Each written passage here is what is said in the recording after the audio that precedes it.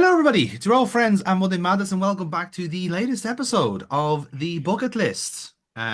We are just about to kick off our next, the next game on our collective list, and it's actually my turn this time for my one.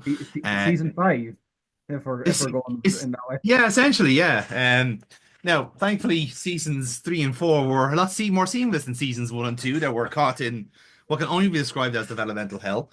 Um, Constant rewrites, constant right teams and changes in the writing team and the production. Not Bit of a just mess. Recasting. Changing directors. the devs managed to come forward and say they had to like shift manufacturing line partway along the run. They had to catch up on what had been done I too. know it's awful. It's just, and then just like it gets to a too many cook situation. You just need to get it done. But yes, in any case, we are on to my second game on my bucket list now, even though because Ocarina of Time took literally fucking years. And this has actually been a game that I've been waiting to play for that exact amount of time. So we're about to watch the video game adaptation of Blade Runner. Now, I will say with this, Hmm, I think I've watched it, but I have not watched it like in the last 10 plus years. that's all So right. like plenty of this is going to be like I'm not sure should I have like just played it in order to get what's happened. Because with, with, It's with a yeah. lot of those kind of video game adaptations, it's like, oh yeah, it was explained in the movie. Okay, right. So I'll help you in saying that it's not required, but it would help. Okay. So the way it works is so with the Blade Runner movie is essentially you following the cases of the Blade Runner John Deckard, who was played by Harrison Ford, everyone knows. Um and his kind of story and his kind of cases brings him up to a certain conclusion, which is with the big bad corporation, the Tyrell Corporation. They're making all these replicants. It's actually all explained at the start of the video, so I don't really need to Yeah. prime that much. But what this game is about is basically there's like Deckard isn't the only Blade Runner in town. There's loads of them. They're specialized, basically, police detectives who have the legal right to kill replicants if they successfully identify them. That's their role essentially. Okay. And so we're just basically following the life and times of a different Blade Runner around the same time as the movie. Okay. Cool. Thanks. Yep, that's That it. that And yeah, so Casey, have you any exposure to Blade Runner since, or are you going into this completely blind? I am going in blind as Stevie Wonder. Fantastic, and I love that that is the scale of blindness that we're going for. Uh, so James is literally going in colorblind, which is great. because I Always am. helpful for a Blade Runner. And then Casey's going in as if like, he's never even heard of the words Blade or Runner in his past. So that's great. That's exactly what we want. I can Um, only say I'm very superstitious. That's good. That can well, the writing is on the wall, to be fair. So in any case, yeah, you try and fucking throw me off with a song reference. I'll tell you that. Right. Okay. Are you ready to press play, gentlemen? Yes, I Yep. think so. All right then. I'll count us in then on three, two, one, play. So it should be said that Blade Runner was put out in the 1980s. So any kind of like amusing reference to like future years Oh yeah. has to be kind of like recalibrated to us. Although, considering how this year has started so far, maybe they've got a point. Well, I mean, no spoilers. Or like Yeah, don't exactly. you Yeah, don't want to date the video too much. Oh that's gee, it. Yeah, early 21st century. Do we even count as that anymore? we would still count as early 21st century. Yeah. Mm, Yeah. Okay. So yeah, the game intro is pretty much dissimilar to the movie intro. So what we're seeing here, this is the same block of text that comes up at the start of the movie. Now the hidden context here is that there has been a third world war, nuclear annihilation, and basically the majority of the environment is gone. It's fucked. So all the kind of major cities are now massively stacked on top of each other to become massive population centers. Um, which is why Blade Runner looks the way it does, because essentially everyone's living on top of each other. So when does this Um, become a work of fiction? well, that's the burning question, James, isn't it? Because bear in mind, in 1982, like this shit seemed like ludicrous, but it Yeah. kind of isn't now. You know?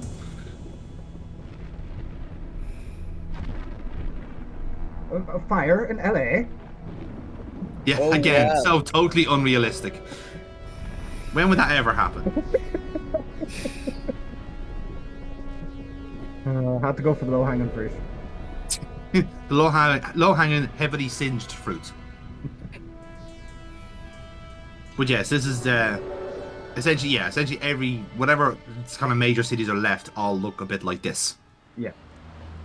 And this is where we cut to the games events as opposed to the movie. So what year was this game put out? The game itself would have been put out in, I want to say, 1997. Okay. Yes, 1997. So this is proper FMV. If you were playing this at the time, you would have been switching between 6 or 7 CDs. I think it's possibly 6 CDs. Wow. It's not weird to, like, I'm not sure if I'm showing like how young I am in that I don't remember a time of like swapping between disc 1 and disc 2. Like that It wasn't. Yeah, if you're a PC gamer at the time, that's what you had to kind of live with, but only for certain games. Like if you're going with like interactive movies like this, let's say, or Ripper, for instance, that we played already on the channel, like that was kind of what's required because the game tech had moved on a certain degree to allow for FMV games, but the CDs were still of a limited size. So one thing had to lead to the other. Eventually, it caught up with itself, but these games are like notoriously difficult to port. An enhanced edition of this game is out and available on like most consoles, but it is awful. Do not buy it; it's an absolute disaster. So the best thing to do is to literally like try and like buy the original good old games, give it 1 or 2 slight tweaks with the Scum engine, and you've basically got your original experience. Yeah. Honor, little man, at what price? So, for instance, I am bracing for what are it look like whenever we have control. Like I'm bracing for something awful. There is a bit of a shift down. Like these are obviously pre-rendered cutscenes. Oh yeah. But it's not too bad. Like again, everything is relatively heavily compressed, but the content is fine. Like it plays well. Welcome relief considering that the most action. Now, as I said at the end of our Black Mesa playthrough, the game automatically appoints who the replicants are in the game. Mm-hmm. So, depending on how you see the intro cutscene and depending on what other characters you intercept, the game arbitrarily decides who are real and who are cyborgs. So it is up to you, Casey and James, to use your skill and judgment to try and find them all. We're fucked. Yeah, like in the same way. Now, I play this completely blind as well, so I will chip in with the stuff that I know that I missed to kind of fill the blanks. So if anyone else outside of the Madness realm is trying to like watch this game for a comprehensive game playthrough, you went to the wrong place. This is a blind playthrough, and I will be indulging you with the stuff that we missed the first time around. He had a friendly way about him, but you didn't want to turn your back. So if you can't tell from the trench coat and the tie, this is our main character who's called McCoy. Is he the real McCoy? Hallelujah. He's the real McCoy. Well, maybe in case he isn't. You don't know. Holden sucking dinner through a straw.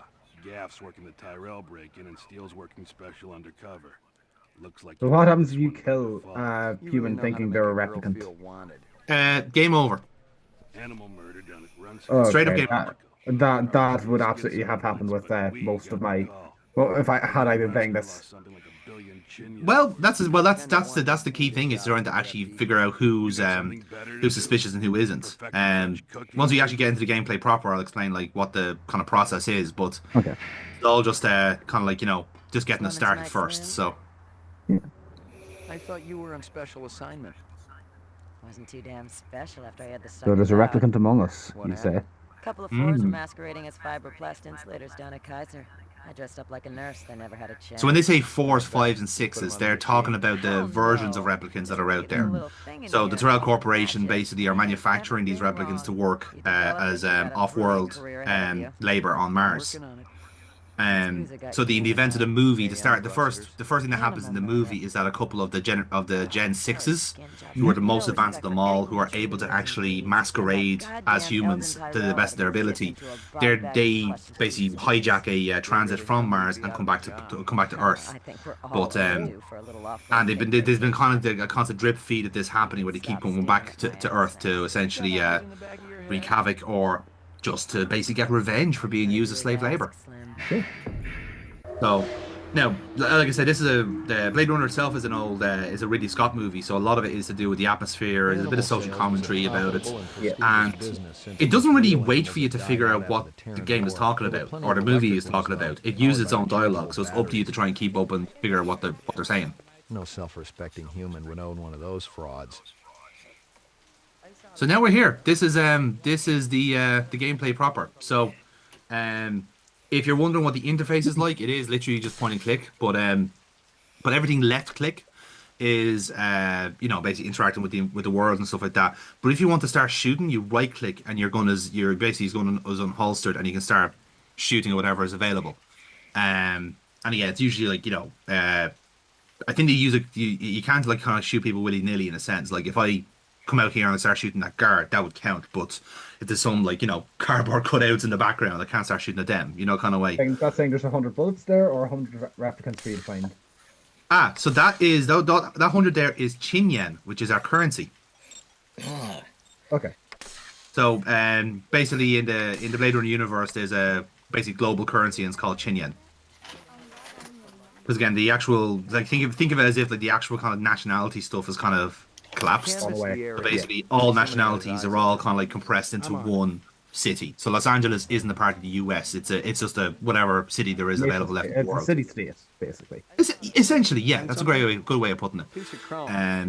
So even like if you actually probably can't hear at the moment unless you have it quite loud, but all the actual background chatter you hear are all people kind of speaking a kind of like Spanish, Chinese, kind of yeah, Scratches and because again that's like that a lot of kind of like sociologists kind of suspect or linguistic experts would suspect that like eventually if there is like one kind of like a prevailing language, it's going to be a combination of Spanish, Chinese, and English, and it's all gonna we're all going to end up like eventually everyone's going to end up speaking that one language because they're the three most prevailing ones. How's old man Runcer? So yeah, that's the way Blade Runner kind of like does it. And if you're wondering why, like especially in the movie, it is like just constantly raining. It is like it is absolute shite weather the entire time, and that's obviously it's a stylistic choice because the world is fucked, and there's a bit of an environmental message there about how like it's too late for the Blade Runner universe to fix things, but it's not too late for you. So this is also the 90s. People thought acid rain was going to be like really common. Oh, yeah, exactly. I already checked for a crowbar. Like I can remember being in primary school and being taught, "Hey, acid rain. If that hits you, you immediately die." The lab boys run them through the mainframe. Human. Yeah, using the term acid rain, I think was a bit disillusionary, but I got the point across. So that's something. Sorry, I had to look this up in the background. There is a combination language called Esperanto. Esperanto, yeah. That is academic language, theoretical language, auxiliary language. I don't know what the best. It's an entirely fake language. Yes. It's not natural, but it should be understandable to English speakers and Spanish speakers. Yeah, you have basically enough to go with in terms of like, okay, I can pick out some of these people and so I can pick out some of these words and basically go from there. Yeah. Jesus, what the fuck happened to that person's face? Pixelated. Yeah. So this is what I'm talking about. Like this is like so basically if you have your kind of scum engine optimized, you'll be able to kind of get those renders to work better. But as I said, it's because ripping this off the CD was a bit difficult for most people. So the version that we're playing here is the one on Good Old Games, which is probably the best digital version, unless you're able to kind of mount a drive and do it that way. But even then, like the subtitles, I had to like download a fan made file and put it into the game files to do it that way. Yeah. And there are ways you can optimize the graphics and stuff like that, but again, for the sake of this recording, exactly. Just wondering. So you probably saw from the opening spiel there that Runceter is one of the few vendors of real animals. So again, the environment is gone. There is no environment. It is dead. It is not coming back. So basically, now real animals are a genuine like prize asset. It's like think of it like gold or platinum or something like that. So basically, the fact that like now someone's gone in to like somewhere like this, which is essentially a sanctuary for animals, and slaughtered all of them, and got loads of animals. Like there's not, it's not doing the justice here for the picture, but he's got anything from birds to tigers to gorillas to chimpanzees. You know, that's why like you know, this is actually a bit of an issue because like he's essentially slaughtered whoever he is has killed like you know millions worth of assets. And of course, Runslitter now is accusing his secretary Lucy of being part of it.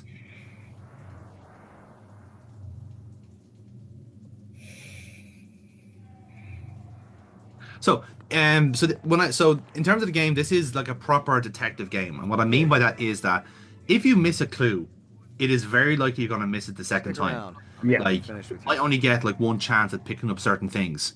And it also will kind of define. There's a few logic gates in the sense where like, say if you miss this item, then this path you're onto this path then for the rest of the game.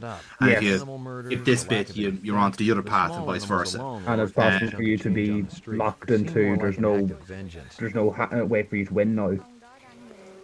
Well, you still get to the end of the game. It's just more of a case of like, how many cases have you solved, or how many, you know, how much content you basically got. So essentially, like, if you basically dick around and you like, you know, you play the game as opposed to being a detective, you miss out on stuff. Like, I actually kind of like there will be sections where you're actually punished with lack of content because you fucked it up and you tried to brute force things, which is in a way I kind of respect the game for that because like it's not treating itself as a game. It's treating itself like no, you are the Blade Runner here. Go and find the replicants. Go and investigate the crime scene. Yeah. You know, whereas it's also not kind of appreciating that like this is a game in the mid-90s and the fidelity of the graphics is not the best. So you know you have to be a bit fair.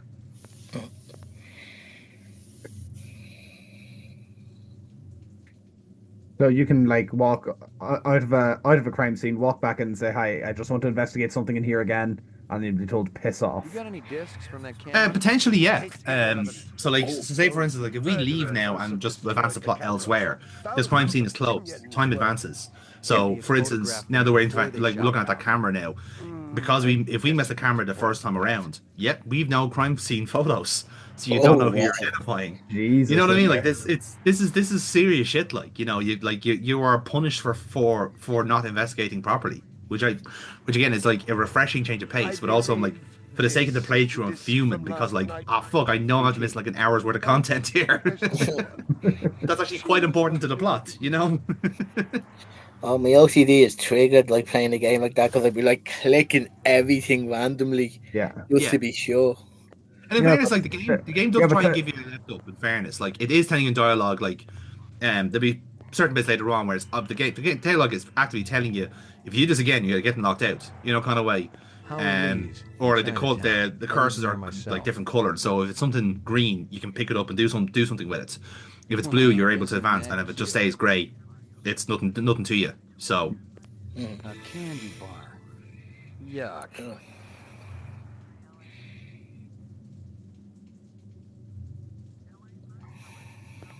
A toy dog. Yeah, something says a toy dog, like having a set of back wheels attached to a Dalmatian. That's what counts as toys in the early 21st century, folks.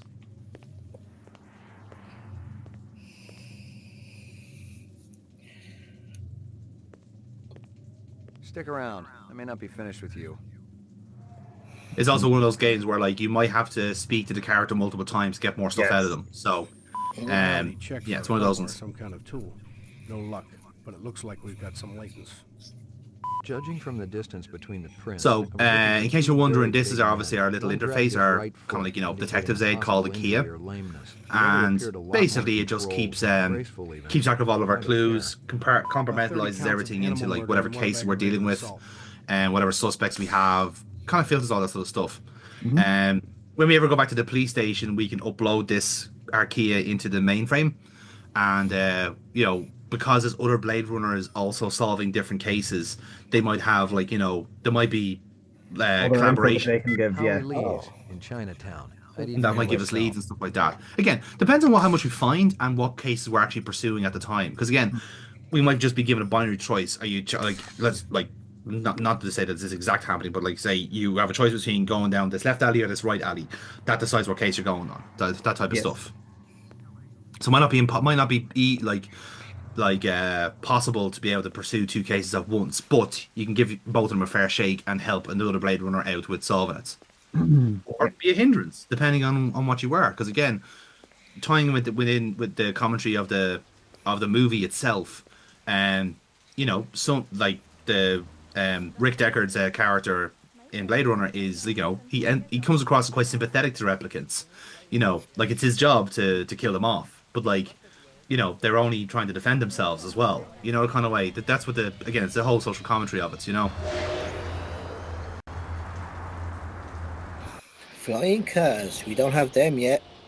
Nope, we do not. But technically, do we have self-driving cars? We technically have self-driving cars, yeah. Provided you keep your hand on the steering wheel. Yeah, provided you don't go into a Tesla, you don't die. So that's the start.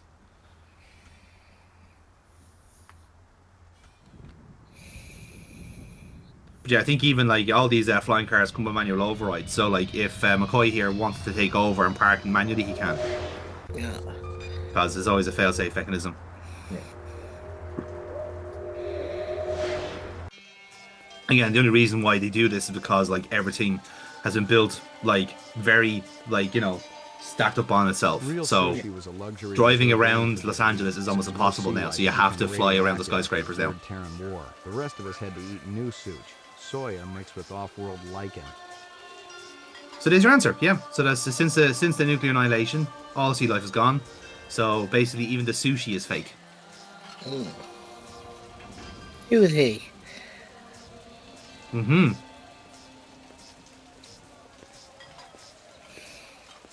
Beautiful night, isn't it?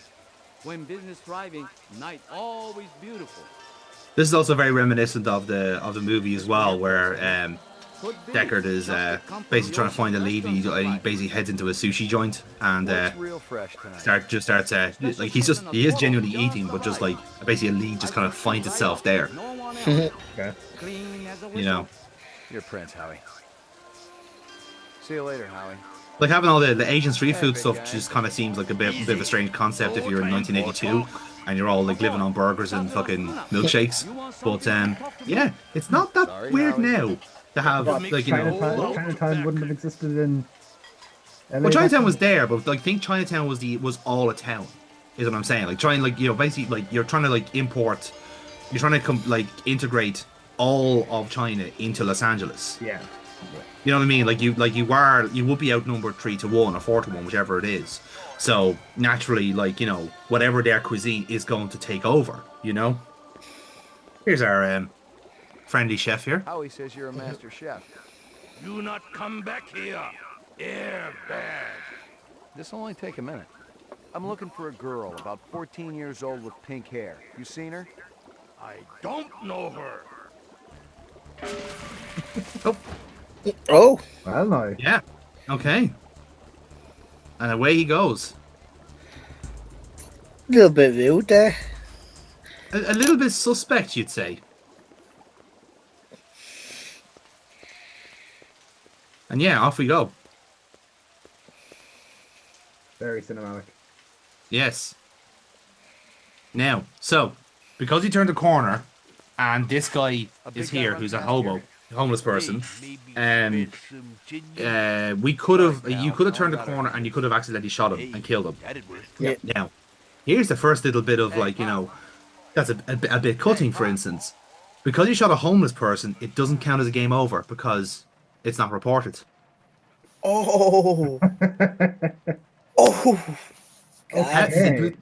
Doesn't that fucking hurt? Huh? Yeah. It's cold and like sad but logical because it's so like true. The world is shit. Exactly. This is a shit world we live in. So like the homeless person is not recognized as a kill. Now the character himself is going to have a bit of a moral problem with it, and he'll mention it in conversation, and he will eventually like give up his badge type of thing. But he's not legally required to do that because if he doesn't report it, then it didn't happen. Jesus. I mean, Americans taking away, the human rights, any of their own rights. That's insane to think. Oh, it's totally unreasonable and it would never happen in real life. No. Just want to point out, by the way, that we're recording this on the 26th of January 2025. By the time this comes out, Americans may not have any rights anymore. So, Yeah. God, it's great to be. Lads, isn't it great to be in Europe? Oh, God, I love you. absolutely. Look, dear, I'm honestly, I'm still in a case of being shocked by it, but I'm also seeing it reported that hey, Native Americans may get deported from America is fucking hilarious. Hilarious and also Remotely really, interesting, really but depressing hell, in I was equal gonna root measure. through trash, my expectations weren't too high. Not only is it the white people who've done it again, it's also the worst white people, Nothing even making all the remotely other whites interesting, look but bad. hell, I was gonna root through trash, my I expectations wonder what weren't the too US high. equivalent of the Brits are at it again is. Is it like The the rapists are at it again. All right, zoom pros for me there. Go again. Casey was asking what's like the American equivalent of the Brits are at it again. uh, Trump's at it again? No. MAGA. Yeah, MAGA's at it again. Yeah, MAGA's at it again. the red hats are at it again. oh,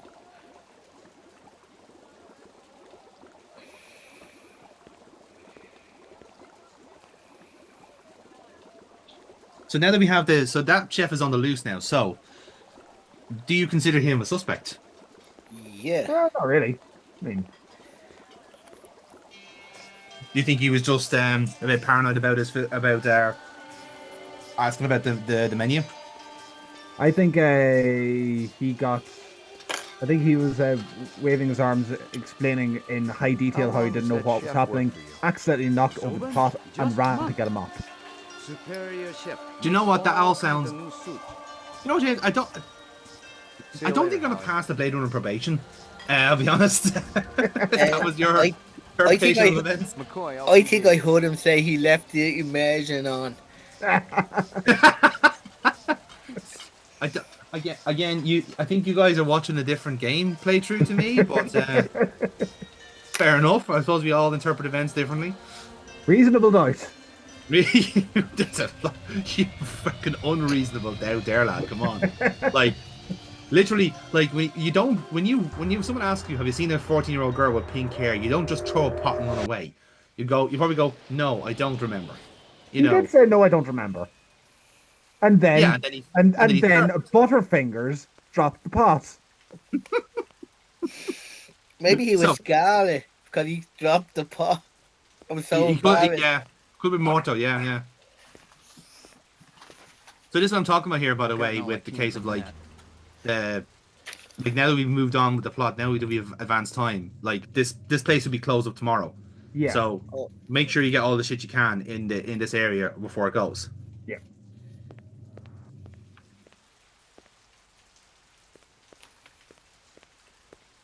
So yes, obviously you probably heard from Russiter's spiel there that basically there was a one guy and there was a big guy doing all the killing. So.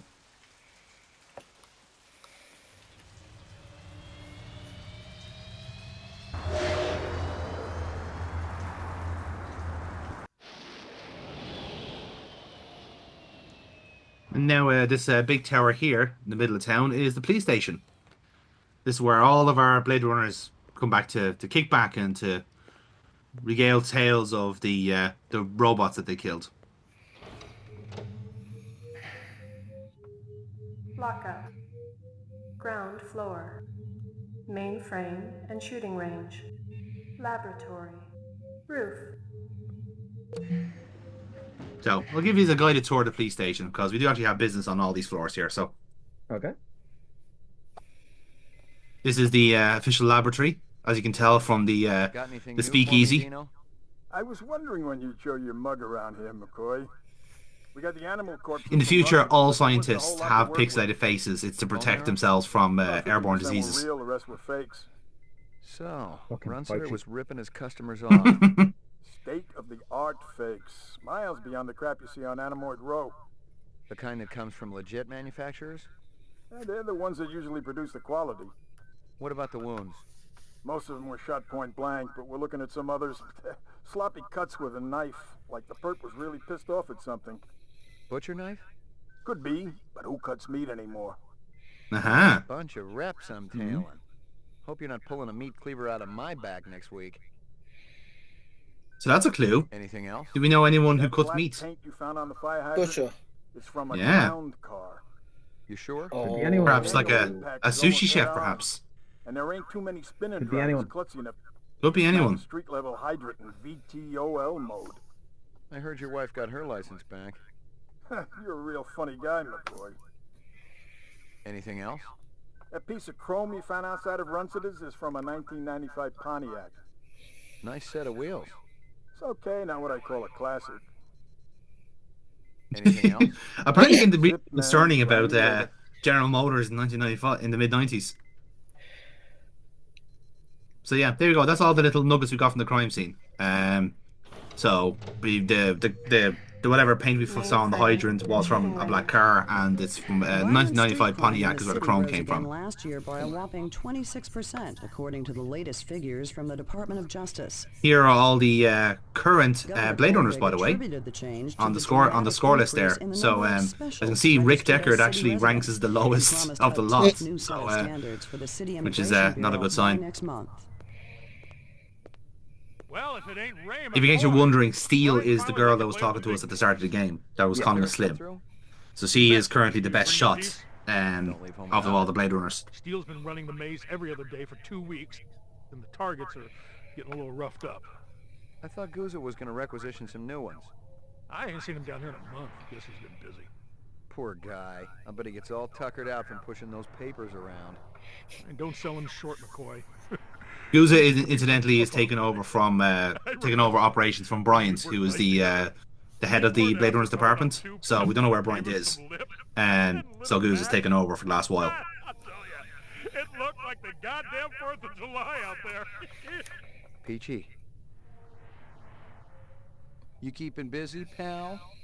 Nah, the place has been pretty quiet. Again, like I know that the Blade Runners kind of have to have a little bit of more machinery to deal with cyborgs, but look at the literal fucking guns behind him. Like, there's actual fucking tank rifles behind him there. Like, that's ridiculous. Again, it's LA. Yeah, no, that's well. It's LA now, like after like 50 years of post-war horrors. Do not shoot innocents. Shoot everything. Oh, I intend to. I don't know. I heard that say shoot innocents. And you are correct. So yeah, this is like literal shooting gallery gameplay here. Okay. So this is just to get, this is to get myself acquainted with the gameplay. Yeah. It's a hidden health bar as well, I should say. So you don't quite know how much health you have, but like you can kind of assume that like McCoy here will take a couple of shots and then he'll be down then. Yeah.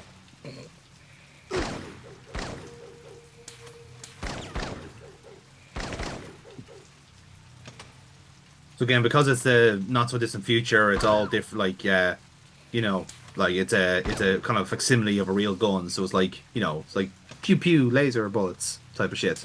But not. It's kind of like before they got to lasers, they had these kind of like recoilless guns. Yeah. Because they need to be used in zero gravity as well. Okay, so you killed enough people with different color skin than you, and you're allowed to move on, progress. I mean, yeah, pretty much.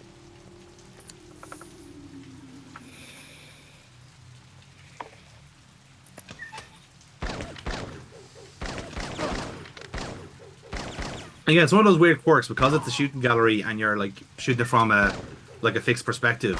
Like the enemies at close blank range are actually harder to hit than ones at a distance. It's a weird little quirk of the gameplay. Sorry, lads, turn off again. I'm back and back. I was saying that like the shooting gallery is the gameplay is funny because basically the enemies that are closer to you, are harder to shoot than the ones that are at a distance. Yeah. Because they're able to just like get a cursor on it straight away.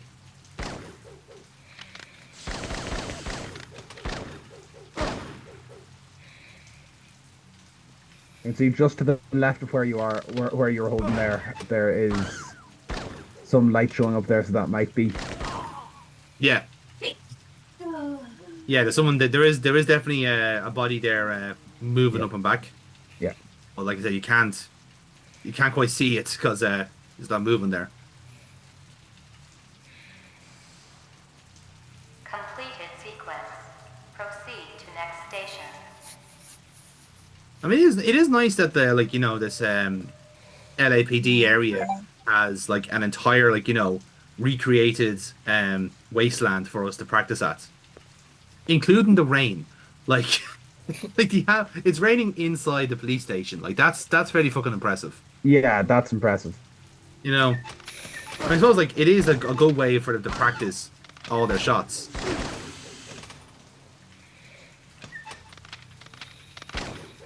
So again, this is where the graphics is betraying me here, because so I'm getting nuked on the real score here, by the way, mainly because like it is kind of hard to tell who are innocents and who are lethal.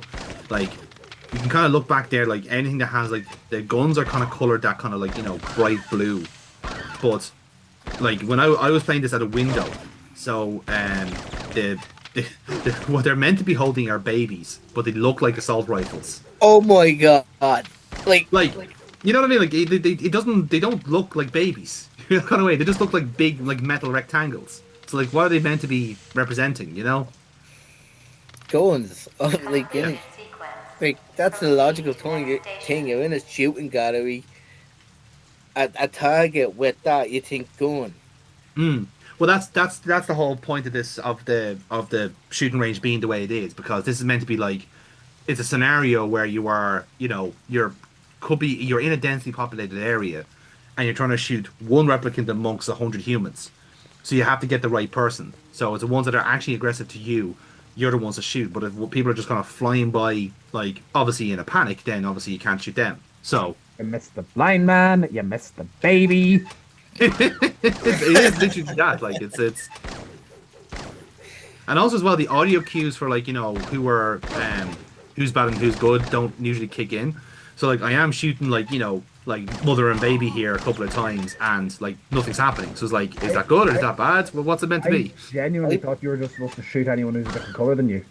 Yeah, well, again, they're social comedy for you, but that's what's it like. It's every so often though, when you shoot someone, you hear a scream.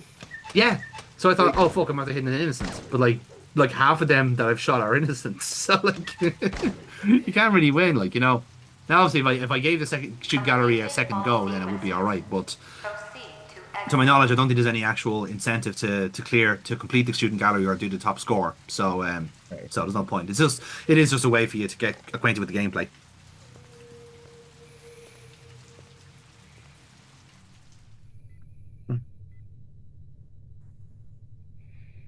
-4. -4. At least you get to prop up the real Blade Runner, which is Harrison Ford. So that's a start, isn't it? Like Deckard isn't now the bottom rung. Remotely interesting, but hell, if I was going to for anyone who would watch the film and said, "Oh, I could have done that." Quite literally, anyone could have done that.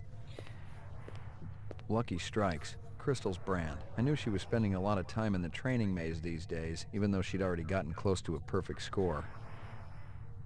So again, maybe if we get a better score than Steele, she might, throw us a bone on the case or something, because like, it is kind of a case. It's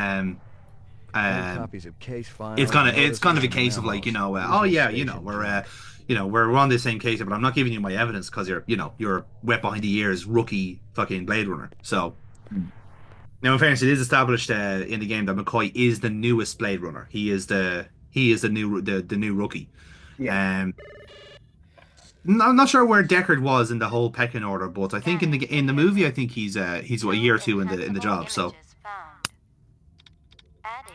but again, they always assign like if they've identified a replicant in the city, they'll always give like the easier to identify ones to the low ranking ones, and then any like Generation 6 replicants is reserved for the top dogs. So this is a very much a fun little bit from the original Blade Runner. So basically, some of the technology stuff here is kind of cool.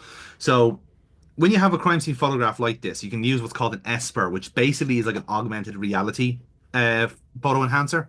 So if you wanted to like zoom in on something that's like a little bit there, but again, it's that old kind of like movie cliche of like if you In and zoom in enhance. somewhere and enhance, this is where it kind of comes from. I think we can blame Blade Runner for the zoom in and enhance gimmick in movies. So the way I think the whole premise is basically that because like obviously cameras are so advanced now in the early 21st century that even though something might not be in shot, there's enough light scattering to be able to kind of like to present a shape that is not currently in shot. Let's say you'll see an example of it there in the next crime scene photo, but like it's a case of like okay we can make it what's on the desk from here at this point on because we have enough data to basically AI it almost to kind of like extrapolate what's there. From Howie Yeah, Lee's. it can be Give me a hard asked to copy of see that. what is assumed what technology is going to become in a medium to short amount of time. Like you look back at like you take a look at different shows that are set in the future or shows that have an episode set in the future and where they think things are going to be. Remember there was a show in the 80s called V, and it had like futuristic tech that was Yeah. based in futuristic 2005. Mm. Everything is holograms, everything is chrome, Yeah. and that didn't materialize. But again, you get that with every sci-fi kind of movie, though. Like, Oh if yeah, you like Tron is a good example of that because, like, there's no way in hell that you're ever going to get a world like Tron. But because like something awful happened in the world of Tron to precipitate it looking like that, in the same way with Blade Runner, yeah, like it's not a coincidence that everything is because the world went to shit because of a nuclear holocaust. So this is how the world rebuilt itself, and they all have different needs and requirements. Kind of way. It's like yeah, you know, with the environment being so bad as it is, and like needing to basically mine Mars for resources. You now have the consequences of your actions, which is like all these replicants coming back home to seek revenge on their human masters. So here's the Esper really doing us a solid here. He looks familiar. Give me a hard copy of that.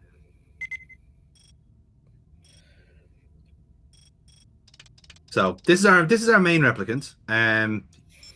He's the one that we're going to be chasing throughout the majority of the game. A black ground car. Looks like it's been around the block a few times. Give me a hard copy of that.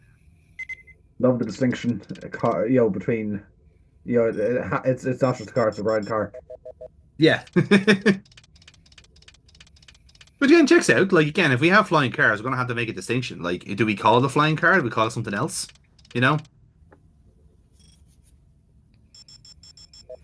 Like, at which point does it stop being a car and ends up being a plane?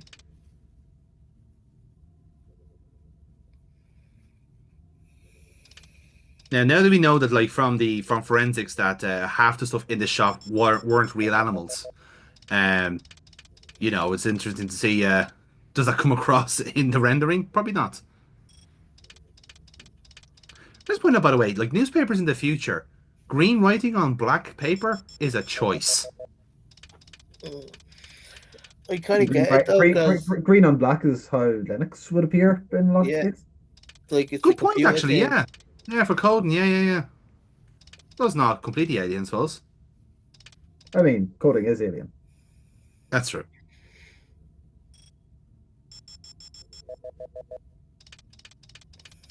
And if So you this- don't have your newspaper in dark mode, are you some kind of freak?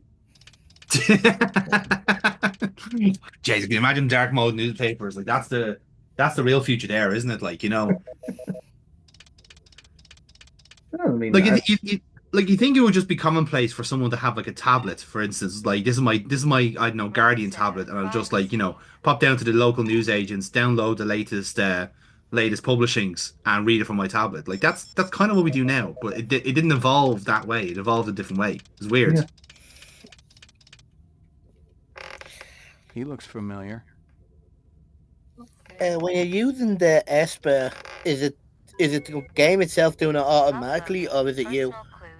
So when I crop, so what all that I do is like select which area I want to investigate. Yeah. So when Okay. I click in there, it will then zoom in to as far as it can go in that. So you weren't able to Um, look at your man behind. no, that's the yeah. So that's the saying. I couldn't actually see who that second person was. So again, much to that point. So again, a good example would be that we've like this guy like is our main kind of like antagonist if you like. But we want to like try and see who the second guy behind him is. So the game might have picked who that second person is, but we can't make them out. Oh. Mhm. Hence why it'll probably become clear who the suspect is. But again, there could be a choice of 3 or 4 in the game that we have to Decipher decide between. upon. Yeah. And the game does typically like work out like basically if you've identified the replicant and you've taken them out, it basically moves on then to the next one. It's very rare that you'd have like 2 or 3 replicants on the go hunting you down. Yeah.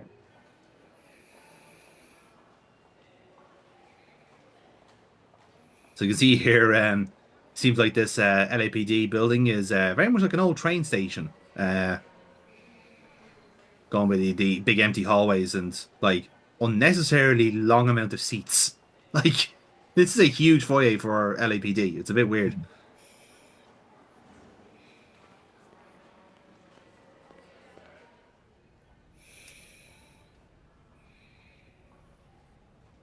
This is Guza here, nomming on a file report. And you get full use of the office, Lieutenant? You know the procedure. Dump it all in the mainframe upstairs and I'll read it later. You got it. As you can see, he is Sorry about it, Lieutenant. I was just very, very much appreciative of his job, you know? There. Those reps ain't retiring themselves. Yeah, suicidal targets would make my job a lot easier. So guys, even the language that they use is interesting. Like you're not killing, you're not like killing these replicants or murdering them. You're retiring them. You know, like they've arbitrarily decided like these aren't humans, so we're not treating them as humans. So we're going to use language to suit that. So again, these are all points that are made in the movie as well, where like like the replicants are rightfully saying we just want to survive, we just want to live. Why is it arbitrarily decided that we need to die and you get to live? A very important piece of lore from the movie that will come into play in this as well is that replicants are only designed to live for 4 years and then they basically go kaput. It's like their battery basically goes out. Yeah. Okay. So the Meeseeks then. Yes, very much. Well, Meeseeks are very much replicants. Like that's I'm not the one who like makes if we're being fair here, like it's my turn to bear the cross for the cause. So when you have something like this replicant situation, and very clearly what it is meant to be a human rights violation, you have replicant sympathizers, and that guy in the cells there. Humans. Laboratory. Again, they're not humans. So, but again, the whole argument is should they be given the same rights as humans? I don't know. I think we gotta invoke the speech of Mewtwo in Pokemon, the first movie. Well, bear in mind, Casey, that movie wouldn't exist in this universe. That moral message that we all grew up on is gone. It's not there. Maybe that's the butterfly effect that we have. That because Pokemon never took off as a franchise, because nuclear holocaust, and snowballs from there. No Pokemon Go means no social networking, that sort of stuff. Okay. I'll take that argument. Mewtwo speech doesn't exist. I'll give you Splinter's argument then in Turtles 2. Do not confuse the specter of your origin with your present worth. See you later, Howie. I'm gonna have to see now with that working. Is that with that suit and cannon? Hang on. That's some commie shit if I ever heard it. Okay, James, you're on my Aaron list now. That's Cork Aaron, by the way, not regular Aaron. There's a regular Aaron? There's a regular Aaron. Yeah, you've met regular Aaron. Oh, is he dragon? No. Oh, right. Hat guy.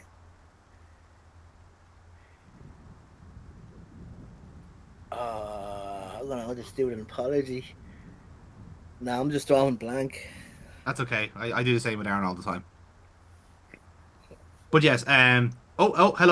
Look, our chef is back. Oh. Well, you can't. Could you kill him? Yeah. He's after us. Oh, he was out. I thought he was running from us. No, he was chasing after us with a meat cleaver. He was a replicant. Oh. Okay, so that was caught by a traffic camera. There are now going to be riots in LA for the next few months.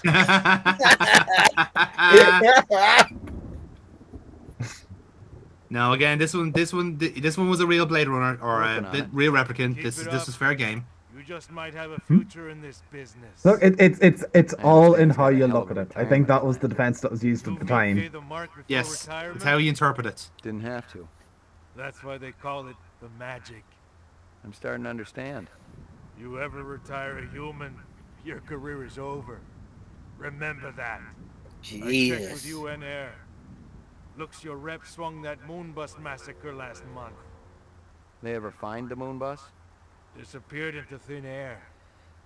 Brian thinks it crashed out in the Kipple. How many reps we talking about? Enough. They're Nexus 6s. So don't take too much slack. Gotcha. So that guy we're talking to there is Gaff. Full name is Victor Gardell. Yeah. He is the most senior replicant or senior Blade Runner on staff. So whenever we successfully knocked out a replicant, he'll pop up to, it's almost a case like he was chasing him as well, but we got there first type of job. By the way, I did check that, by the way. Teenage Mutant Ninja Turtles came out after Blade Runner, so even Splinter's speech wouldn't be in the common parlance. Yeah, because this is 80s, Yeah, Blade Runner would have been 1982, so think basically from 80s beyond before. Full of life and love. Okay, so is there any inspirational shit from the 70s? It was good to have someone warm nearby after completing a dirty job. And the On retirement Lennon? swag from this case would go toward getting her a partner. Maggie, come here, girl. Imagine all the people if they were, living free and not cyborgs. I'm trying to think of quotes from that 70s show. I'm trying to think. Wait. What year was Blade Runner out again? 80 what? 1982. Here you go, baby. 82. Damn, Dragon Ball was 86, so I can't even look at Dragon Ball as like this. Akira, I think, was 1983, so you can't even use that either. And that was on a very similar vein of the world is fucked. Yeah. Who's the best dog in the whole Sailor world? Moon? Who's the best dog in the whole world? Now we're starting to stretch a little bit. We're starting to. I think we're starting to reach the bottom of this barrel here. Oh yeah. But yes. So this is McCoy's apartment, and we have a dog. Nice. Cool. We have a real Tina. dog. Yeah, called Maggie. That's what I called my car. Yes, very good dog. So how certain are we that Maggie is not a replicant? Well, we don't. I refuse to shoot a dog. You don't have to shoot a dog. Good.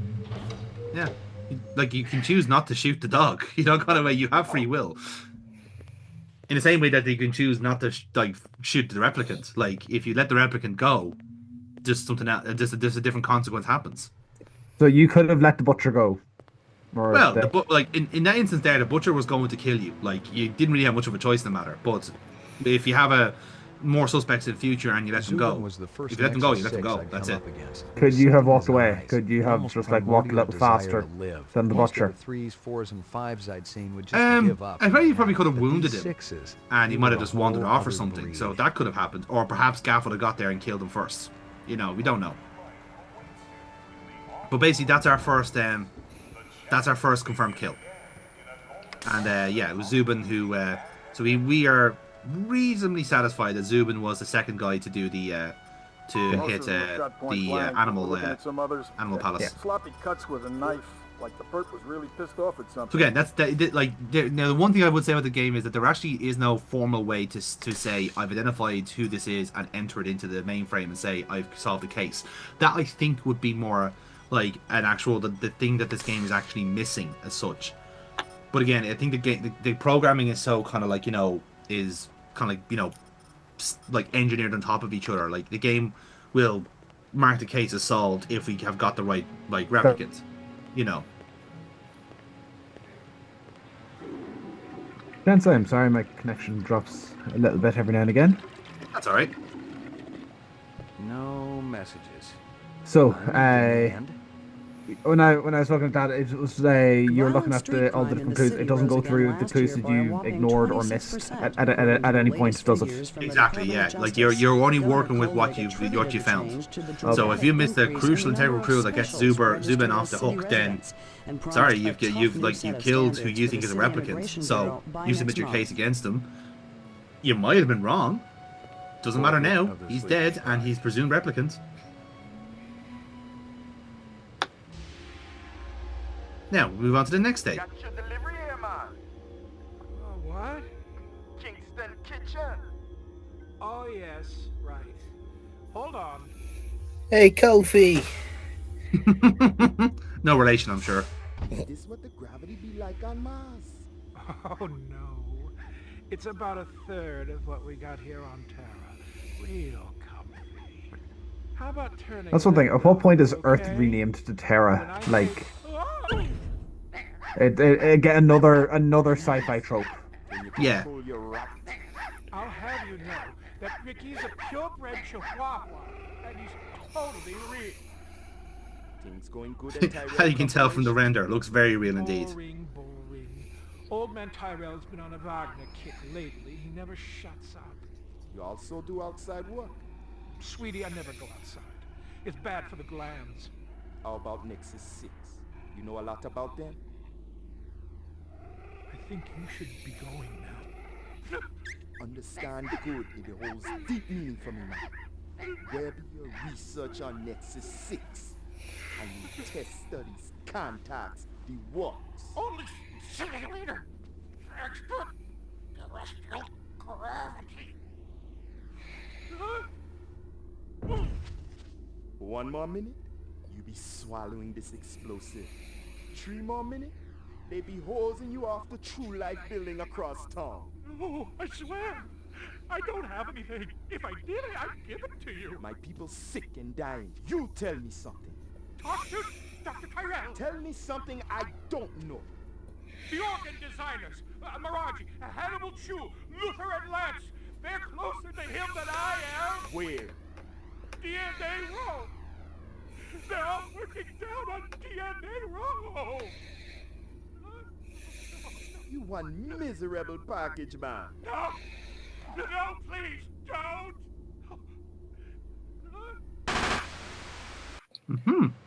Oh. Yes. So, this is where it kind of crosses over a bit with the movie. So once we have some quiet time, I'll fill in the blanks. Funny. Early bird slays the worm, McCoy. Don't worry, I'm up, Lieutenant. What's the buzz? One of Tyrell's employees got his fat face splattered all over the marble interior of the Tyrell building. Inside? That's right. But we also got a sweet little break-in. Tyrell's surveillance system recorded the whole shebang. Beautiful. How many perps? Just one. I don't know if it's related to the Runciner deal or not. Tyrell security will have the disc for you when you get there. You'll be good, killer.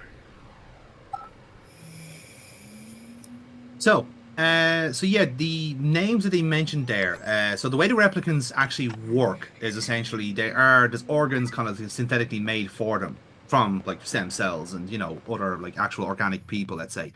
Maggie, and you basically have all these kind of like scientists who work for the Tyrell Corporation that are they subcontract the work essentially.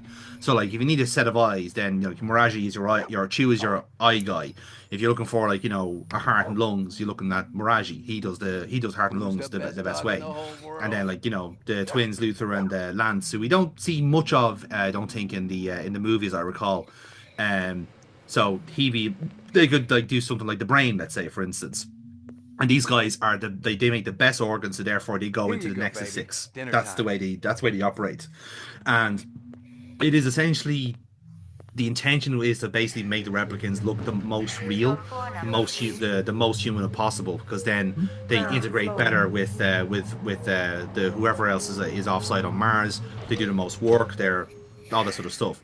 So the only real way you'd know if someone's a replicant or not is by doing what's called a void conf test, which is perhaps what people remember the most out of the movies. Is an actual like it's kind of like a psychological test that that all Blade Runners are trained and equipped in doing. So we actually do get to do a couple of those VKs in the game. Okay. Basically, the crack is you're essentially you're like describing scenarios to your suspected replicants and seeing if they elicit an emotional response. Okay. Because essentially the replicants are like designed sociopaths. So no matter what scenario you give them, they're not going to elicit a response. Or what they might do is they might elicit the wrong response. So like their blood pressure might go high instead of low when it's like a wholesome story, or like their pupils will dilate when they're not meant to, and stuff like this. So we should see a few examples of that in the game, and I kind of you'll probably see how it works beyond that. You really been surprising the troops around here, kid. Gaff says you worked that retirement like a champ. Just doing the job. Yeah, well, don't get too cocky. Those sixes can be damn unpredictable. That I know. Payments is routing the advance to your account as we speak.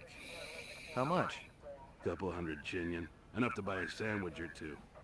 We gotta hold back the rest until the lab does the autopsy.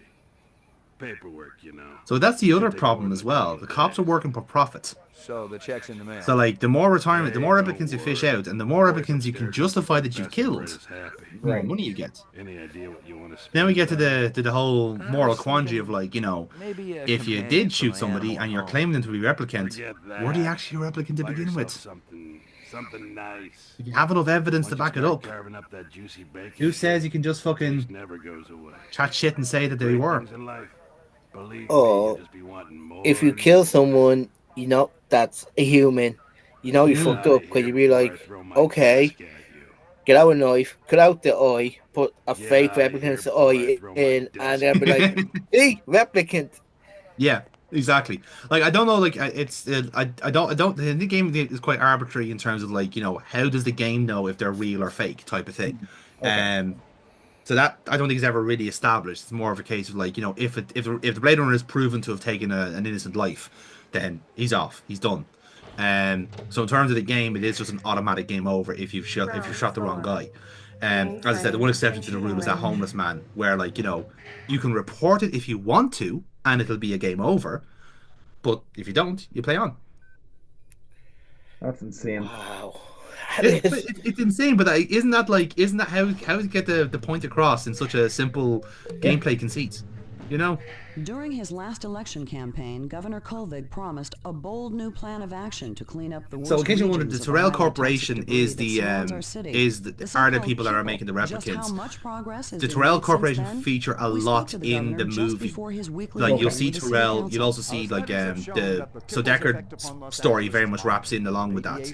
And we'll actually be seeing the Tyrell tower now in a moment. So Nevertheless, cleaning things up out there is a worthwhile goal, especially with the thousands of specials living on the city fringes. For now, all I can say is that we're looking at several options, and I'm sure everyone will be pleasantly surprised. So incidentally, kibble is nuclear waste.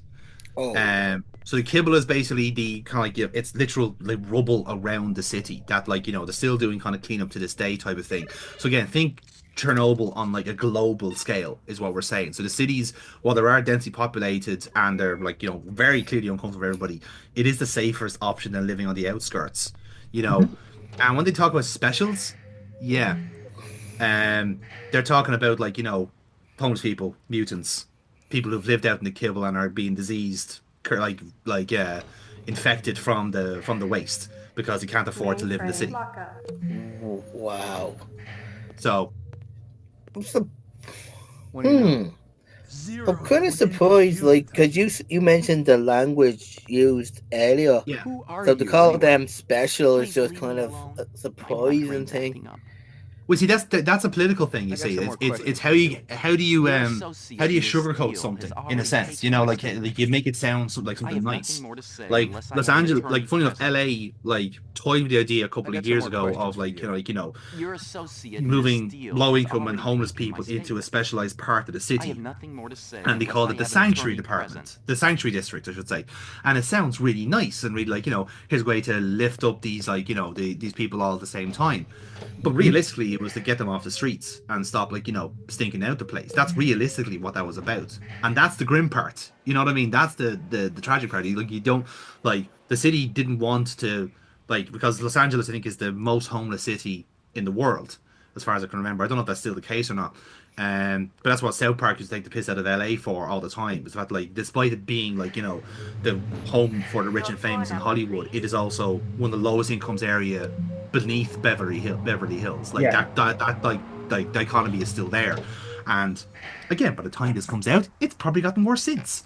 So it is one of those, again, it's one of those, like, it's one of those massive contradictions that lives in the world. So yeah, the same thing where, like, the reason, Casey, why they call them specials is that, like, well, we can't call them freaks, we can't call them mutants, we can't call them disease, so let's call them specials, because they are special to us. So long as they're just over there and not in the way, they're special to us. It's all the interpretation of it. Like, it's the same way, like, that's why the police are called Blade Runners and not, like, replicant hunters. Kind of way. They're called. The language is fluffed up to suit them, to suit the moral ambiguity. Yeah. Unalive. Yes. Yeah, actually, the word unalive is used quite a bit, actually.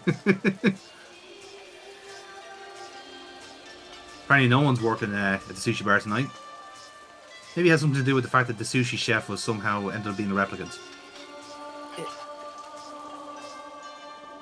Someone even keep the pot. It's like, if they only have a 4-year shelf life, why not? Just like, you're gonna be dead in 4 years. Go live your life, man. Do what you can. Well, that's the thing, right? So in the original movie, so Rick Deckard's character, or Harrison Ford's character, Deckard. So obviously he gets tied up with the Tyrell Corporation, and, like, there's an assassination plot against Tyrell, and the main kind of the main villain in that movie is Roy Batty, as the character's called. I can't remember the name of the actor. I'll have to check him. He actually died a couple of years ago. Funny enough, very distinctive, like blonde hair, like bleach blonde. You recognize him to see him, especially if you've watched the movie. But what was his name? Rutger Hauer. That was his name, Rutger Hauer. So Batty is basically he's led a troop of replicants, again, similar situation to what's happened here, where, like, there was like a transport from Mars. They kill the driver, and they masquerade their way back into the city, and then they dispersed since then. But they're all still in contact. It's a conspiracy to try and basically kill off Tyrell, because he is the one that made them. So Batty wants to first of all meet Tyrell, and then kill him off. So Deckard interacts with Tyrell, but they also interact with his secretary Rachel, and Rachel is, like, the most advanced replicant out there. So she would be like a prototype for the next generation of replicants. And even though she's very clearly a replicant, like in the movie they're able to show it off a bit more because, like, her pupils don't dilate. So, like, when you're up in the Tyrell, like, the Tyrell towers are, like, right above the city, so you can actually see the sun. Like, that's the reason, like everything is set at night in the game, in the movie. It's not the fact that it's always dark, it's just that everything's built on top of it, so it is dark by design. Whereas if you're up where the elites are, you can actually see daylight, you can see the sun, you can see the passage of time. One more thing. But yeah, so when there's light coming into the tower, for instance, like, Rachel's, like, pupils don't dilate, like the light bounces back off her retinas, so it's very obvious that she's a replicant. But she passes the void comp test, which is like, oh shit. So now this is a major problem, and she's self-aware as well. She knows she's a replicant, and she knows that. Wait. Do the rest of these replicants not know the replicant? Someone had tried to access some generations don't. No. The Nexus 6 are ones that are self-aware, and they are out for revenge. It's like the bit of defective programming. Whereas the 4s and 5s don't realize that they're replicants. They're engineered that way. I couldn't even begin to guess what Eisendaller's password was. I had, like I said, it's been a long time since I've seen the film. The earring was shaped like an insect. I didn't know much about jewelry, but it that's like the fucked up part of this little experiment. The stands and shops of Animoid Row. So especially when, like, when one of them is kind of cornered and such, like, they will just immediately, like, go into, like, panic mode and start running. So there's, like, a famous Actually, wrong again, and this time I was locked out. So Tyrell security because I was clicked embedded onto in the that terminal 3 times, I locked out of the guy's account, and I'm after blocking off the entire Tyrell storyline because I can't get into the security system.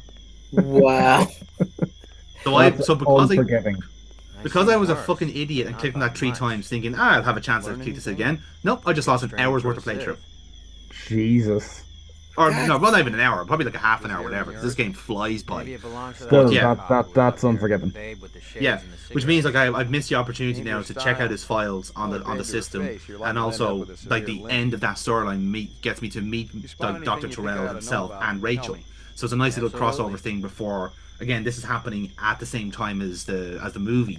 So I'm literally a day before Deckard shows up and all hell breaks loose. On the wall with 1,000 strokes. The detonator wire I pulled out of his skull told the whole story. The killer was an expert. The charge had been big enough to do the job. But yeah, so like the movie itself, the original movie ends with Deckard fleeing with Rachel. Because he genuinely feels a level of sympathy with it, and it's left on a nice ambiguous note as to whether you think that Deckard himself is actually a replicant, and he just has been tricked into, or he's kind of brainwashed himself into realizing he's a Blade Runner, or is the case that he just becomes sympathetic to the replicant cause and flees with her.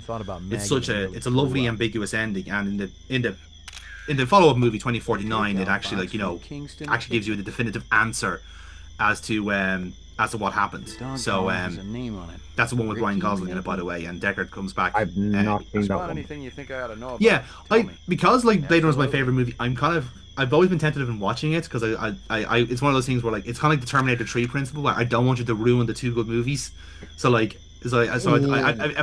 it's very good, but I've always been afraid of actually watching it. But yeah, I'd say it's fine. Terminator is a franchise that I will still say I love. Nothing. That has a lot of flaws in it. But it's still a fun franchise. Oh, yeah. It is, unfortunately, ever since the second one, everyone has had massive flaws in it that have in a pig's ass, Slim. driven the chat on it down. Like Maybe it's linked to this the third one, debacle. I didn't hate, but the chat on it was just like, no, it's a bad movie. It's a bad as a Terminator movie. Fourth one, absolute schlock. I hated it. Fifth one was the fifth one, the one with the Doctor Who in it, or was that the sixth one? I'll call you if I find out. Possibly the fifth one. I can't remember because they had a lot of spin-offs as well. Yeah, it went terribly, and then the sixth one was supposed to be the soft reboot back to, hey, remember T2? We'll pick up from T2 on the different timeline. Yeah, it shot the bed immediately. Most of the employees I think as far as I remember, because there was a TV show in between the Sarah Connor Chronicles. That was one with Summer Glow in it. That was your one off of Firefly. No one's heard him complain about it. Smart. That was his job. Glove test chief engineer. Like that was a decent show. Yeah, it was fine. Wouldn't say it's the best show ever, but very watchable. Yeah. So yeah, like I said, even kind of the summary of the 2049 movie, it gives you a definitive answer on what the story ends as. But the fact that again, that was a good 25 years in the difference between the movies. So a lot of people will take different interpretations for how the movie ends and how it looks. And again, what the beautiful thing is that you're not 100% sure if Deckard actually is a replicant or not. Is he as advanced as Rachel is? Rachel's a Nexus 7. She is the next model. I get the So picture. by the time that the next Blade Runner comes around, which is 2049 in the universe, you've got Nexus 9s going across. You can imagine how realistic they are, and what advancements have they done to make them even more realistic to humans. Yeah. Looks like Dr. Tyrell keeps his files. And again, essentially the point of this is that the replicants are designed for the current environment. It's not like with us humans and our fucking organ failures, not being able to live in nuclear waste type of shit, or not being able to live out in Mars in under 0 G. It's a lot of other games in the and like Apocrypha have all touched upon the kind of inspiration that Blade Runner has. You know, like we played Snatcher and Police Knots on this channel, for instance, and Snatcher is very heavily inspired by Blade Runner, but it replaces the replicants with Terminators. So they become they're called Snatchers. So it literally is just a smash of the two genres together. But yeah, it's the same thing. It's similar, like, you know, like similar department to the Blade Runners. They're all like trying to hunt as many as you can type of thing. Whereas Police Knots kind of takes the themes of Blade Runner a bit differently. Whereas, like, you know, are humans actually able to live in space? Like, let's work on that kind of thing. Because, like, you know, Space Odyssey, your any other sci-fi shows you can think of which is in space, they don't really factor in this whole, like, you know, how long can you live in zero G before your organs kind of go kaput? You know, can the body put up a cosmic rays, that sort of stuff. And then the whole plot of Police Knots expands on that, going, well, we can survive. Our organs keep failing in space, so now we're harvesting organs from real people, and that's a problem. Sorry, fish is just as good as dog. That's a dark line. Yeah. Let's get back to insects. Official LPD business. Again, bear in mind, there's very little real meat around, so that's their point of comparison. You try there. Good luck with dog, friend. Like so vegans and vegetarians, what like? Well, yeah, I mean, well, they've had to, like, you know, basically the core, the staple diet of most people now is like lichen, essentially. Like, that's what you're eating now, you know. Because again, like, this is where like the culture of the wet markets is, like, you know, normalized now, because that's kind of all you have. You know, again, imagine if like the whole ecosystem is collapsed, and like you've got no bees, therefore no plants, and no plants, therefore no grain, no grain, therefore this. Like, once it all collapses in on itself, we are kind of fucked. You know what I mean? So enjoy your burgers while you can, lads. Is what I'm saying. McCoy, LPD. I don't know. Again, this game is meant to be grim for a reason, so that, like, you know, it's a cautionary tale. So yeah, this is, in case you're wondering, this area is Animoid Row. So this is where all the really, like, bootleg animals live. So really cheap shit, very obviously fake. So like that guy there you can see in a white suit, he has an anaconda around his neck. So it's obviously not a real fucking snake, or he'd be dead. Special significance. Very rare, senor. State item, and most likely part of large collection. This is the insect we found at the crime scene, by the way. So this is a real insect. It has been like, actually, like, you know, preserved. You try Hawker's Circle. Might want to try for this. With luck, you may find. If this is from a collection, I'm also looking for the other pieces. So yeah, again, there's also the altered state of, like, of, you know, what's real and what's fake. So like, this obviously, this kind of society, the way the human race has gone now is valuing what's real more than what's fake, because of the whole replicant threat. Now, like, okay, what else is synthetic now is almost like was in fashion, and now almost everyone's culture going like, oh no, I want a real dog now. This robot dog isn't cutting the mustard for me anymore. I want a real one. It's like, even though you're like willing to pay like maybe 15 times more for a real dog. Not today, thanks. Bring back Tamagotchis. I mean, yeah, but imagine the Tamagotchi actually, you know, had like legs and barked and ate food and pooped. Like, it's a real animal right in front of you, but it actually isn't. It's made in a test tube. It's spare parts, you know.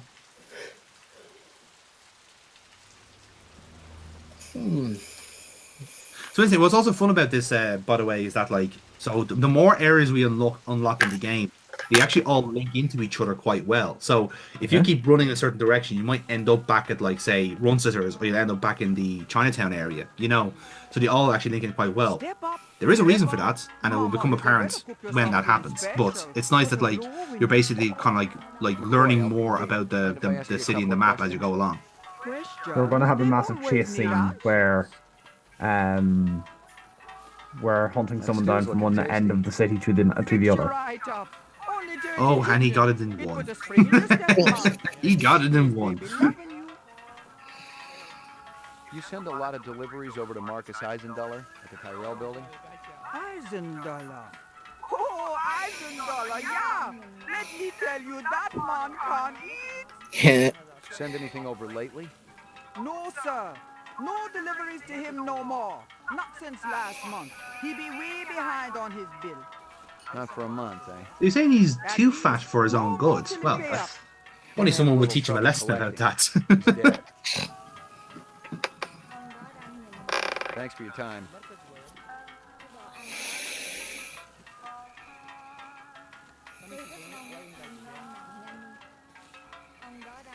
Unfortunately, I couldn't click onto the Bob Marley poster in the background there. Unfortunately, it's not a non-cruises the plot. He's not a replicant. Is that Bob Marley? I thought that was your man out of the Mighty Bush. He could be. We don't know. Maybe he's a cultural czar in this world. I don't know.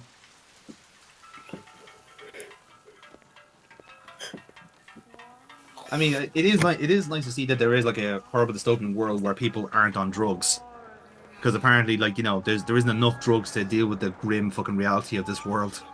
There is a lot of depravity, though. In fairness, like I love that the game has kind of breezed over the fact that Runsiter was trying to proposition a 14-year-old girl. Yep. Like, literally, that's like the first 5 minutes of the game, and you realize she's 14. It was like, what the fuck? I got a couple questions for you, Captain. And again, not even remotely pursued by the police, because it's more than likely that's the age of consent. Well, that's a different department. Yeah, that too. Like I said, we are a niche cop. We are only looking for Blade Runners. We don't care about nonsense. Yeah. We haven't even referred him to the nonce department. Like, it's such a... It isn't even a priority at this point. You know, kind of like... One good one.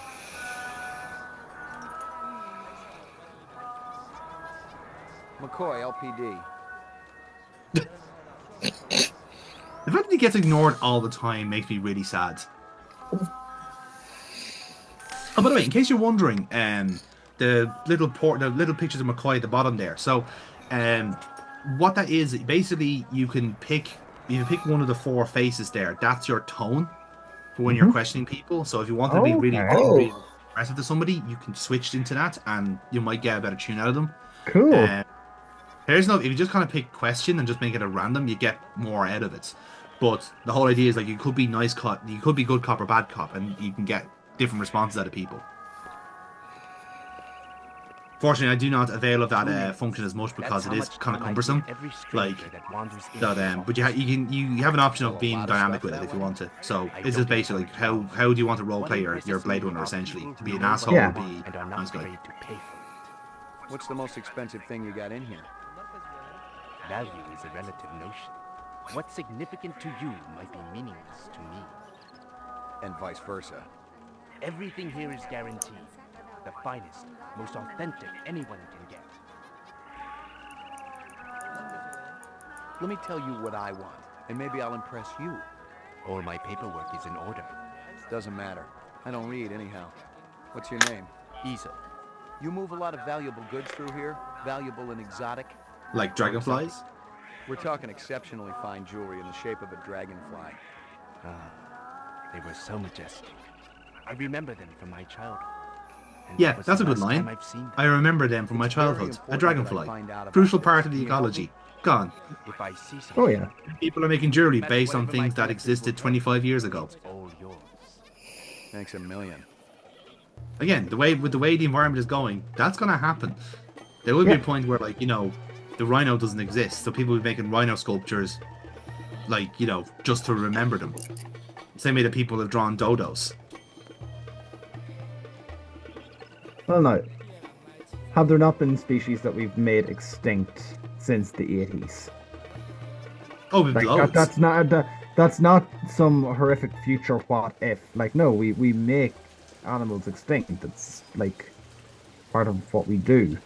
Yeah, I think it's currently like I think it's at least 1 or 2 animal species per day or per week. I think it is.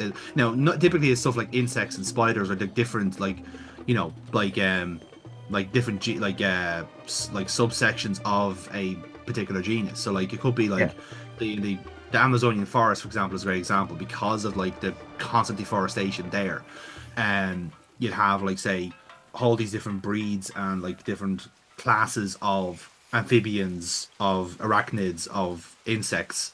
There's a type of insect I can't remember off the top of my head, but they'd be the ones that, like, they'd be going extinct constantly because its environment is gone, and or at least, like, they just haven't been observed by, you know, by the environmentalists. So, like, if we don't observe it, we don't know where it is. We can't protect. They can't be like protected then. you know. So it's all these different things. But yeah, in terms of again, it's one of those things where like it's also we're humans. We also just want to like if there's a cute animal that's endangered, we want to save them. But if it's a really ugly, unpleasant animal, fuck them, get rid of them. Could be the most important part of the ecology, but if it's ugly, we don't want to know. Decent ammo for my piece. Like the AI is the greatest. The AI is that police issue spitballs just don't cut it. Not these days. like a cave-dwelling lemur, but because it has one really long ET style finger and huge eyes and like fucking like insomniac hair, we don't want to know it, even though that's like critically endangered. Okay, let's have it. You want to make it as a Blade Runner? You ought to do your own investigation. Incidentally, we just got extra bullets there, so those are armor-piercing rounds. So next to any replicants we find in future, will take less shots to go down. Lovely. So now, as I understand it, Bullet Bob there is a possible replicant, but he isn't one in our playthrough. So again, if the plot turns towards who's arming these replicants, he could be a sympathizer or he could be a replicant himself. But in this case, he is neither.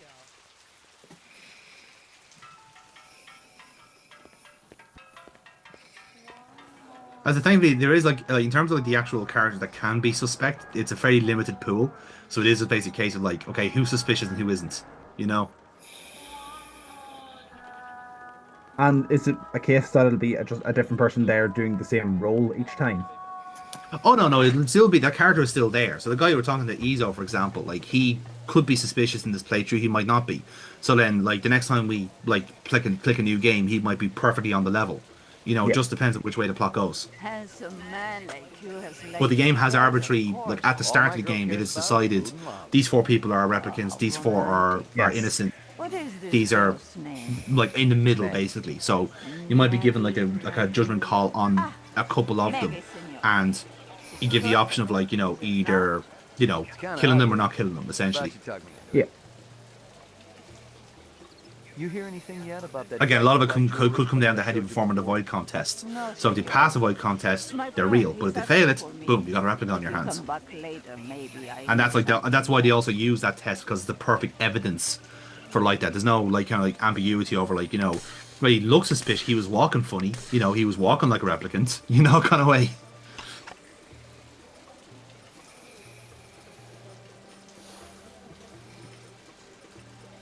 The earring was shaped like an insect. I didn't know much about jewelry, but it looked like junk to me. Like the cheap crap sold at the stands and shops of Animoid Row. This is Crystal Steel, badge number BR61354. Still working the explosion at the Tyrell manufacturing plant. It'll take a day or so to analyze the debris, but there's no doubt in my mind that we're dealing with a bomber here. Right now, it looks like the protesters had nothing to do with it. They were in too close proximity to have been in on the deal. No MOs or identities are rolling up just yet, and I'm still going through the inset files to see if any replicant munitions experts are unaccounted for. So that's what Steele is investigating at the moment. So when we have connected our Kia into the mainframe, we have picked up these cases tangentially, because it could be the case that one of the people that we're looking for is also involved in these cases as well. Did they ever find the moon bus? Disappeared into thin air.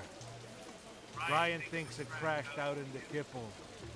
So again, depending on how good our so depending on 2 things, depending on how good we are as a detective, and depending on how what the game is picked as the Blade Runners, certain cases go further than others. So it's good. It means that every playthrough is kind of different in a way. Every playthrough is just that different here. Demolitions expert, similar MO to your Vic upstairs. And like I said, it's not a terrifically long playthrough either. So again, admittedly, I missed out on a good bit of content, especially with the Tyrell Corporation.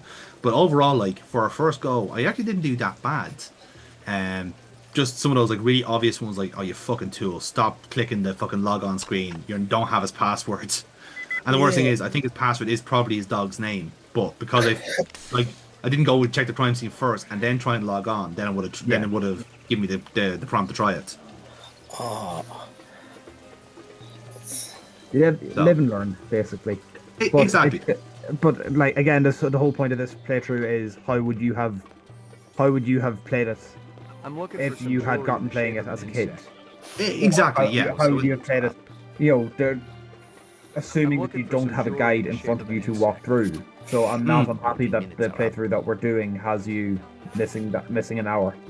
Yeah, it's a blind playthrough. Like that's in the spirit of the series. This is what we're here for. So, but I will play this again proper and try and like find as much as I can and see how the game is how different the game is with different replicants. Like that would be what's interesting to me as well.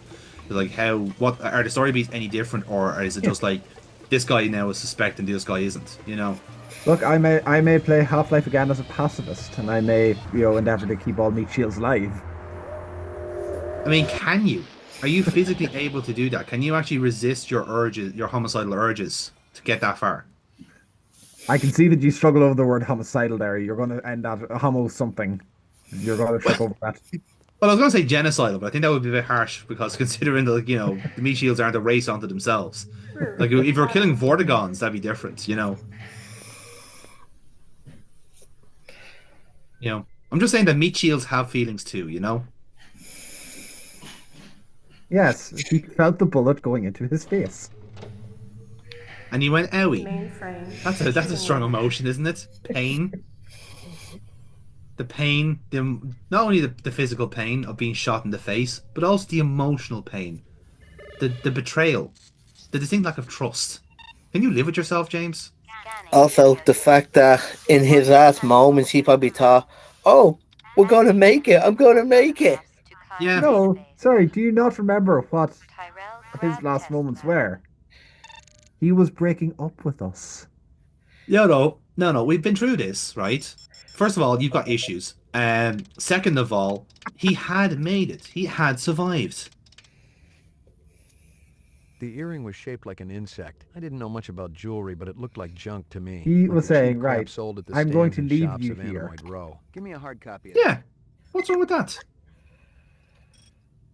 What's the big issue with that, like? Well, I took offense with that.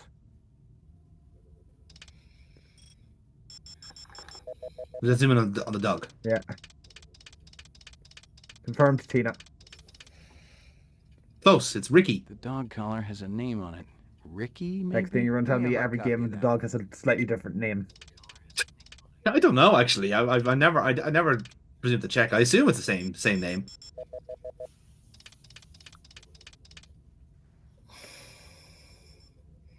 But yes, obviously Eisenduller and his dog were both killed in the incident. Because again, for whatever reason, these replicants are insisting on killing real animals. If there's any way of ensuring that audiences go against the antagonist, give me a hard copy of that. Have them kill an animal. Well, again, it's also that kind of point. The replicants are making the case of like, you treat your pets with more dignity than we do, than you do us. Yeah. So it's like, yeah, you can understand why they're both resentful of humans and also resentful of dogs and of pets, because like we're spending more money on them than we are, like the vulnerable people in society, which is also social commentary. Yeah. Also, it says a lot because he can afford to keep a dog in that age, but he was still behind on his food bills from the Jamaican place. Oh yeah, because he probably didn't like treat him with any level of respect. Again, this guy. Look, you can see him. He's a fucking consumer. He's a scruffy bastard. Like like I'm not particularly cut up with the guy being shot blown up to bits. But it is a living. It is our job to investigate. Sorry, what if I told you that his nickname in school was Meat Shield? To be fair, he is a particularly meaty shield. Let's be fair. Doesn't get you out of jail. No. Nice try. Good try, though. Yeah, good points for effort anyway. Uploading personal clue database. Like, prepare. He was probably such a coward. He probably like offered to slaughter the dogs first and spare him because he seemed like such a little fucking scrote. Anyway, again, I'm not mourning this fucker's loss.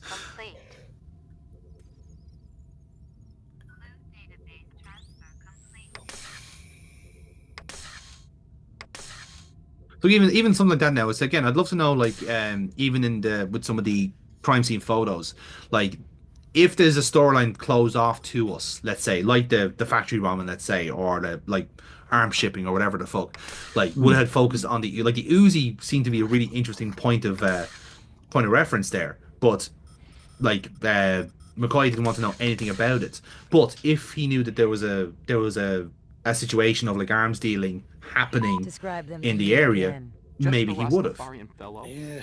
And that friend of his, a slim blonde man, Asian, with Or a just say, ponytail? like, in a Can I few see more my moments, attorney? just say you Bravo, stumble Spencer. across a thing You've that done your would civic duty give for the day. you an inkling saying, oh, there is an arm ceiling. Could you go back to this photo and then do analysis on it, or would it be too late?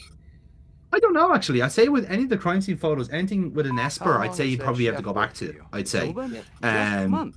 I think more so Sparing for your crime ship scenes makes or for anything all kind of kinds like of new contextualized stuff. like that. Like if you're interrogating the Most of them suspect, were let's shot say, point blank, but we're and looking at some like others. this is like your possibly only chance to movement says interrogate them. Yeah, you'll probably want to like stick your landing there.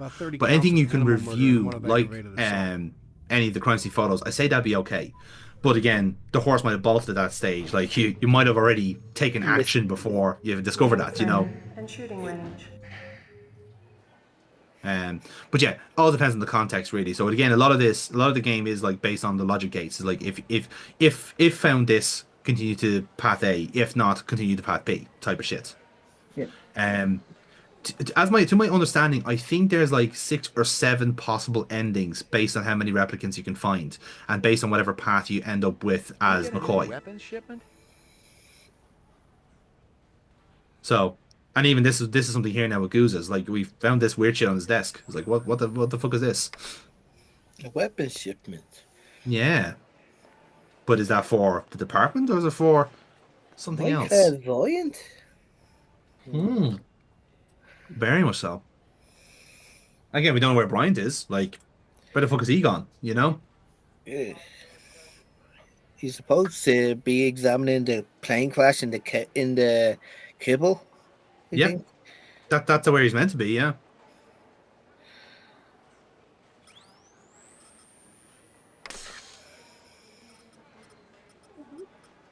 Yeah.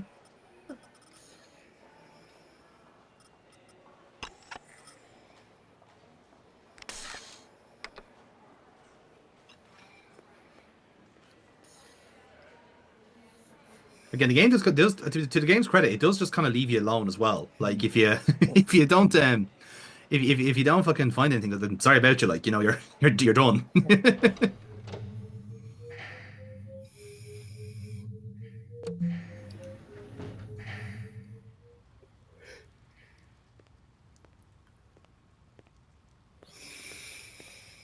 And yeah, so like I said, there's a few crossover events with the movie as well. So we'll see them as we kind of go along, you know. Okay, right. I just had a look there. Wow, this is unreal. So, player choices and randomization made by the game itself changes the storyline, with the result being one of the game's 13 different endings. Nice one. Okay. Yeah. So again, it kind of like there's like I suppose there's 3 main paths. Excuse me. There's 3 main paths, and then there's like different divergences based on like what you've gone with. So you could be full Blade Runner mode and hunt down everything you find. If you can be a replicant sympathizer, which is what Deckard ended up being, as it were. Again, that's all down to interpretation as well. And then you can actually be neither and just leave LA. And you can either do that with yourself or with another character that we don't even see in this game at all, in this playthrough, or with Lucy. So they're all different endings. These are all different permutations. Again, depending on how many you kill and how many you sympathize with, or you let go, let's say, that figures that look you've got one of 13 endings there possible. This is a game in '97, like. Yeah. Oh yeah. Again, all different permutations. Like it's nuts. I actually care. But now. As you said, this had fit onto like 6 discs. Yeah. So perhaps I can interest you in this camera. 100 years ago, it was a cherished item. Whole families sat for portraits. I've seen plenty of photographs in my time. Yeah. So just even checked here. They are referred to specials because again, if you don't know, the original Blade Runner movie is based on a novel called "Do Androids Dream of Electric Sheep?"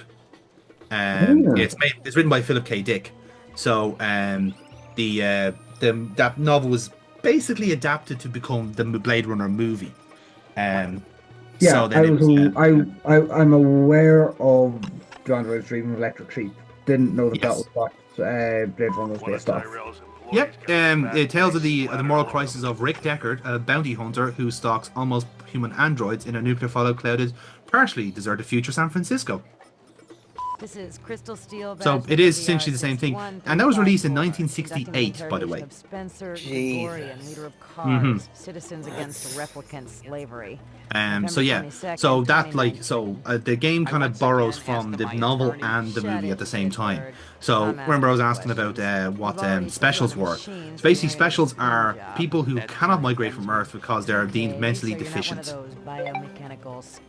So again, there's a real kind of elitism there where you're not smart enough to get into space, so you're gonna stay on Earth and stay poor.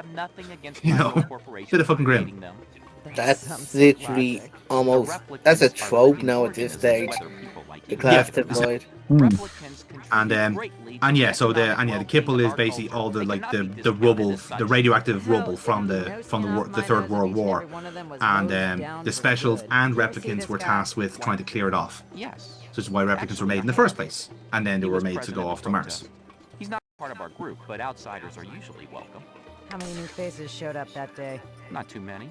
A handful at most. Describe them to me. I don't know if I can. Oh no. Recording off.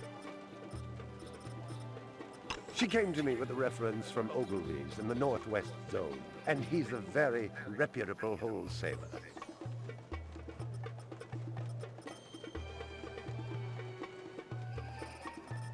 Yeah, obviously, your man, taking a fucking, Polaroid of us wasn't ideal. Gave him a chance to disappear. So again, because we were stalling a little bit, that might determine now whether we take him down or not. And again, depending on if he's an actual replicant or not, is another question. So at the moment, right, now this guy's on a runner. We've established that he is he might be selling arms to a organization called CARS, which is Citizens Against Replicant Slavery. Replicant or sympathizer?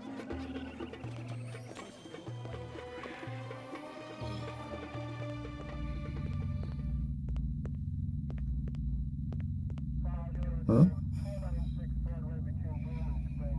There were off-world rifles here and more. Grenades, explosives, modern rifles, even some police-issue restricted weaponry. EZO wasn't some small-time fence, but a big-time arms dealer. So, you can probably take from that EZO is probably a sympathizer in this playthrough.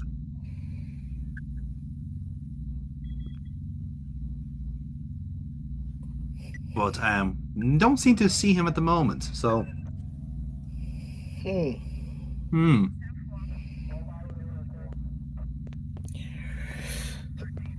Well, yeah, as you said, you took your time getting through the gate to get down to him. Yes. So he's got a bit of a head start here. Oh yeah, definitely. In the same way that if you let the chef run away, obviously you've lost the scent of him, but I think that was because he's your first one. I think it's understandable. But yeah, I think okay, fair enough. Yeah, so the thing is, there's one or two there's one or two characters that are set in stone to be replicants, and then the rest of them are variable. So so I think from the list I can see here there are five possible humans or replicants. So there you go. It's all very exciting. So yeah, so you see all the green stuff. You can hazard guess what that meant to be. Ooze. Yeah, it ooze. And hence why McCoy is even struggling to breathe down there. So yeah, that's fun. Awful lot of fun. And this is what actual LA is probably like at the outside of the city. That's the outskirts. So yeah, looks like a pleasant place, doesn't it? You really want to settle down here and have kids, eh? Yep. Great places to have family. Absolutely. You wouldn't want anything else.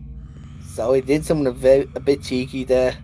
I went on the Nintendo eShop and I just looked up how much Blade Runner would be, and it's like tenner. I am not a You tempted? All my hard work I'm tempted. Yeah, I'm tempted already.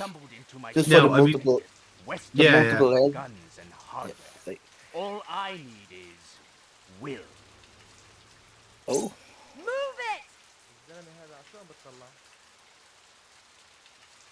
I've been tracking Ezo for a week, and you ruined my whole play in 2 seconds. Sorry. I bet you can still catch him if you want. If I didn't know any better, I'd think you wanted him to get away. You crazy? I've been tailing him myself. Little word of advice, Slim. Stay So, out of Jonathan, my way. what's before Next time Casey I'm goes not and gonna buys worry this? about What who's in line is of fire. Understand? what's so bad about those digital remasters? Well, funny enough, actually, our friend Neil has done a review of it on the channel. oh, we'll check that out. Yeah. So, You want to make it? I will link it to you here. So that you there we are.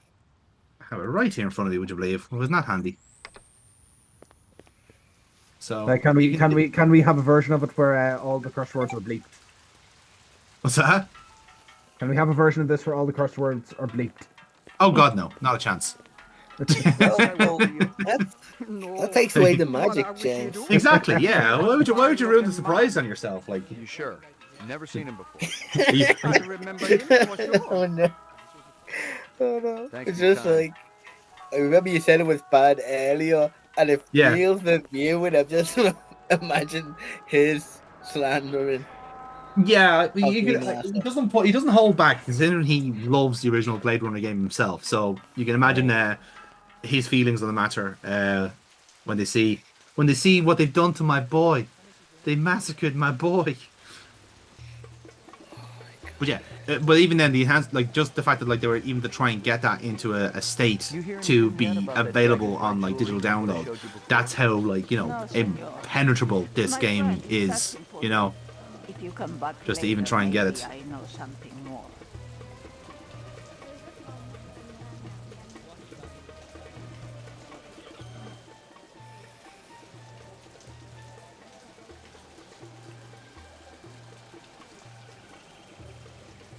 I was fresh out of Leeds. Poking around Hawker's Circle had been a waste of time. I had nothing to connect this Ezo character to the Eisendaler murder. But if the replicants had done in one Tyrell scientist, maybe they'd go after another. And So yeah, so that's the subcontractors game down on advancing the DNA plot for us Row there, didn't because have now we Tyrell failed security to protect 'em. identify if Ezo was either replicant or innocent, and failed to actually apprehend him. Now moving on to do the next plot line, which is DNA Row, Okay.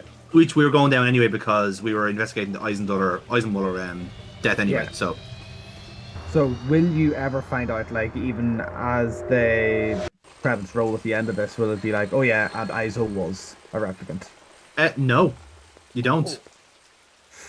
Yeah. So you leave the game on an ambiguous note. Like, even like you can't even ask the other Blade Runners, "Hey, did you track down that Ezo guy in the end?" Like, yeah, it turned out he was a replicant. It's like, oh shit, okay, fair enough. You don't get that. Like, you are staying your own lane here. You're not comparing. Like, whatever is not on the mainframe is what you're getting, essentially. Right. You know. But again, because like this is working like in parallel to the game or to the movie, I should say. Yeah. I think in the next bit they describe a section of where like a Blade Runner shot down somebody in the middle of the high street, essentially, and that's a really fucking awesome like Scene in the film. action scene in the movie. Yeah, where basically like Deckard is like, you know, there's like one of these fucking strippers essentially, and she's like, you know, completely naked, but because like Deckard is acting like he's proper gooning, like he's proper like, you know, like dirty old manning the whole thing, but he's doing it because the stripper is falling for it. Like, she's completely naked and kind of like, you know, so showing no inhibitions. And again, there's a bit of a weird thing where like the fact that like, okay, she's either a replicant and doesn't feel the inhibitions, or this is such a grim society that, like, you know, this is what women are conditioned to be like. So again, weigh up the two kind of things in your mind there if you wanted to. But yeah, like the whole scene is like basically him switching from, like, you know, being like, you know, sex pest, going like, oh, I'd love to have a lap dance from you, her, 5 minutes, switch over, bang, dead. You know, it's the fact that like again, Harrison Ford is a great actor. Rick Deckard isn't. You know what I mean? This guy, by the way, Chan is he's in the original movie. He's the one that makes the eyes for the replicant. Okay. So he does get a visit from Roy Batty, the main, if you like, the villain of the game of the movie, and yeah, so like that's you know, he gets a bit of he gets a bad time from Roy in that. I think it's fair if I'm being delicate about it. What? Nothing.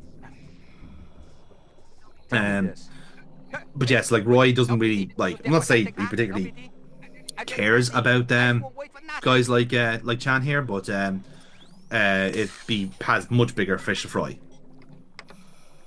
Tell me this. Hey, wait, LPD, you there for something, huh? LPD? I'm very busy. Eyes will wait for nothing.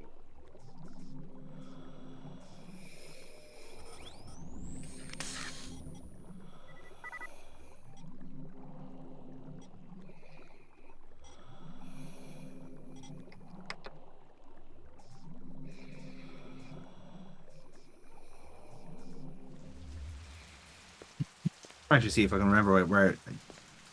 Chew, not Choi. Jesus, yeah, Hannibal Chew. So yeah, Chew is he features in both the game and the movie, and yeah, he gets a visit from Roy and his friend Leon. Please help me. And the way they interrogate him is that they tear off his fucking jacket so that he's exposed to the liquid nitrogen, to the fucking sub-zero temperatures in that room. Oh. Yeah. Now, obviously, this happens before this. So basically, if you like, Roy and his kind of cohort of Blade Runners are in the city at this point, but they're not moving yet. So wait, did you die there? I did, yeah. That was a death because I shot the bomb, which is a bad thing. It's like, as we learned there. So you did a bad thing. You shot something you weren't meant to, and you died. Yes, I know. What a shock to us all, huh? Okay, we talk. Quick, come. What you want? Yeah, you know, game rules as consistent as the Premier League referees, you know. Very much so, yeah, exactly. Level is on apparently when it comes to replicants. I got pulled off for being aware that football existed yesterday. Yeah, you probably deserved it too. Yeah. Anti-Arsenal by. Again, because this is like, in a time capsule, you're still gonna be at fault for knowing the football happened the next day, and the day after that, and you should just stop paying attention. Like maybe that's just easier for you. No, I have a team that I'm supporting this year, and my God, I'm giving them my all, whoever they are. Yes, you are. He doesn't know yet. He still doesn't know yet. 10 minutes ago. They are my team for this season, whoever they are.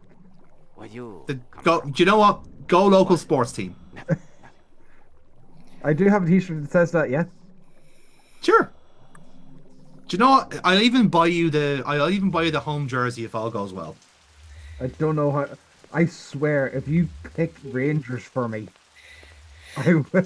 I didn't pick any team. The wheel picked your team, and like, if it goes well, you're getting the fucking kit. Like, I'm sorry about you. Like, yeah.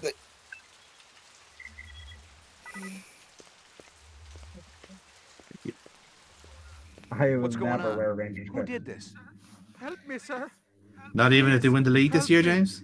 It is going to if your jinx has inspired them to success.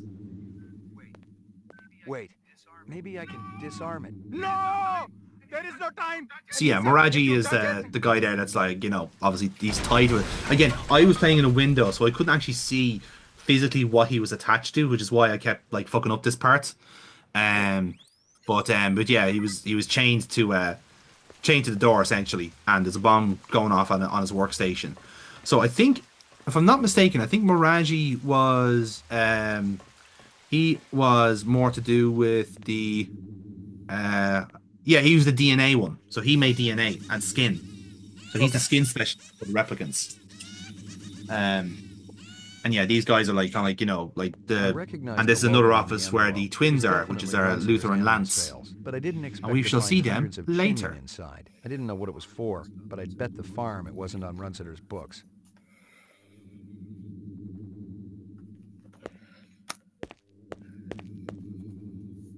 Seeing that like we're not going to see Terrell until later on in the game, I might as well tell you, kind of explain like the exchange which you would have. So if we did manage to succeed and get to the Terrell storyline, we basically get to meet Dr. Terrell and the Secretary Rachel. Obviously, I mentioned what happened to Rachel in the movie, but Dr. Terrell doesn't have a good time.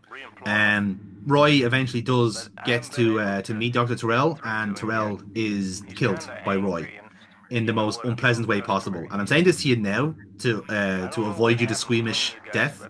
You remember Game of Thrones and the mountain crushing eyes into the skull? Yeah. Yeah. So that's what Roy does. He crushes Terrell's eyes into the skull and kills him that way.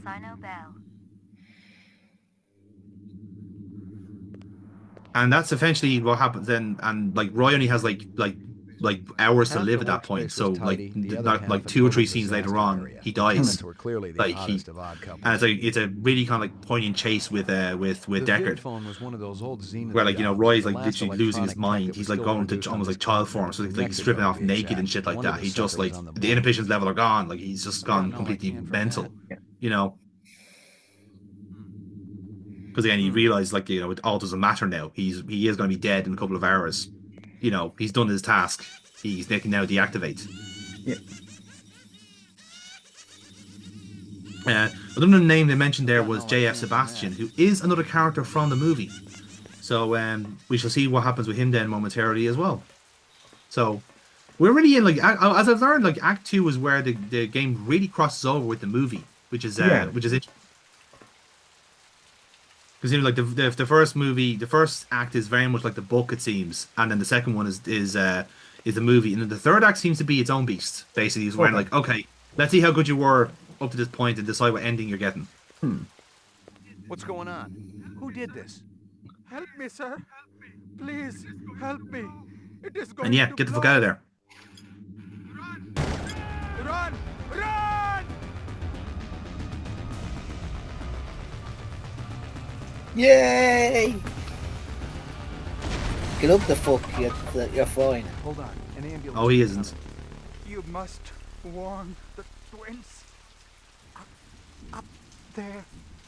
Up the stairs. The twins? Did they do this? No.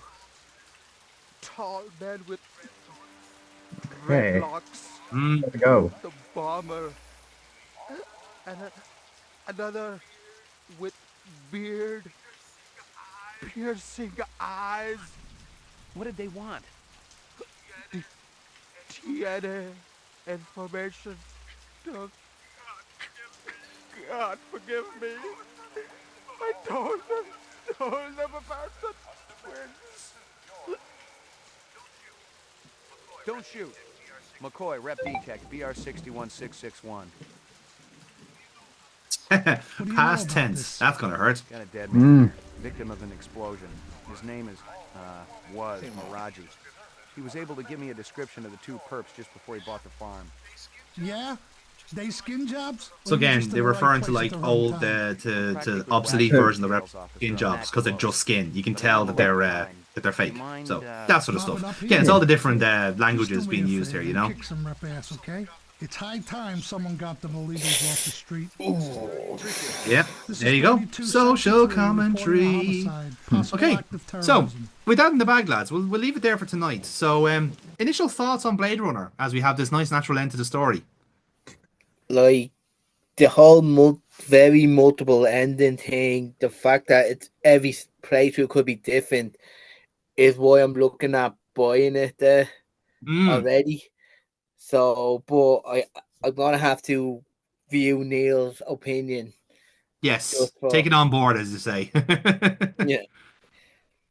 Hopefully, it won't be as bad as GoldenEye.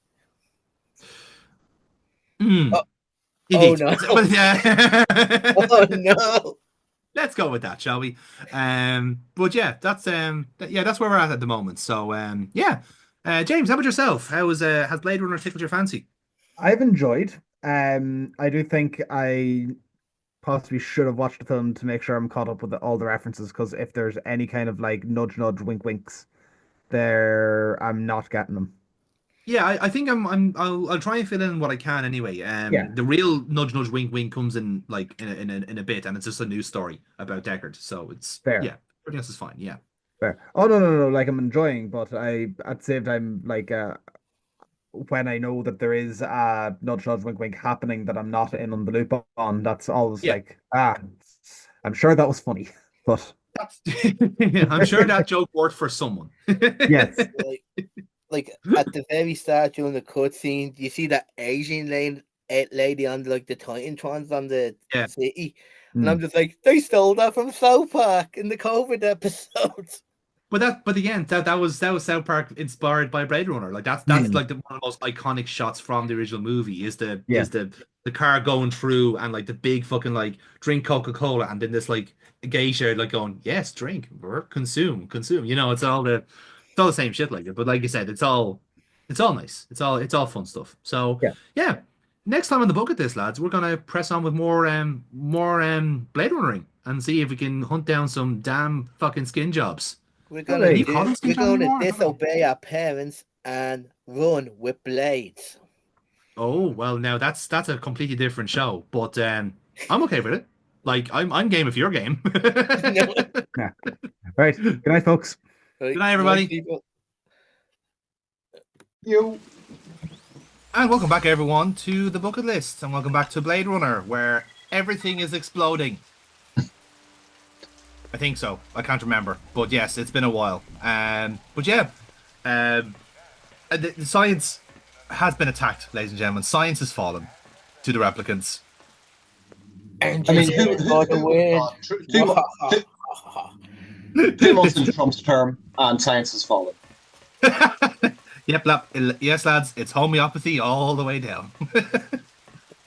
I hope you like your microdosing of allergies, because that's all we got. But yes, but yeah, that's oh, hello. Hey, you killed anyone yet? Yes, Gaff. This is one of our Blade Runner buddies. He shows up in the movie as well, by the way. He's a guy that normally leaves origami for everybody. So now again, first instincts would say probably isn't the Blade Runner, but he is actually the ace of the pack, as it were. So he's been in the game longer than anyone else. Mm-hmm. And has registered the most kills. So yeah, so now with the DNA row locked down for as a crime scene, now you're pretty much back to square one in terms of leads. This is where, like I said, it depends on how well of an investigator you've been, because like you might have a thread to pull on at this point. Whereas like me and going, oh come on, why can't I go into the Terrell building? Let me play the game. How dare you deny me access? Messy up there, isn't it?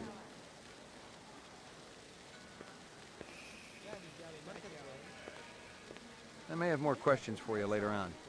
Yes, sir. I can tell you for a fact, he doesn't. Sorry to disappoint you. But yeah, it is kind of funny how like the pace of the game really does like kill, really does put in the handbrake if you have fucked up. Like, you know, it is very much a reward based setup of like, you know, actually playing the game and actually paying attention and actually investigating, rather than just like doing dumb clicks like I was doing there.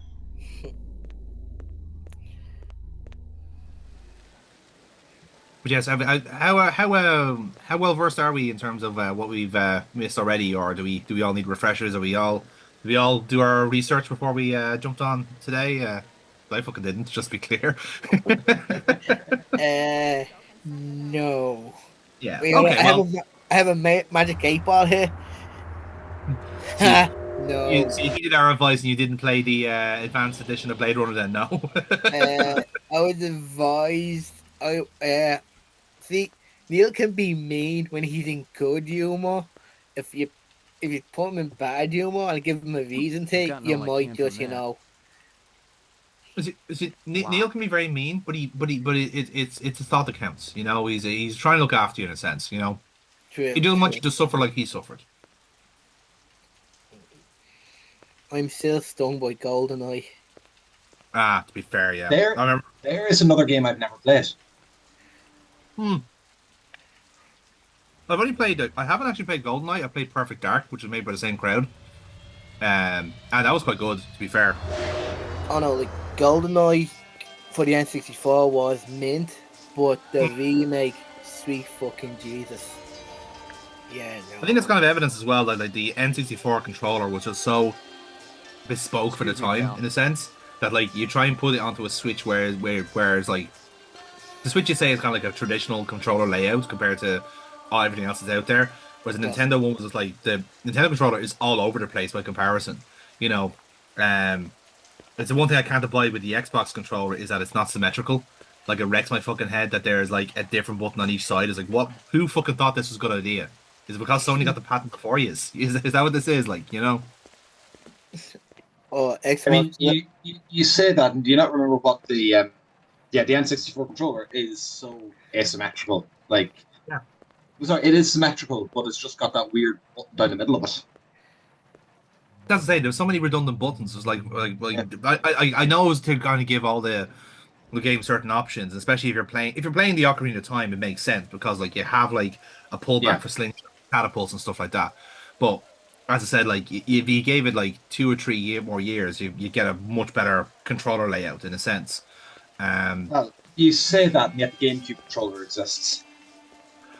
The game control is not great, but it's a start. Like we were just playing the Eternal Darkness on the channel, and like at the very least, it's functional because like at least the game it gives each game an option to split the directional buttons and the analog sticks.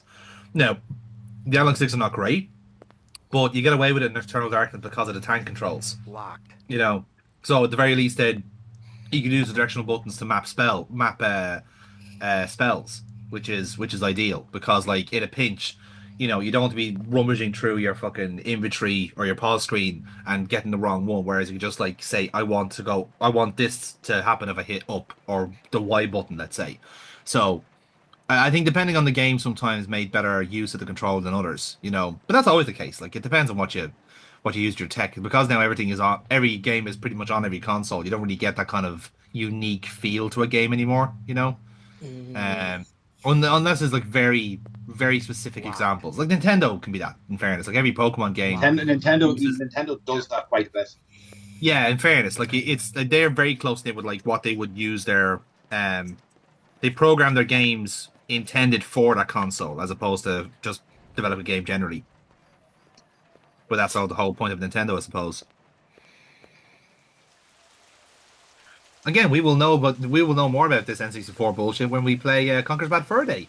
And considering there's no real port of it, I mean, we could like do Conker Lock Live and Reloaded, but it's not as good, is it, than the original? So we should play it as God intended.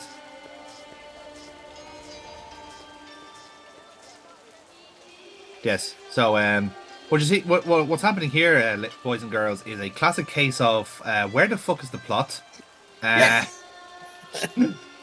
So if I remember right, if you start jumping from one area to another, like time passes in the game. So you could hit a scenario where you like not the answer. You took too long to get to. You kind of cut out there at the end there, but I'm assuming he was saying like you could be kind of locked out. It's like yeah, a little bit you could be, like it's as I said, it's entirely. But like I said with the runs of the crime scene, like if you miss something there, that's it. Like once the next day moves on, there's nothing else to see. Like you miss your chance to get those brownie points. And again, as much with the case with the Terrell area, like that's a whole case. Well, not a case. I suppose like it's a good percentage of case that you're blocking yourself out with. So the worst thing is you actually don't quite know what you're missing in a sense. You just know that you're missing it. Kind of way. Yeah. But that's just the way. That is just the quirk of the game. That's what makes it interesting. So going back to this one here. This is when your man took dropped a smoke bomb on us. So this I think is actually. I think I mentioned as well, like the three acts are kind of like almost like little.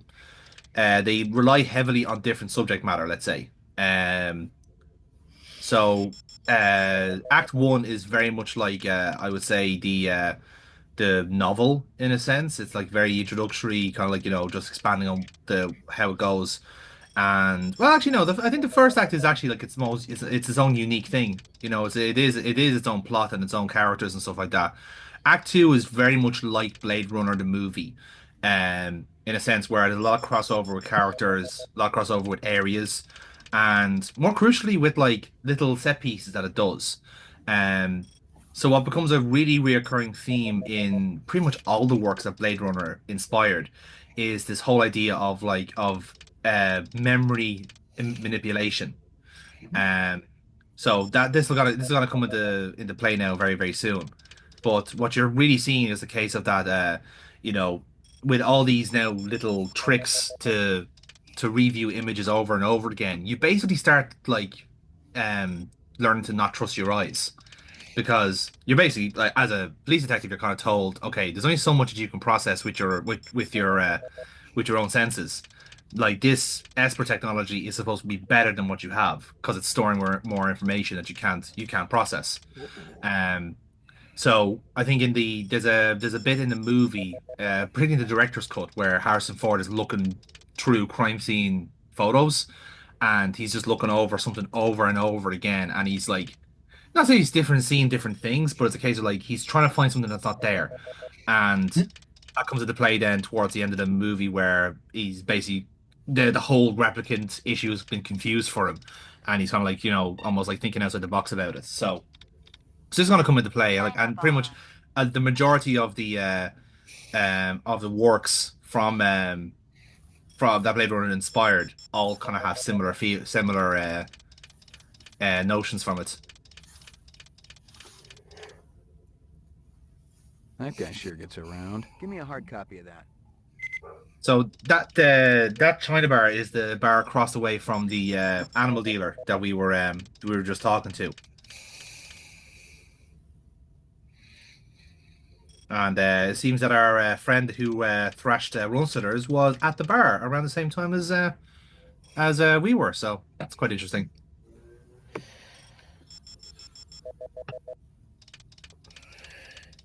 And each of these zoom in thing, is that the computer doing it or is that you doing each one? So all I'm doing here is I'm like selecting where I want to go. And then if it's something that is like correct, basically it'll zoom in on that particular. So sometimes it is just literally like a magnification of the scene. So like those ones there, like the kanji and that red light there, for instance. There's nothing really to that in a sense. Interesting. Give me a hard copy of that. Now, obviously, that one's handy because, like, we've just seen there's a camera there, so we can now go back to the bar and say, "Where's your CCTV and shit?" But obviously, the guy in the trench coat there, like, he is probably the one person the point of interest there in it because obviously pans around to show the side of his face. Yeah. So, it's like if I'm kind of like going with like basic game programming, it's a case like there's a few parts of that picture that are actually like active in a sense, and if you get into that ballpark, it's like the kind of I suppose it's like battleships in a way. If you hit the battleship, you get your prompt and you get your evidence.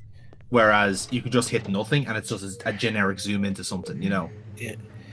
Jesus. So like I said, like it's the game is a really hardcore investigative game. Like you will absolutely miss stuff on your first go, and it will probably require you to go around two or three times to get everything. Yeah. Jesus. And then of course you can play it differently as well. Then you can just waste every replicant you find, or you can let some of them go and see how that game plays differently. And as I said before, this game has 13 different endings based on whatever permutation you end up with. How many replicants? What replicants were picked at the start? How many you retire, and how many you let go? So like all those different combinations all make for a different experience. Like on all the replicants change each time as well. Like so the start of the game, it arbitrarily picks who the replicants are, and essentially the story unfolds slightly differently for each one. So let's just say like so the sushi chef was the first replicant that we wasted. I think he's your free one. He's one that will always be a replicant just because that's the origin point of the story. But there'll be a couple of them that are like basically they're kind of 50-50. So the guy in the cells, for instance, he's kind of like a replicant sympathizer, if you like. he's kind of like, oh, excuse me, pal. He's having a good day. Excuse me, pal. He's just hovering on a seat. That's a showing off. That is. I'm sorry, but that's. You have to watch out for these fucking conjurers, man. They're everywhere. I'll have what he's having if it can make it over. Fucking Wingardium Leviosa, apparently. Well, in fairness, it's a bar, so it'll be Wings Guardian Leviosa. You know, hopefully Frank's hot sauce maybe. But yeah, for instance, like, so the guy in the cells, right? He might not be a replicant in the next playthrough.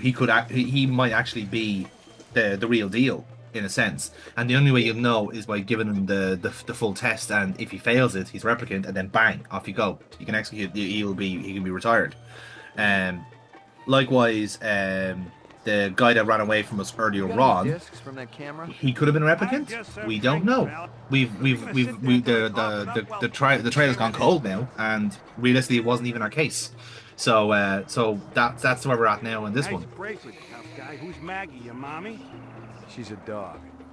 So is my wife, but I sure as hell don't brag about it. Pour me one. Just one? One, but one good one. As you can see, take my wife jokes maintain into the futuristic age of 2019. Bob Hope will be. Please. No, please. She is actually quite insufferable. Thanks for your time. I like as well that because we have like no other business with that woman in the Jamaican food place, that we just kind of stopped and said thank you for your time. I was like, that's quite mannerly. You hear anything yet about that dragonfly jewelry, like what I showed you before? No, senor. My friend, he's asking for me. If you come back later, maybe I know something more. So yeah, like I said, there is still a real natural sense of time here because like, I don't know, like there isn't like an actual like discernible clock on the go here, so it is very much like kind of like contextual prompts. So like say, I find that like most like kind of major plot points are separated by a day in the game, so we have that kind of dragonfly thing now up in the air. So when the next major plot point hits, we can go back now and see if that lead has been followed up on. And again, if you forget about it, well, that's the trail done. That's that fucking plot line done. Jesus. Yeah. You know? So yeah, you do. Like again, it's in that kind of sweet spot of where like, you know, people still wrote shit down when they're playing video games. Like you're still having to like, you know, write down a maze so you don't get lost and shit like this. So it's in that kind of I honestly don't remember ever doing that with real games. It depends on what games you're playing. Like if you're like Sierra were absolute bastards for mazes. Like they just could not get enough of them. Whereas some games kind of designed it so you wouldn't have to go through that shit. One game I say there's a kind of this is the new CCTV footage, by the way, from the bar. So we'll see if there's anything exciting here. Oh. Nope, just some weird guy wearing who's pretending to be a fucking World War II pilot. Going by the glasses. As you can see, style takes a bit of an unfortunate turn around this time. Balenciaga has nothing on these fuckers.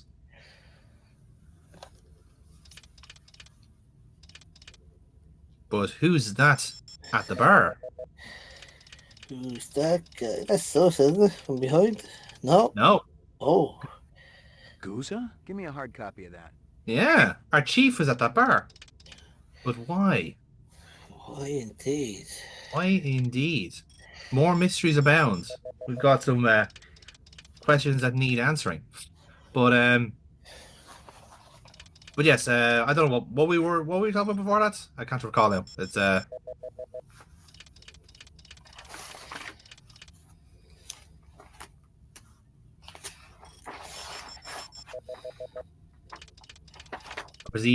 I believe these are some discernible youths. No goodness. Kids these days, you know, wearing their Like favorite.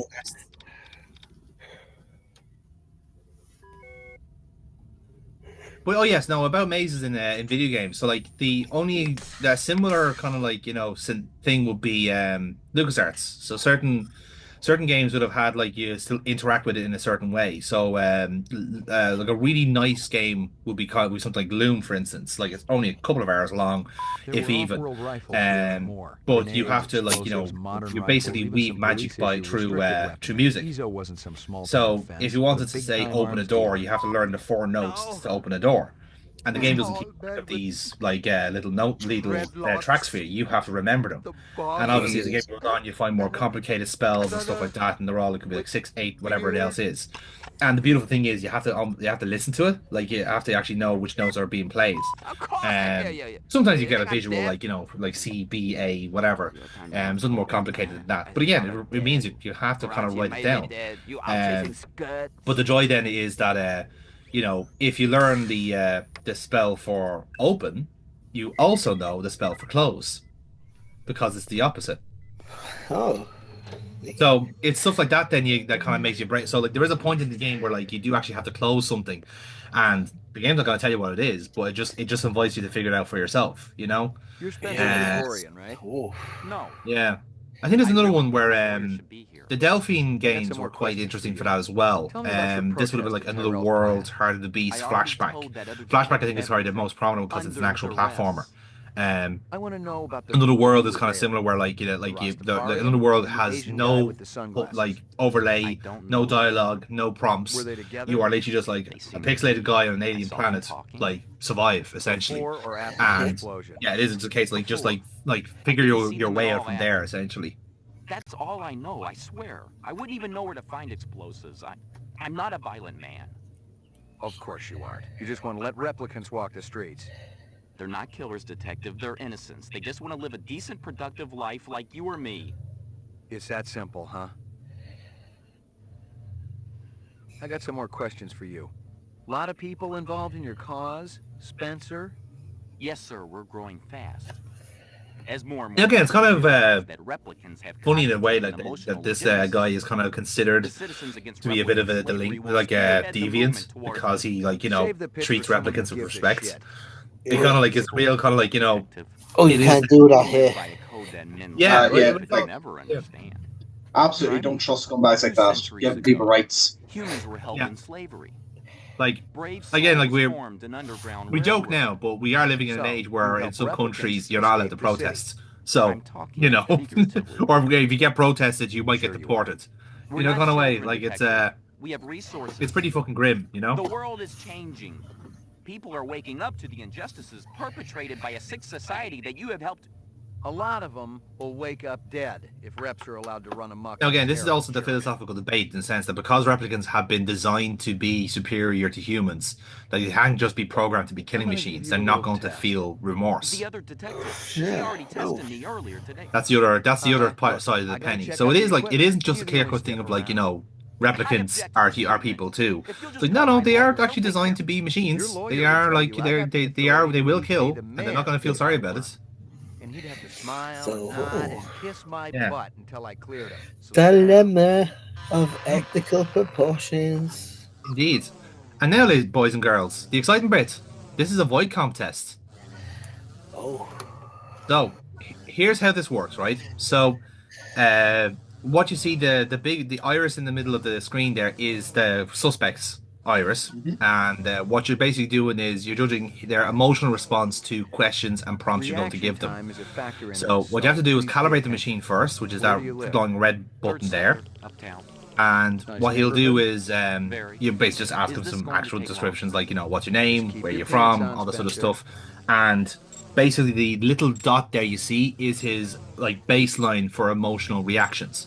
So what can sometimes be a clue straight away is that they have zero baseline for emotion, and then that could be a clue, right?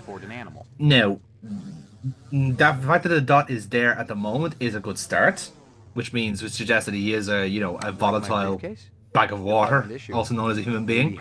But the other aspect of it as well is that the scale on the left-hand side there, right? The top one is a replicant gate, like a reaction gauge for a human. So how would humans react to this thing? And then the other one then is replicant. So you basically want to see like does that the gate track with how he responds, and then also you want to see how the eye changes over time. So so the way the prompts work is you get a couple you're allowed to ask a couple in this little mini game. The three buttons on the bottom right are your three types of prompts. So you can go for low, medium, or high intensity questions. And again, they're all just digital things where like they're intended to upset you. With friends. One of them orders And lobster. again, like this feels kind of very rudimentary in a sense because like you could just easily lie in these essentially what is essentially a battle of hypotheticals. But in a weird way, lying is kind of proof that you're human. Like it's a human instinct to be evasive in a way. So if you're answering this really kind of bluntly and without emotion, that's almost like you proving you're a replicant. It's a kind of a weird roundabout way of doing it, They're hunted creatures. Anyone can gun them down without consequence. I'd say that's frightening, wouldn't you? So as you can see there, that was a really emotional response to talk about replicants. If I thought the attraction was mutual, I would ask her out for coffee or lunch. Your child comes home with a black eye. I'd call the school. Test terminated. So yeah, based off that, we're happy enough that he's human, and he is just a replicant sympathizer. In fairness, the game won't actually kind of point blank ask you whether you think he's a replicant or not. It will go with based off how you perform the test. So if there's a discernible proof that you've caught one, then it'll switch into that next phase of gameplay. But in that case, he's off the hook, so he doesn't have to get a bullet in the head. He is not the father. He isn't the father. He is, however, going to be in prison for an extended amount of time for crimes against free speech, but he won't die. So that's a silver lining for him. He's having his basic human rights suppressed at every opportunity, but he's not dead. So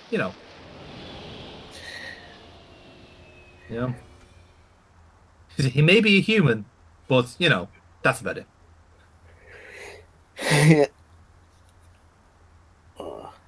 It's also kind of aspect, again, this is another kind of little trope that these games, particularly Blade Runner, picked upon, was about the idea of identity, where like you could live in a world where like your identity can be just taken at any given time.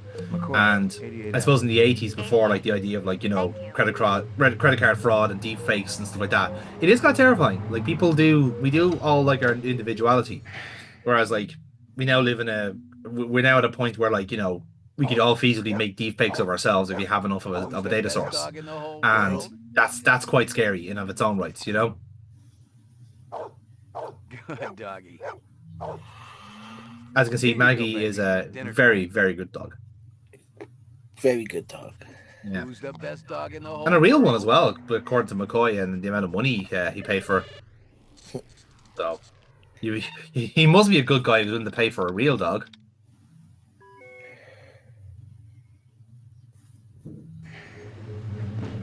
Your floor number, please. McCoy, 88F. 88. Yes, I might have pressed the wrong button. How can you tell?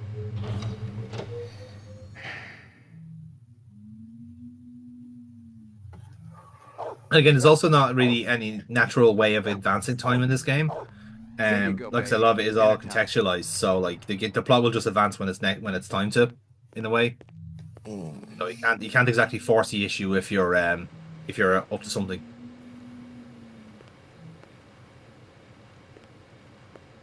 So I was thinking to myself here, if I go out to the balcony, I'll have like another ponderous moment. But nope, all that happens is the soundtrack kicks in and it's all really moody. Violent street crime in the city rose again last year by a whopping 26%, according to the latest. Welcome to Dublin. Yeah. Again, I'm not surprised that they're not blaming the replicants for that, because that's kind of their go-to in a way. It definitely has nothing to do with the fact that we're living in a heavily urban area where everyone's living on top of each other and they're all getting very frustrated with it. Definitely has something to do with that. Total coincidence. It's all in your head. Exactly. The government is lying to you, kids.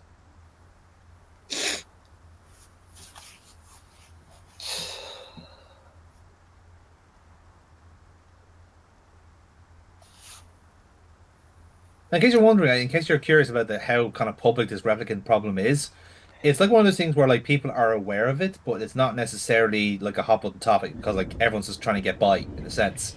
Um, so it's like I suppose it's kind of a way where like it's not being used as a political toy in a sense. It's not like, replicants took your jobs type of shit. It's more of a case of like, well, there's just the derp. Because like again, the jobs that replicants are being given are really, really shit ones. Like if you're not out in Mars, like mining, like sand and shale and rock or whatever, then you're out in the wilderness, like like trying to dispose of nuclear waste. So these poor guys only live for 4 years at a time anyway. So like if you don't like your replicants, well then give it about 2 weeks and they'll be dead. So it's not really like a social issue for the common man. Like it is only an issue for the Blade Runners in a sense because they're being told by this corporation to wipe up their own mess essentially. And in the course, like again, in the weird way, their replicants like desire to survive has to come at a human cost, which is not ideal either. Old building down alley, Bradbury Hotel, I think. You walk down alley, you find it. So now we have a new location thanks to the Chan here. So. What you want? I'm busy. You mentioned twins. Yes. Luther and Lance, Siamese twins, live above Raji. They're genetic designers? Were. Till last month. Got the boot, shit can. From who? Big boss, who else? And if I didn't tell them, you go ask them. I waste no more time. You think I nose around everybody's business, huh? So yeah, when the guy who got blown up there earlier on was talking about the twins. He was actually referring to a Siamese twin who works upstairs from his lab, which is in fairness kind of a smart way to use your Siamese as an ability, isn't it? It's like, well, we're gonna both become a scientist because literally two heads are better than one. But of course, they're Siamese twins, so therefore the old trouble with them always disagreeing has to come into effect. It's almost like by law or something. Sell that no matter what weather, like salesmen. Very hard to take, no trust, no way. Did Lance sell something to Runsiter? Who? Never heard of Runsiter. No time for charades. Sound like this, sound like that, look like this. Sorry to bother you. Yeah, he gets a hard time in the movie as well, in fairness.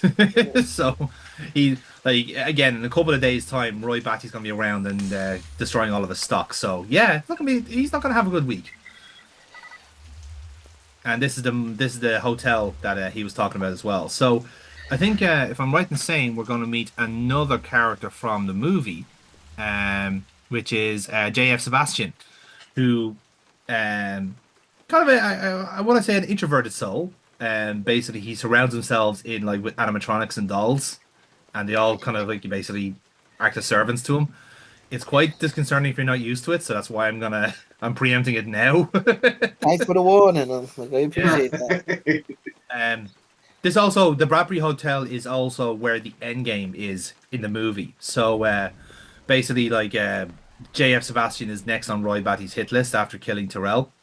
So he comes to so Deckard gets to the hotel in time before Sebastian is wasted, and basically Batty goes mental and kind of loses all of his inhibitions and stuff like that. He's he basically again he's only got hours to live, so he's gonna do whatever he wants. So the guy fucking strips naked essentially and just climbs up to the roof and does whatever he wants, kind of way. Because that's all he. It was some kind of freakish toy. Half mechanical, half organic. Rep technology for sure, but no one was going to give me any retirement bonus for it.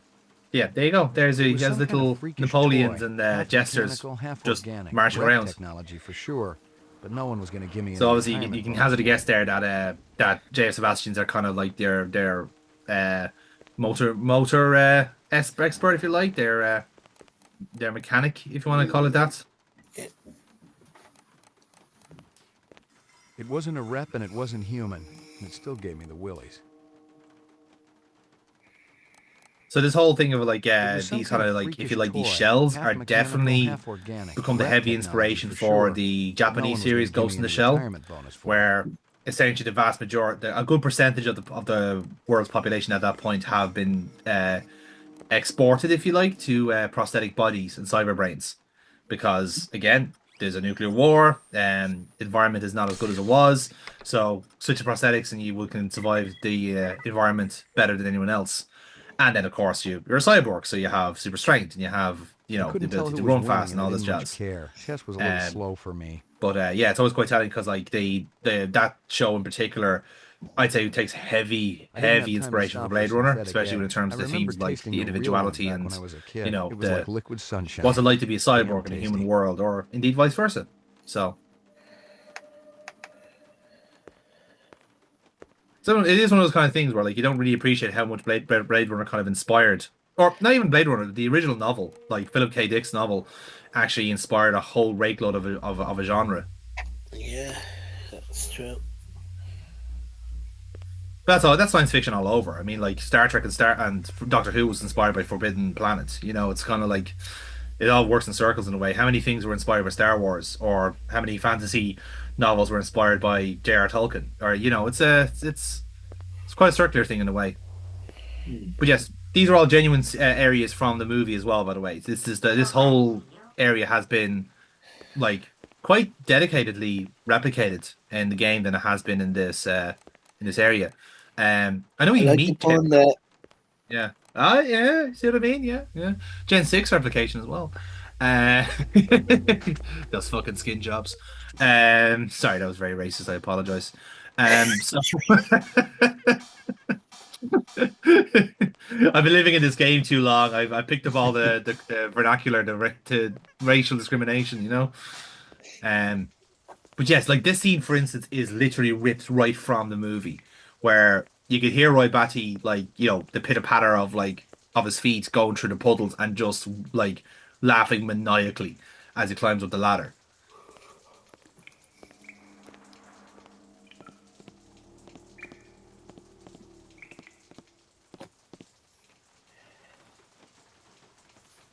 And you can see there someone is just run through that corridor. And it wasn't in robots. So who's down that corridor?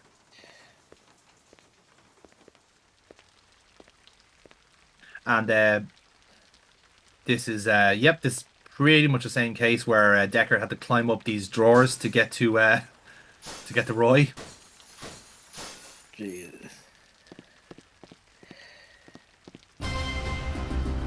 There we go. Oh, we did? That's our bomber guy right there.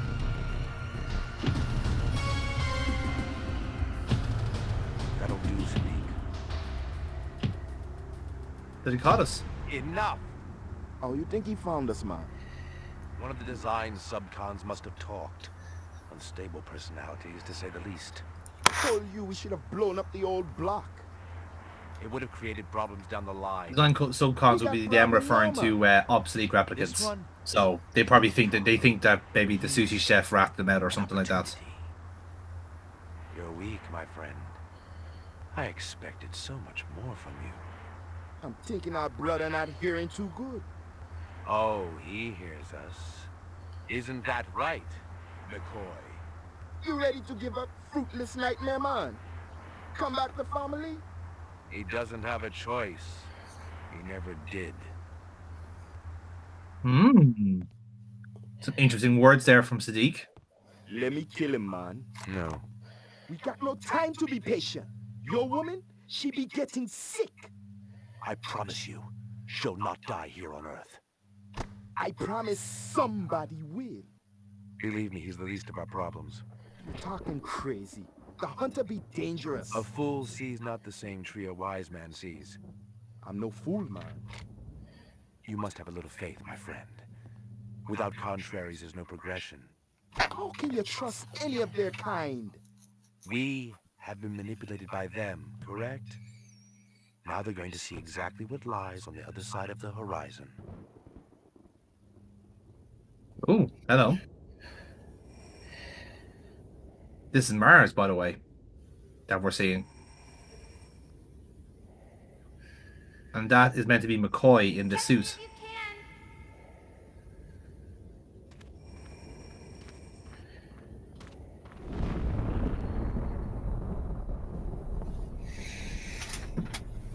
How long have I been here, Lucy? How do you know my name? I saw your things at Runciter's. Did you feel bad when they killed those animals? They were so pretty and sweet. I hoped Father wouldn't do it. But Mr. So Runster obviously we was were so establishing here that retribution. Lucy is That's also what Father replicant. said. If you like, if you're looking for an analog for who she's like in the movie, she'd be the the Rachel equivalent in the movie. So someone who's like, you know, you kind of we're on the same intellectual level in a sense. There is an understanding there, but like there is also an acceptance. Like one is the predator and one is the prey. like this is not going to work. Nothing. It's just the law. Did you hurt me? I promise you I won't.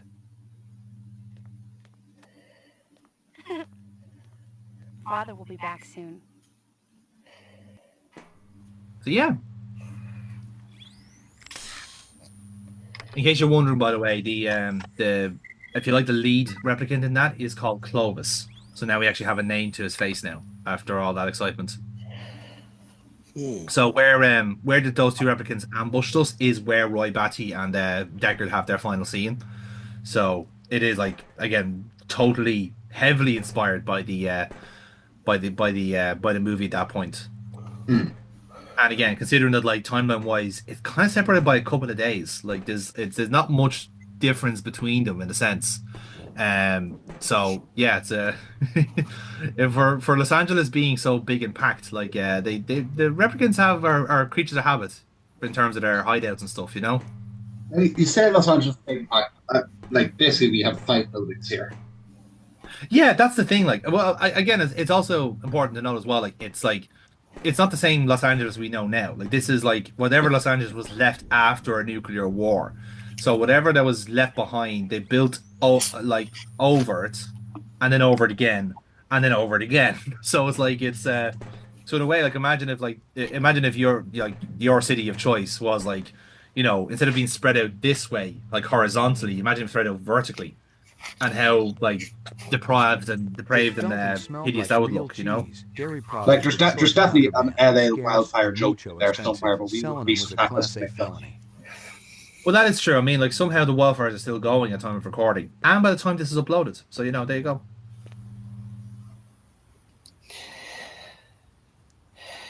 I think it should be the recurring joke now that there is now just a perpetual wildfire in LA, like how the Simpsons had the tire fire. Hysteria Hall was an arcade. Yeah, they do. Nothing else there. Like, say what you will about pollution, but Springfield has got everyone fucking covered on that one. True. Like, nothing really gets you out of bed in the morning like a nuclear power plant and the smell of burning rubber.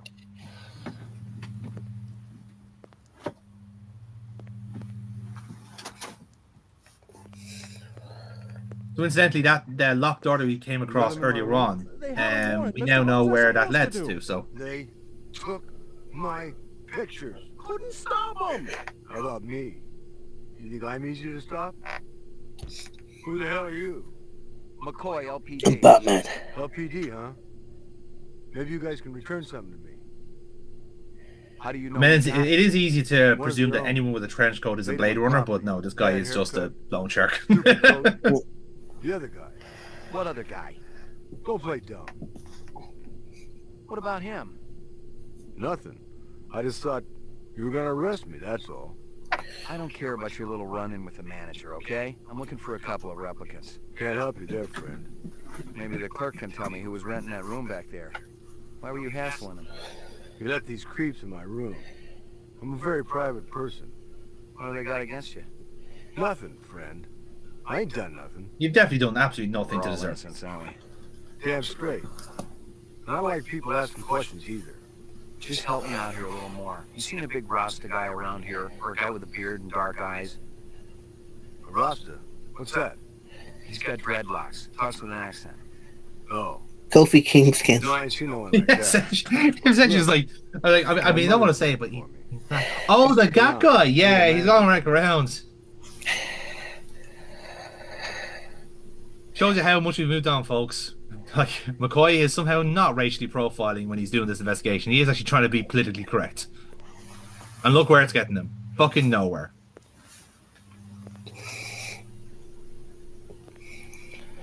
Now again, much like because I even had my gun drawn there, like I could have easily shot that guy without any proof of him being human or replicant. But that'd be one of the cases where like, oh no, that's a game over because like you wasted him for no reason. So you definitely do get you're definitely punished for being rash in this game.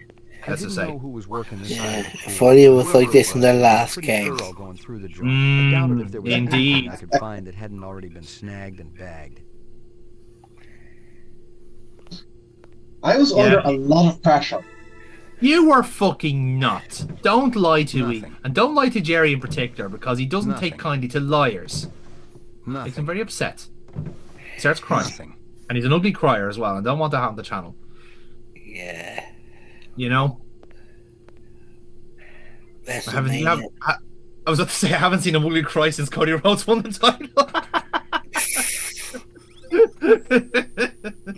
Oh, thank God that wasn't in the watershed. Jesus fucking Christ. I know. Oh, like, no, seriously, like, as soon as seen his music hit, I opened, and I did not stop until halfway through the press conference afterwards.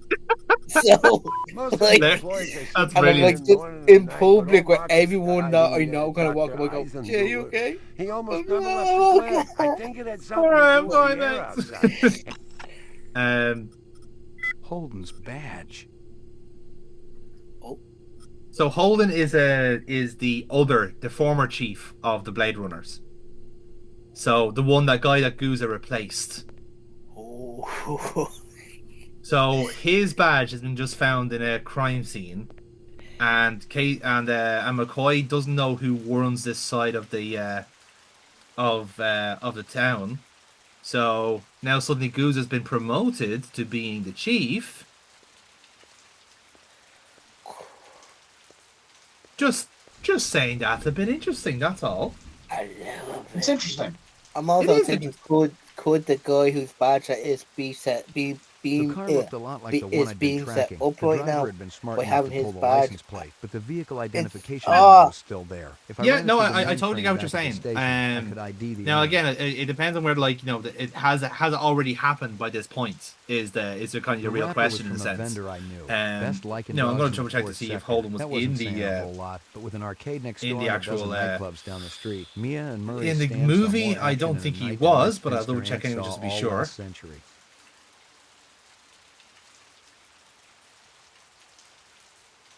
He actually was in the movie. There you go. That's an answer to my question.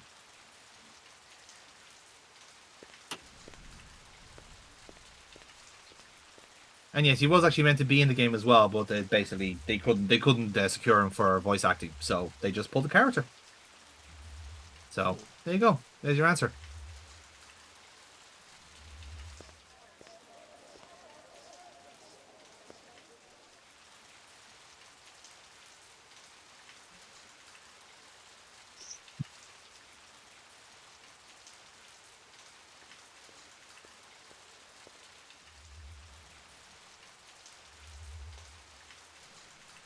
Yeah, so that's that hotel area is now all completely new stuff to us there, but that also network connects all the sushi area the sushi bar and the adjoining kind of like abandoned area. So that's all interconnected now. So again, nice to have those little kind of like, you know, like little shortcuts if we ever need it. Now that being said, it's a little bit redundant for the majority of the game because you have to park your car somewhere. So you could end up like, say, like say for instance, like if you park your car at your apartment, you're in walking distance to the police station. But like if you want to go off to a destination on the opposite side of town, you need your car. So like you have to go back You to have your to go apartment back. and fucking yeah. Yeah. Oh. So, it's like it's yeah. It's a nice thought, but yeah, for the There's majority no of the game. there's no opponent song at this point. No, exactly, yeah. Laboratory.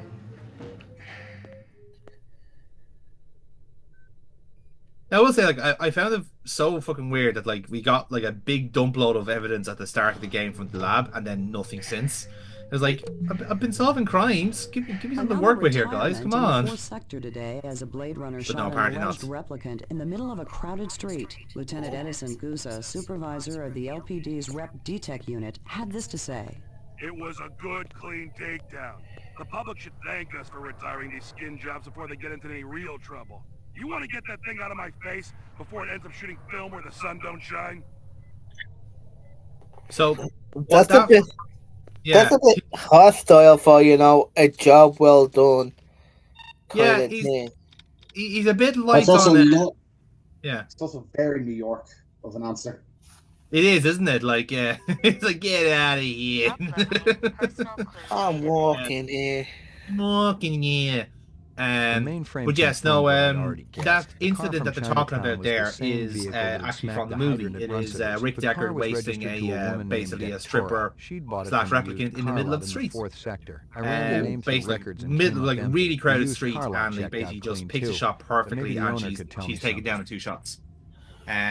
Like she lands on a car and stuff like that. Like so, like the scene itself is it's fairly iconic.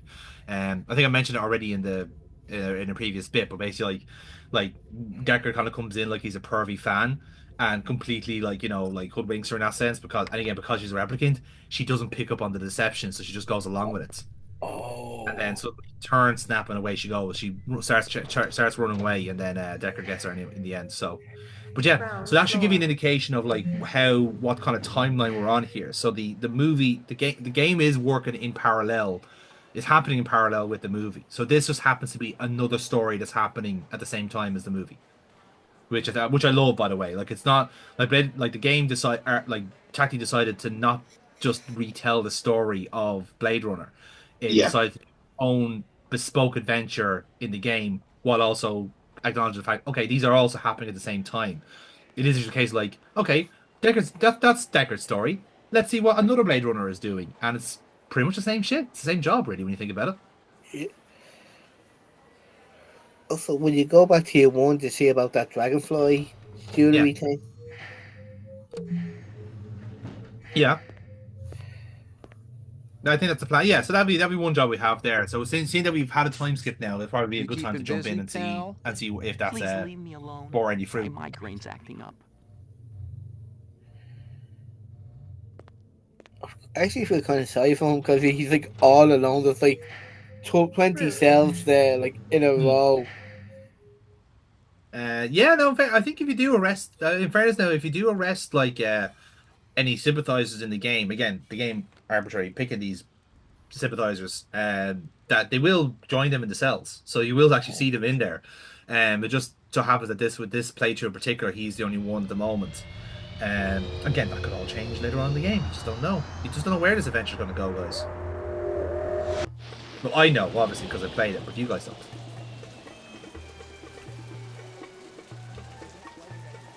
So what I will say is that I think the game has an inventory of 5 replicants per session.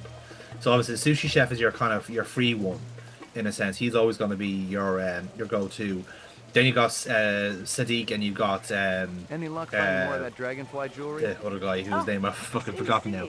But you'll always have those two. They'll always gonna be well, actually no, that's not true. So the main guy is always gonna be a Blade Runner. Like he is the leader of the group.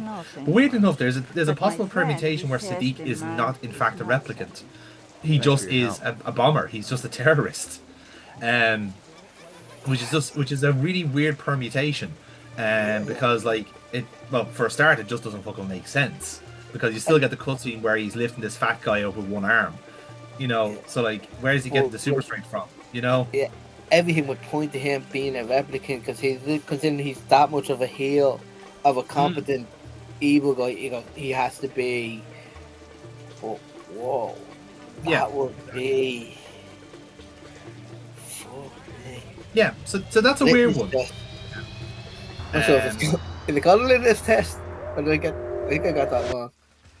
But the test of replicants has to be the void conf test. Yeah. That's not it's not based off any like actual science, by the way. That is just it's an arbitrary. They just picked 2 random names and said like in the same way like there's a Bechdel test, there's a the Rembrandt test and stuff like that. So these are just like just 2 generic scientist names, and they said this is their technique for finding replicants. But yeah, no, so there are a couple of other possibilities. So again, there's a possibility that Lucy is human, and you just have to find your discern whether you reckon she is or not. The guy that ran away either on Ezo, again, he could be very well just be an arms supplier, or he's a replicant. Same difference really. And again, because we now basically fucked up and we lost the trail on Ezo, we will never know if he was a human or replicant. That's the best part. And yeah, there's a couple of other characters that we will see over the next while, but yeah, there's basically a set amount. I think it is. You can do better than that. No, it's true. Mr. Q sent me a vid just yesterday. Getting the hell of a tan he is.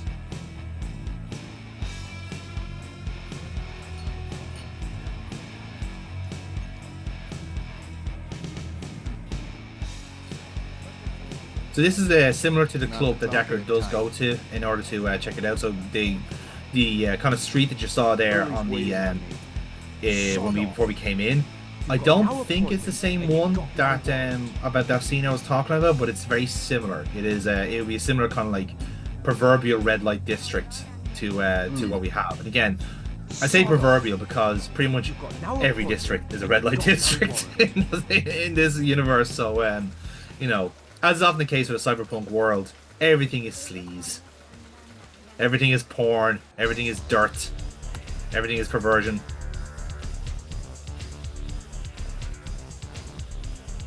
So, what we have to do here is, so the hotel owner, the nightclub owner is a guy called Early, and Deckard wants to obviously interview him.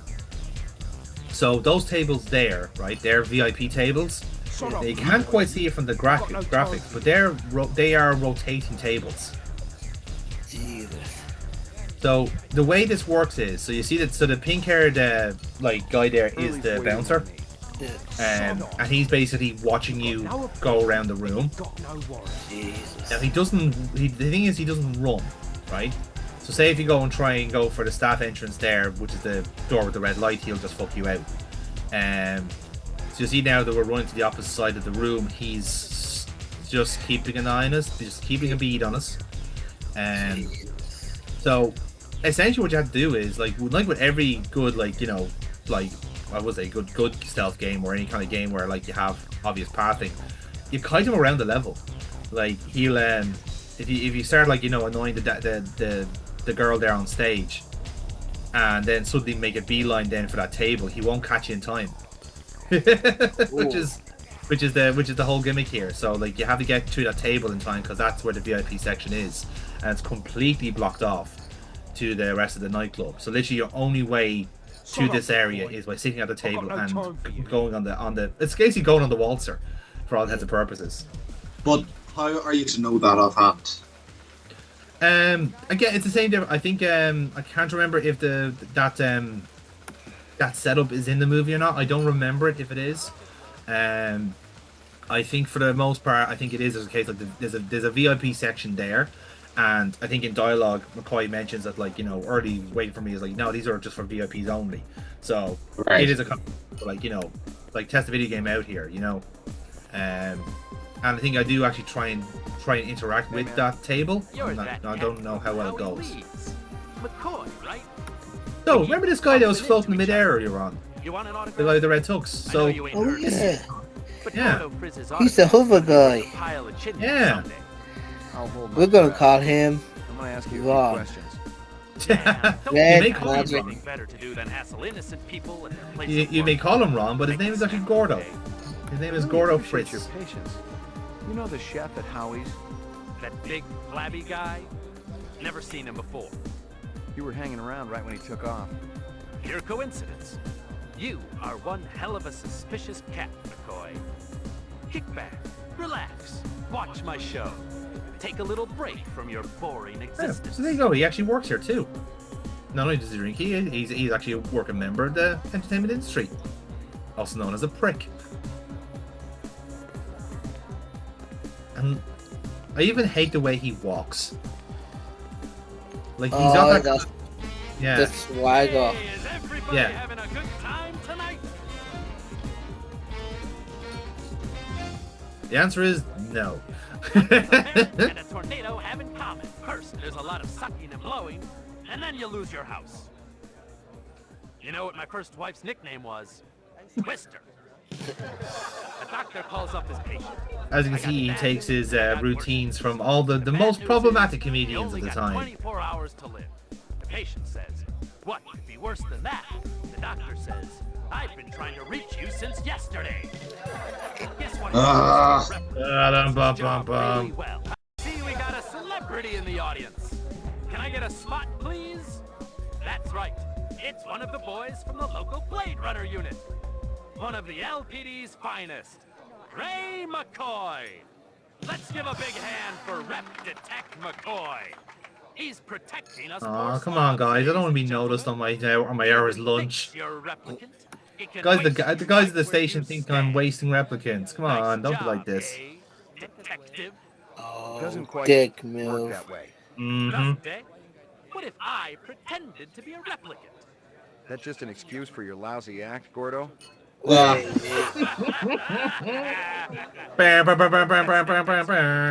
Zora, she was a rep. And her pictures The snake dancer is who Deckard wasted in the movie, by the way. Too bad she'll never read it. So it is very Are recent. you sure someone's a rep, detective? There's a test. Test? What replicant's gonna sit still for a test? If I'm trying to question someone and he runs, that's a pretty good sign. Could be a pretty good sign that you need to bathe more often. Damn. Boom, boom, boom, boom, tsh. So now he's off running.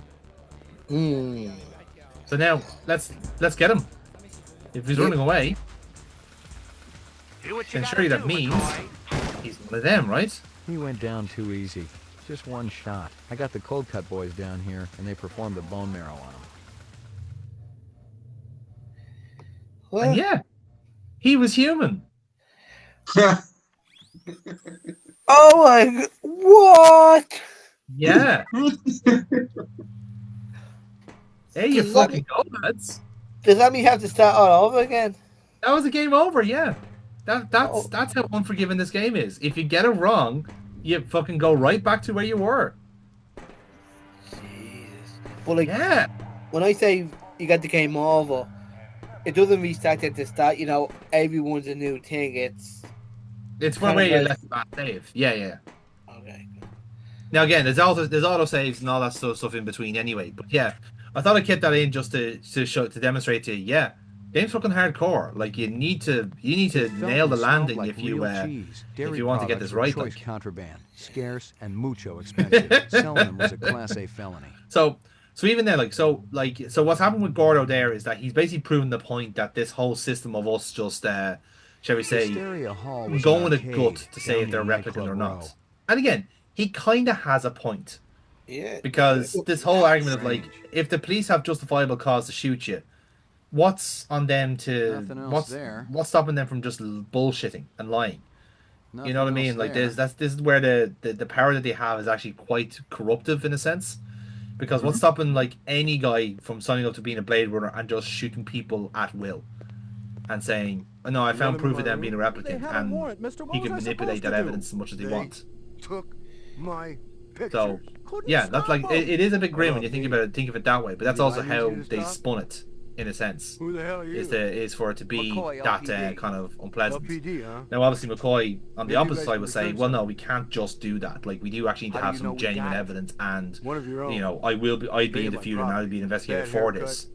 stupid coat.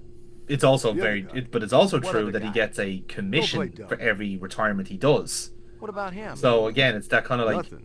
Well, you just have to trust them essentially to do their jobs properly and not be corrupt. I don't care about your little run-in with the manager, okay? I'm looking for a couple of. As is often the case with everything in Blade Runner, there's an ethical quandary with what they do. That room back there. Yeah. Why were you hassling him?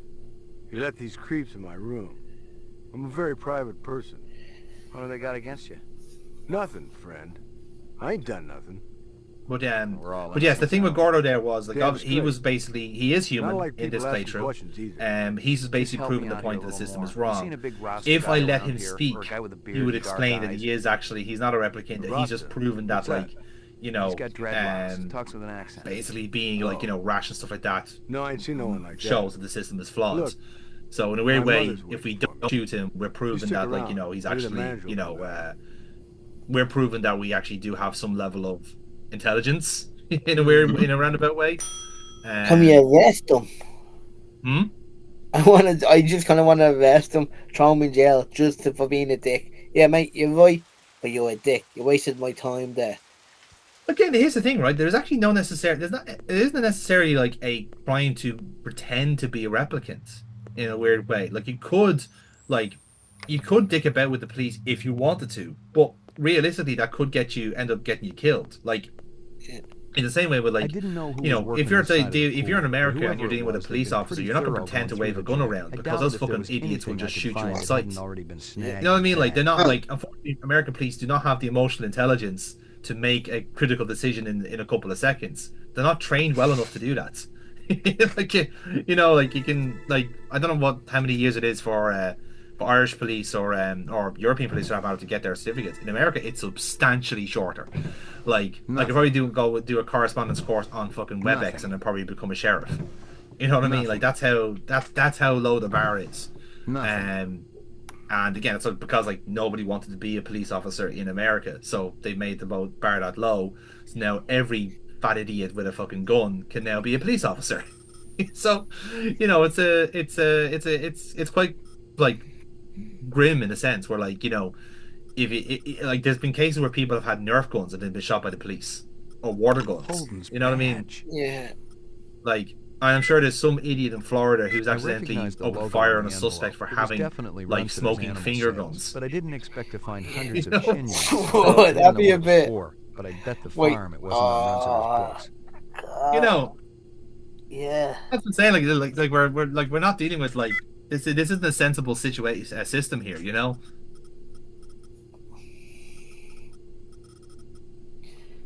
This is also interesting as well. This is a picture of I'm just drawing attention to this moon bus thing here. This was downloaded from the mainframe earlier on, and we haven't actually checked on it, but we will later on. So just keep it in mind for now. Someone had tried. The earring was shaped like an insect. I didn't know much about jewelry, but it looked like junk to me. Like sometimes it does like genuinely help to check your database here whenever you do sync up, because there will be stuff that you will have missed at some point and might just fill in the blanks for whatever kind of case you're doing. Like it's a nice idea in a way. Like it's a nice little centralized thing for like every Blade Runner checks in and like you know is investigating their area of the city. So now that we've like something that we find might actually be Gaff's case, let's say, or Decker's case or something like that. You know. The wrapper was from a vendor I knew. Again, the Blade Runners are a very select group. There's not many. There's not very little of many of them. Like I think it is like there's not even like 10 of them. I think it's less than that. So yeah, highly specialized. Highly sought after, I suppose, from the replicants because you know it's a game of cat and mouse between them. Vehicle identification number was still there. If I ran it through the mainframe back at the station, I could ID the owner.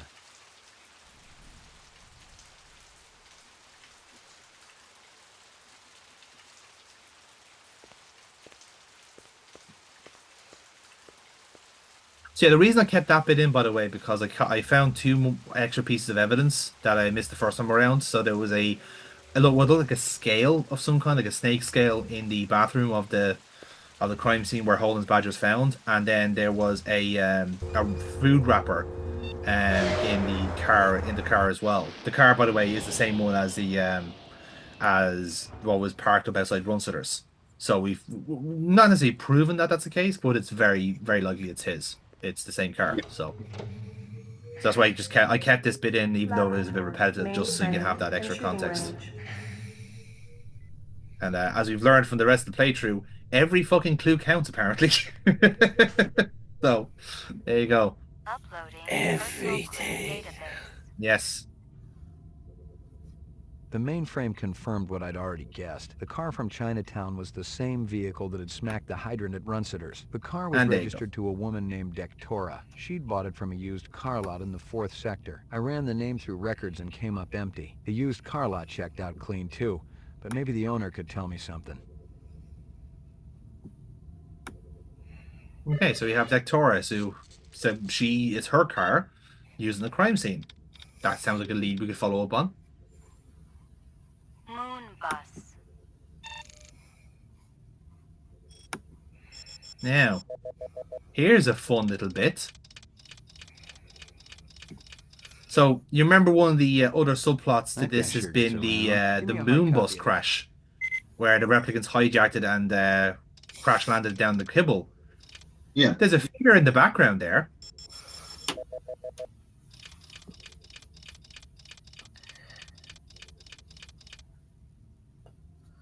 That can't be me. Give me a hard copy of that. Aha!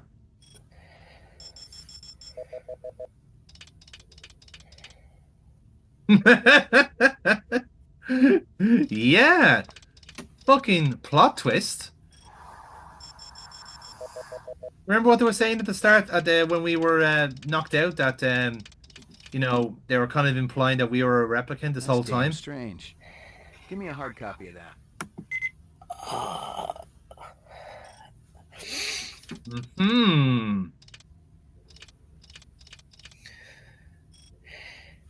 This right here is why I have my strategy for that Rick and Morty game.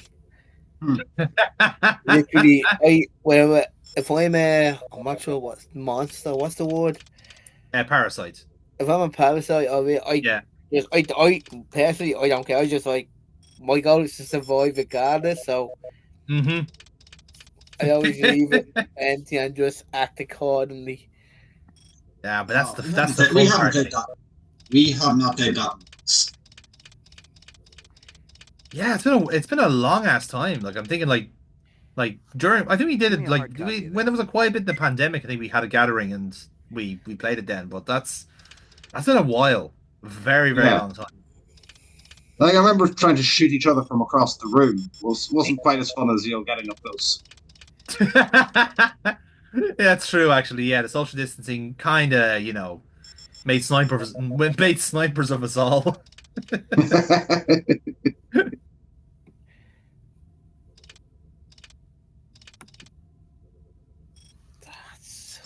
But yeah, no, the little dialogue bit was interesting there in terms of like it's like they were almost trying to implant the little seeds that we are one of them instead of a Blade Runner. And of course, that little bit of evidence here kind of suggests that as well. So.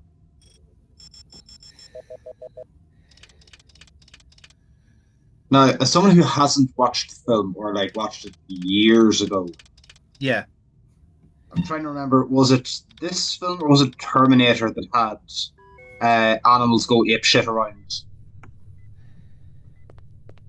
Like, will an animal recognize a replicant? Ground floor. I think it was I'm trying to remember now. Actually, I think it's both. Actually, because I think there is a scene there where there's dog going mental at Schwarzenegger for walking down.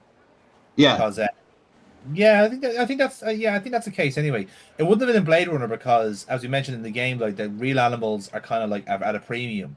So most of the actual pets you see are actually synthetic in the Blade Runner movie. So yeah, that would probably be Terminator you're thinking of then. Right.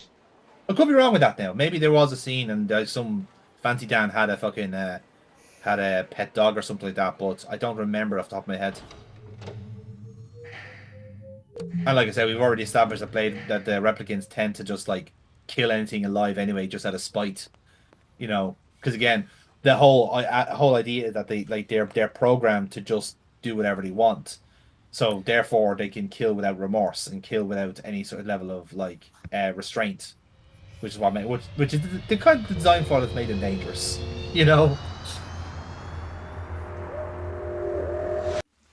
You thought they would have. You would have figured that somebody would have thought about that before they, started mass producing them, but apparently not.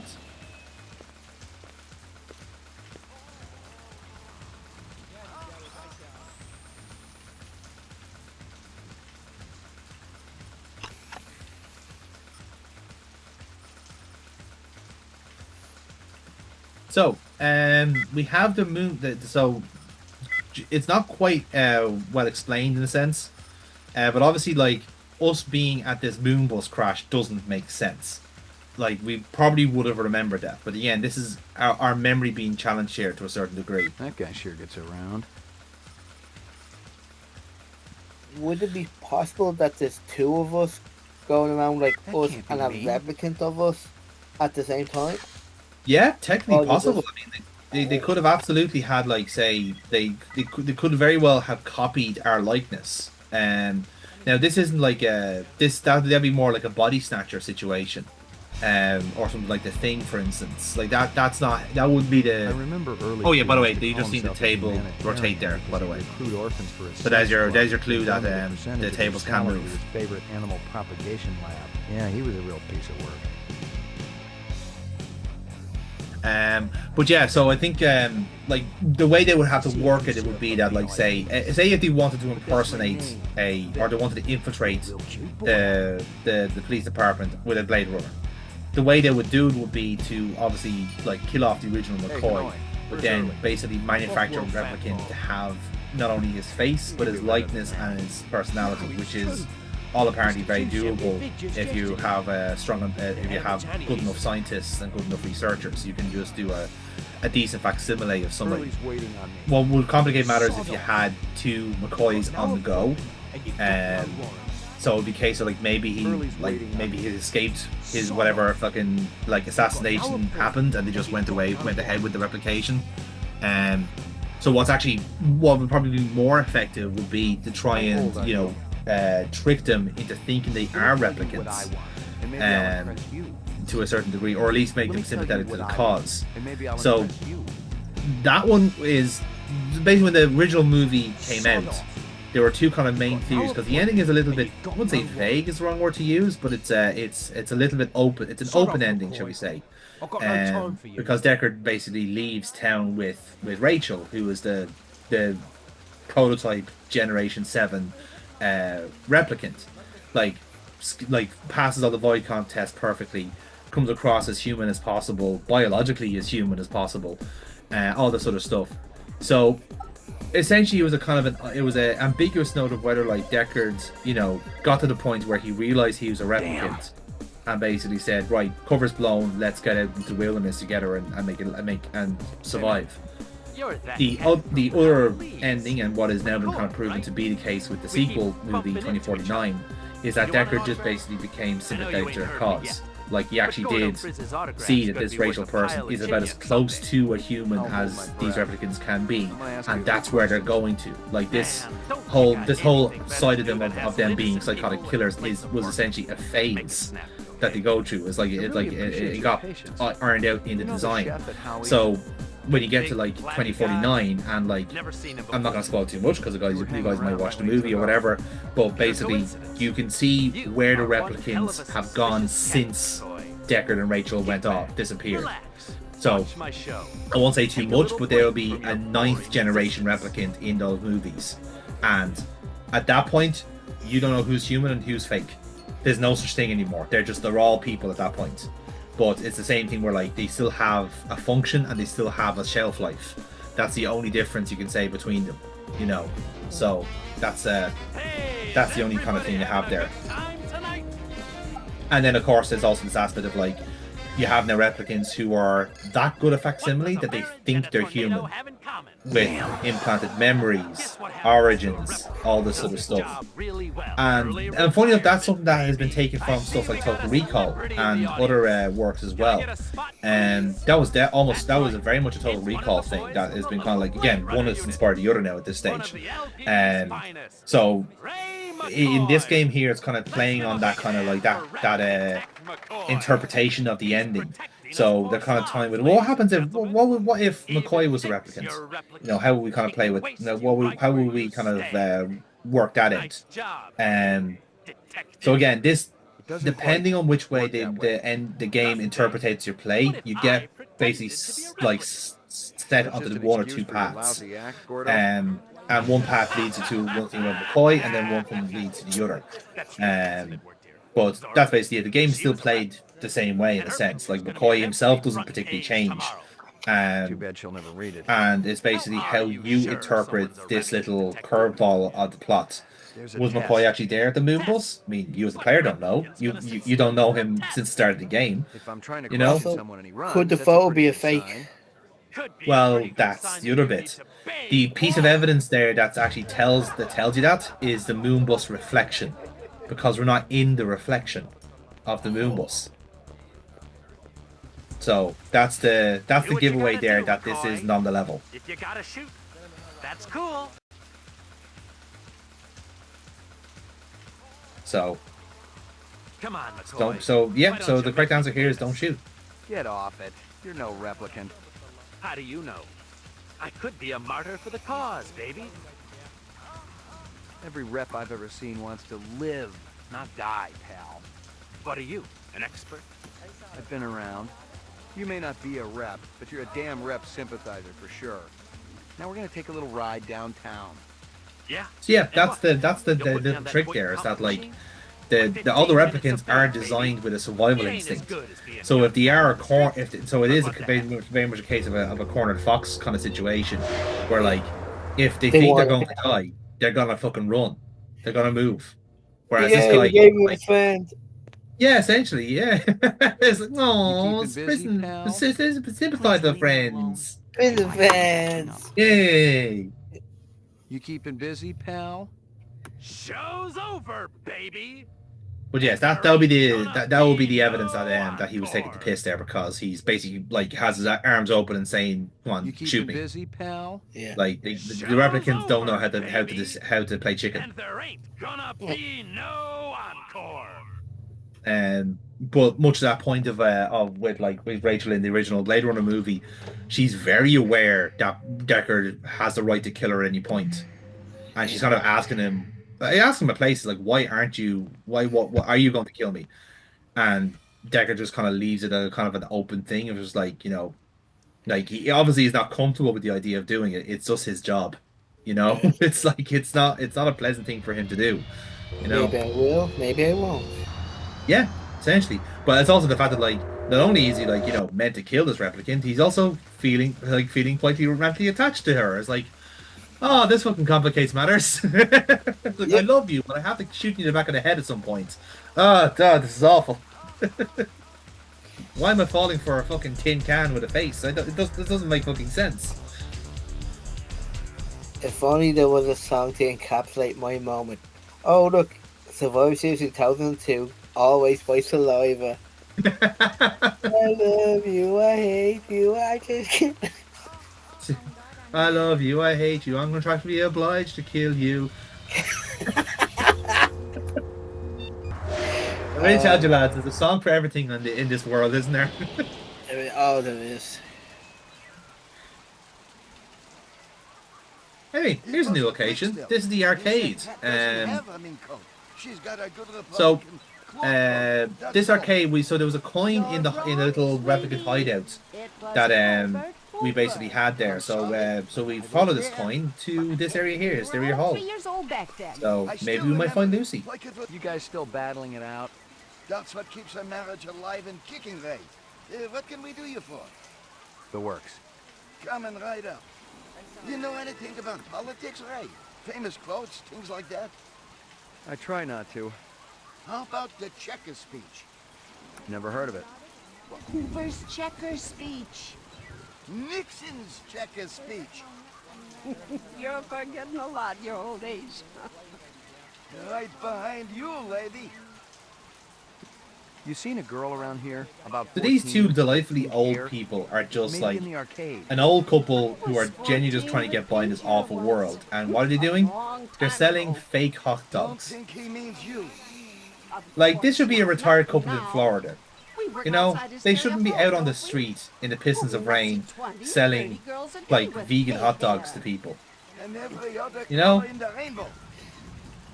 But I mean, this You is know where also I could America, score some so keys? they're going to spend that as being a good news story, feel good story. He's the police, sweetie. Yeah, but like this isn't a good news story. Like they are living out of the car boots, like genuinely like getting by with as much chin yen as possible. Like again, these should be retired. You know, like these characters are meant to be like in their 70s or 80s. You know what I mean? Like they're. I'm not working, Bunko. I just want some information. It's a miracle that they've already survived this. Yeah. She's always bragging about her special ingredient. That stew she makes, it always did taste a little gamey. And she charges an arm and leg for it, too. No, again, we also established, by the way, that like organic produce, if you like real meat and real like dairy products is contraband. Be good, you two. Like it's seen as like kind of like it's the most like lucrative thing you find. Just lads, let's just imagine a world where cheese is treated like crack cocaine. It's a killer, I kid you not. Only I mean, just think about have that. you met Burkbot? Yeah, red, orange, blue, pink, Listen, green, James, any color you want. Just you give me and the 24 fucking to boost your halloumi graffiti is art. an Just keep integral asking part my of man, Monday Madness Crazy lore. Legs Larry, toodaloo. And that's not going to change at any I point, don't you blame know? It's a classic I ride didn't in a want to deluxe say it. sport package. We're just not talking about Somebody cheese. has Without to. so much as a Like shave. literally, when this is a you peek behind the gotta pack camera a here, folks. rose At any time Burkbot and That's James always have the any problem. function at their house, Crazy by Legs, law, Larry I have to Hirsch. bring halloumi Pleased to to it meet you. because I know Rick James will McCoy. forget. You can call me crazy, you can call Like me Larry. it is almost You like can it even is, call me if Crazy anything, the Legs one Larry. thing But the don't group of call me friends if you don't outside think of a this hot set of channel. wheels ain't That's the one necessary. tradition that we actually have. Okay. The beast is exceptional. Mechanical is Pacific Rim flawless as usual. But they also save some of the classic styling of the old GM days. Looks like a piece of work. Forget those fibroplast Filipino heaps everyone's driving around. This is real. Just feast your eyes on this. You see it? You see it? That's actual chrome, the real stuff. They saved a couple hundred sheets of Again, Tijuana it sounds chrome hilarious before that the he war. is just talking about like a It's generic completely legal Buick and everything. sedan. Beautiful, isn't it? But again, I don't think this I've is ever like, seen it before. I suppose, our And you equivalent of like probably won't talking ever about a see it fucking again Chevy unless you Bel Air steal or this puppy. something like, I don't know, what's And honestly, a Ford Cortina no. or something like Frankly, really I gotta unique tell like you, it's this. got You know, your name written because like all these over are Oh, not. Ray because McCoy. we're old now, McCoy. and this ain't micro. Give it, take a couple The minutes. old the I'll old have to one. think about it. Yeah, a Don't little think bit. too Like long it's or too kind of hard like about it, Roy. like It's I was liable having to this be earlier on, dinosaur like by you know, the time you come back. like my childhood, Gotcha. like a boring car would have been a You Toyota saw a black Yaris. sedan a few No days kind of ago? ways, like fucking Black Yaris, like only sedan? old women drive Hey, I that. got Yeah, standards. nowadays If Toyota it ain't Yaris is sporty, a I got no rally room car for it. and a I've seen the championship winning registration. rally car I know at a that. woman And it's bought like, it from no, the name doesn't compute. That is sedan. fundamentally Hey, but the wrong. sexy blonde wants to pay Change top it dollar back. for the ugliest car in the place. Yeah, you We've definitely ruined- are. Who am I to say no? Did you know who she we've was? damaged the timeline too No, but much. I'd like We to need know come her on, in the biblical Morty. We sense, gotta if go you catch what I'm back. saying. Look, Ray, it ain't a crime for me to make a living. Yeah. I hope you got paperwork for all I'm these actually by vehicles. galactic Are law. we I kids am or not what, allowed Ray? You're even talking to discuss Crazy time Legs Larry travel. Hirsch here. I take So- that That's as a good. yes. You But can take it any by way you law, want. because there Just was don't an take it for a incident that test I'm drive not in the allowed to talk fourth about. I'll sector. get into. So I hope you got It was paperwork probably for all look these if that. vehicles. Are we kids What's- or what, Ray? You're talking to Crazy Legs Larry Hirsch See, here. the problem is, see, I with take Casey that being a as a time yes. traveler You in can take canon, it any way apparently, you want. Just don't take it for a I'm now test trying to drive figure in the out fourth what sector. event that he has changed that precipitated events like this. Like this is a butterfly effect here. So like, he's changed one thing. Oh, did Raphael initially have the nunchucks? Is that what that is? And you changed it back because you didn't like it? Is that the butterfly effect? pause What's the on butterfly that, effect of that Ray. then? it means that would mean Mikey gets the size, and you know what Mikey's like? When you trust him with anything fucking sharp. Obviously not. That sucks. Oh, so he accidentally kills the Teenage Mutant Ninja Turtles, which means there's only one of him left. Therefore, there's no turtles. Yes, but see, that's not meant to happen until the last Ronin. Ah, indeed. Yeah. Which So I've then you gotten, prolong their but- lives. which I've gotten, but I haven't. I don't want to read. You don't want to confront the possibility. Like, oh, no. Yeah. Hey, Ray, how you doing? But yeah, even fine, that's crazy. up on the You've been rooftop thinking there, about it was the kind of a cat, cool haven't thing you? where like there's some I old don't cars blame that you. had She been keeps me up adapted at to night, be too. hover cars, And I ain't ever and even lip just have wrestled in the different back axles and seat. stuff like that Which to is kind definitely of see what's in the whatever cards like for you a know stud of your caliber. engines or fuels there were Throwing a there. So baby there is would like be a a Dodge good deal. Viper there that's been I swear I'll have one over in a tricked out jiffy. to be like No, just kidding. what did he call it in the game in the a spinner? That's what they're called. They're called spinners instead of police cars. It was Yeah, like apparently they're actually bringing flying cars to Ireland. They kind of like how have, I see it was on the news like 2 days ago. Like it's about 3 years away, but they're showing them. They showed the display one. I'm just like, yeah. oh god, the amount of crashes. See, that's the thing, right? Like, we're like, not to say that the technology is not going to be good enough, but like, Elon Musk can barely have like a driverless car that doesn't careen off a fucking like canyon. Like, what hope do we have of having like flying cars that isn't going to shit can into a mountain by accident? And again, I've seen people driving on motorways; they can barely do that. You expect them to drive in fucking three dimensions? Yeah, but you can barely drive on two. Like, Exactly. Where's the attitude? And this is You want to coming add from fucking me of all people. Like I try to be the crazy one. So yeah. I've been looking for you. if I'm looking at, Please, if I'm a leave me voice of alone. reason, Father you told know, me to watch out for you. Exactly. Like, it's not going to happen. Have you always lived on Terra? well, Yes. it is Father gonna told me happen, he but it's thought gonna Terra be would what the fuck were we so thinking? special and Yeah, beautiful. exactly. Birds and flowers. Anyway, and we found trees Lucy. and She's blue playing water. what seems to be It's not like Slender that at on the all. big screen. I don't remember it ever being like that. Why'd they kill Runsitter's animals? I didn't want them to. But Father, he was so angry. And Sadiq said Mr. Runsitter deserved it for treating me that way. It's so funny. I'm worth less than those animals.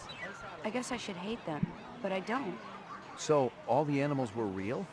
Mr. Runsitter also used to buy some of the others. Artificial. He used to tell me that he was protected, that they came from somebody close to the source. Who else was there that night? Father and Uncle Zubin. Can you take me to your father? Uncle Zubin is a I don't sushi chef, by think the way. like that. So he's already been I don't retired. know where he is, anyway. Come with me. I've got a test I want you to take. No. And she's gone. So yeah, as if it's not really a surprise, but Lucy's a replicant, and she's immediately run out of the arcade. So we shall see what happens with her. No. Now again, there was, as you saw, there was no real time between her running and stuff like that. So I can only imagine I was meant to shoot her there and then, but I physically couldn't. You know, kind of way it was like, well, you probably could get 1 or 2 shots out, but you'd be doing very well. But yeah, much to the point about Gordo talking about the replicants like survival instinct kicking in. That was an example of it there. She pieced out. So yeah. Now, like I said, it's like there's any kind of number of replicants available in the game. So there is a permutation where Lucy is actually human. I haven't seen what that permutation is like. I presume the dialogue is the same in a sense where she just is treating the 2 guys as family. Like, is she like an orphan maybe or something? I don't know. Like in character, she's meant to be 14. So I'm thinking like, okay, was she just heavily manipulated? Because again, that's a possibility in this world, that like you could have taken a child at a certain age, highly impressionable, all this sort of stuff, and then basically brainwashed them to thinking that they are either a replicant or that their parents aren't replicants. You know, it's kind of fucked up, to be honest. And this is also a weird bit here. There's a whole ass maze in this game as well, and I can't seem to find a reason why it's here. And this is me also trying to figure out, okay, how the fuck do I get out of it? Because there doesn't seem to be a discernible. I'm not entering it, but I can't get out of it. So I thought to myself, okay, do I have to now get actually go through the maze now to leave? And let me tell you, harder than it looks because of all the places obscured in shadow. And the lights going as well. Yeah, the strobe lighting does not fucking help matters there. I've been looking for you. Please, leave me alone.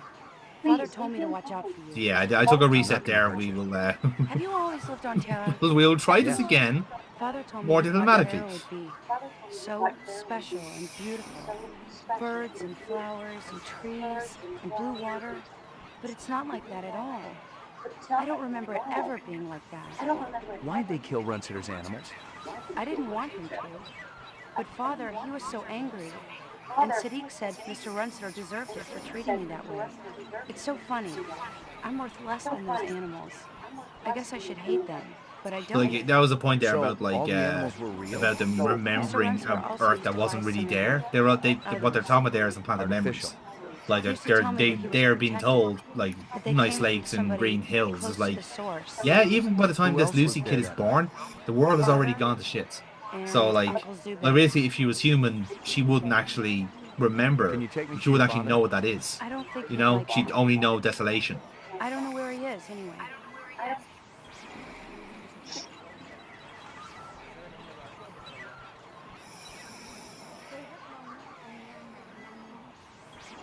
So at this point, I was kind of mulling over, like, you know, what would be the best thing Come to with do in me. terms of, I've like, got a you test I know, want if you I to if we're able to keep Lucy or not. But I think the moment you say the mention the test, she's gonna book it. So yeah, unfortunately that's the way it is. So yeah, I guess if you wanted to retire her, you'd have to do it there and then. But again, it's a if she's a replicant at that age, in a sense, like I know it doesn't really make a difference. Like the replicants are replicants, no matter what, like which way they're designed. But yeah, letting her go is a kind of I think it's an easy one. Like she doesn't seem that harmful in a sense. Yeah, the moral thing, and like, fucking hell, worst case, she's gonna live to 18. 18. Yeah. Jesus. Now again, she could like again. This is the thing. She could be much like Rachel. Like Rachel would have a longer lifespan than all the other replicants would. Still not by a massive amount, but she still would have a shelf. She would have a longer shelf life. So it's a case of like, okay, maybe is Lucy now like, would Lucy pass a void comp test? Would be the question. Like, would she be a Generation 6? We don't know. And we unfortunately may never know because we might not find her again in this game. But yeah, certainly for like next playthroughs, it'd be interesting to see like what it'd be like with her as a real person.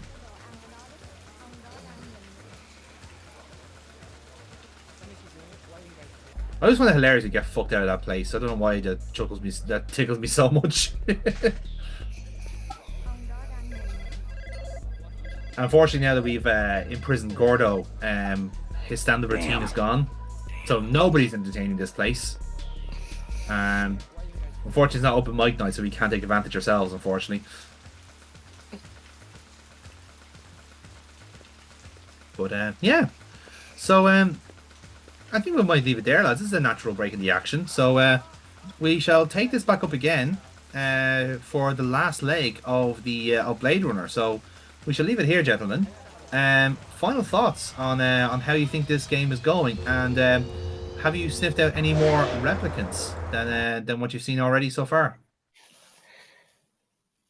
I don't know. I think you should still go back to that comedian. I really don't like the cut of his shit. Right, I know like his stand-up routine is bad, but it's not an executionable offense. It kind of should be. This is like putting a noose around his neck going, now Mr. Frizz, tell us a joke. make us laugh and I won't pull the trigger. Pretty fucking much, yeah. It's like a lot of fucking pressure, you know?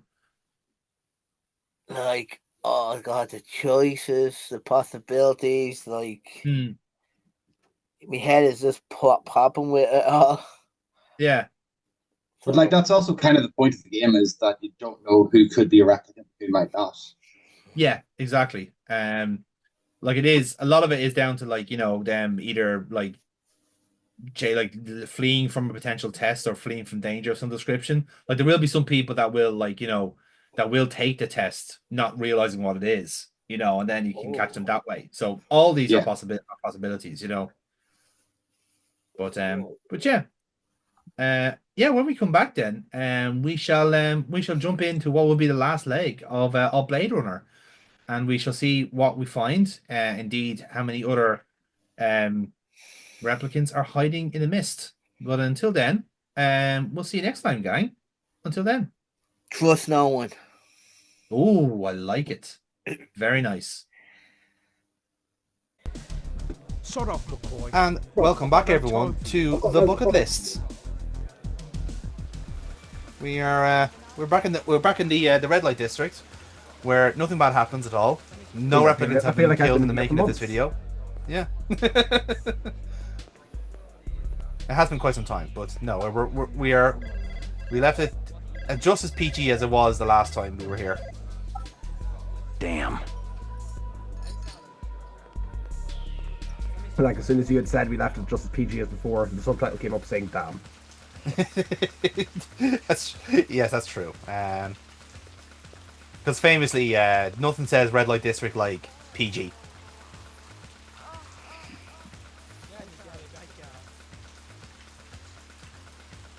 Okay, I will say you may need to catch me up a little bit with this. Yeah, sure. So we the last time we were in this alley, that kind of like really shit comedian started taunting us. Yeah, and then someone shot Bruce Wayne's parents. Yes, we shot him the first time, and then we got a game over from that because it turned out he wasn't the replicant. So now we've arrested him for being a sympathizer. So now we can take the plot from there. There's the club that on the opposite side of the street there is still worth investigating because it's a VIP area there that we haven't got to yet, but we will get there momentarily.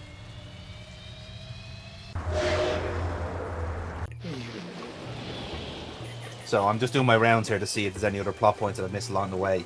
Like I've said in the last few times, like it's very easy to lose segments of the plot here if you just kind of miss your cue as an investigator. So it's quite brutal in that sense. I think I'm going back to Animoid Row here because we noticed some CCTV footage of our police chief floating around here with a few suspects. So we're starting to think that our superior is being suspicious. Buzzards. What they know? I could take cheese a and sample of that stew. stew you're cooking back to the lab and have it tested. Why you pick on Mama Isabella? I never do you no harm. Where'd you get it? My sister. She got connections. Where can I find her? She back in Jamaica, man. Far away from here. She send me cheese once, maybe twice a month. If I remember right, there's only 3 cities now, right? Funny thing you asking about. Kind of like everyone's kind of like kind of compressed into like population centers. Okay, so Jamaica ended up being one of the huge population centers. Weird. Well, no, it's more the case where like whatever. Think of it like, say if you have a country like let's take Ireland for example. Ireland in this universe would only have Dublin, Cork, and Galway, and then everything else is kind of a desolate wasteland. So imagine like all the population now. Even like when I'm talking about Dublin, I'm talking about like Dublin city centre, like Dublin 1 and Dublin 2. Put 4 million people in Dublin 1 and 2, and that's how compressed this area here is in Los Angeles. Likewise with Cork, put everyone in Cork, put everyone in Munster essentially in Cork City, and that's how compressed that is. I still think you ought to get and then everything else is desolate. So you have like So any other parts of the world that essentially West get Cork like being caught up in nuclear annihilation wouldn't say okay, but there just wouldn't be anything there. There's no economy, there's no trading, there's no commodities there. So like again, you've described West Cork. I really have just described the Midlands there. I told you I fully accept that. But again, imagine that with just more floating cars, and essentially you've got that, But even like even the point there was being made about the woman running the Jamaican kitchen there, like she's making a killing because she's using real food, real cheese, which is apparently contraband. And it's only contraband because like it's a finite resource. It's like don't use this for cooking purposes. Like it is like there's nothing to consume it with, The last time we were playing was were the jokes going around of everything being way too expensive in America that like a pack of eggs was considered bougie. Yeah, exactly. Yeah. So I I mean, think it's nice to know that things have calmed down since then. That now that joke is woefully out of place, and now they're just fighting in the streets for any fucking reason, let alone just eggs. Instead, California gave right here. Yeah, tell me about it. But again, it is quite absurd that whenever you do watch like a dystopian cyberpunk movie, yes, and they're always I'm looking made for in like JF the Sebastian. That's 80s me. or 90s. Oh, McCoy, we found them. LPD. Nice. You had a break-in? Jesus. I How don't think did I you called find him? anyone. It's like dark. I I'm was just a already swinging here. light. I was chasing one of the perpetrators. Well, everything's all right now. He's in the I'm pretty doorway sure here, I so you can can't handle actually see him. You may think you can, but believe me, you can't. yeah, you watch like Verified check dystopian back. American If you what the insist. world what the terrible future could be if we don't watch ourselves, and some I people don't think look at they that as took being anything. I don't really have a anything fucking here of any guidebook. value. You work Yeah, for Tyrell but Corporation? it's even like Yes, I'm one of the taking principal kind of the design more the kind of engineers for Dr. Orwellian note in Terrell. a sense, where like He's a very everything nice you man. do is tracked, everything you do is monitored, You know, and if he you even fronted go me the against money the to buy state, this you're building. It's a quietly landmark, pushed you know. away. You know, it's like You that's really should see the sounds front quite edifice. familiar They and stuff put like some this. Where even amazing with Blade Runner detail here, into it.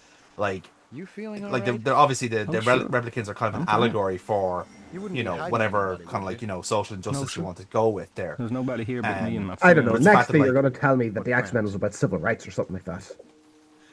I mean, the clues in the name, James. Evening, General. Again, I know that people will get lonely in the I future, make but I friends. wouldn't want a small Napoleon He to almost looks like real. welcome me He's every plenty real enough every for few me. hours. I think that would And actually real get to me good quicker. company, too. Look, I gotta check the premises again. Maybe they left something behind. Well, if you want to take a look, go on ahead. I can't stop you. But please be careful in my lab. You got it. So yeah, this You know guy the James design Sebastian is in the subcons original down on the movie as row, well. Mirage and He Chew? features more at the end of the heard of movie them, where but I've never seen Deckard them. is chasing I don't go in for the chasing Roy up parties to and his stuff. eventual I never demise. go down to the road. But he's You ever work with a he is Dr. one of the Eisenhower? various kind of We're like in different fields. kind of I'm scientists in nerds basic that the Tyrell biogenetic Corporation design, and used he works on the practical to make their application of replicants. So he off-world is their physics. kind of He seems to be a he's just very out nice there. man. Who happens to be dead. Dead? He was murdered, probably by a replicant. But replicants aren't allowed on Terra. But they're here, nonetheless. And who do you think they'll start looking for next? How well So do yeah, you so know again, Dr. Sebastian Tyrell? is another one of those kind Oh, I'm of not proverbial sure targets anyone for really replicants. goes They're here. replicants are But I can tell very you much this, like he's a decided great en masse man to destroy and a their brilliant creators. genetic designer. So they start picking them off one by one. Some Dr. in this Terrell game and then I some play in the chess movie. every week. I've only beaten him once. You're in the middle of a game right now? Uh-huh. You play? I don't have the patience for chess. You play with Dr. Terrell, you learn something new every time. Like he's a cheating bastard, for instance. Every single move must be taken very seriously. Otherwise, you've lost before you've even begun. What do you think the deal was with Runsiter and the twins? Deal? I don't think I understand. Runsiter was paying the twins for something. I saw the cash hidden inside a statue. How would I know? Come on, Sebastian. I heard you on the machine. You guys are buddies, right? There were rumors that the twins were selling some of the animal prototypes to him. You think that? Yeah, had this is something to do this is with also their still being plot to fired? the Runsiter Dr. Terrell incident as doesn't well. like We anyone found out going that around some of the behind his animals back. that he was supposedly So, keeping Tyrell would were actually really be fakes all pissed if he along, knew but just Lutheran really good lands were fakes. helping renegade replicants. You're a Blade Runner, aren't you? Bingo. But you said you were here about the burglary. The guys who broke in might be replicants. What in the world would a replicant want from me? You work Oh, on I the give you Nexus one 6 fucking site, guess. didn't you? Just a little bit. Would You're you gonna say fucking that die, the man. Sixers are smarter than the old 4s and 5s? They're supposed to be. Stronger and more agile, too. So maybe they want to learn more about themselves. No, it seems Maybe suspicious. they want to pick your brain Mhm. about their brains. I think you should leave now, Mr. McCoy. Got the straight scoop for me, or what? I think you should leave now, Mr. McCoy. Little bit rude. He's pleading the fifth. He ain't saying anything until he is accompanied by his miniature animatronic lawyer. Oh god, no. That's unsettling. All of it is unsettling, isn't it? Like, it's all that it's like. Again, I don't know like why how anyone could live and I didn't much care. in a room Chess where was a all little these just slow for animatronic me. puppets are floating around. Like it's someone who has like it's like if someone had a fetish for like Five Nights at Freddy's. Yeah.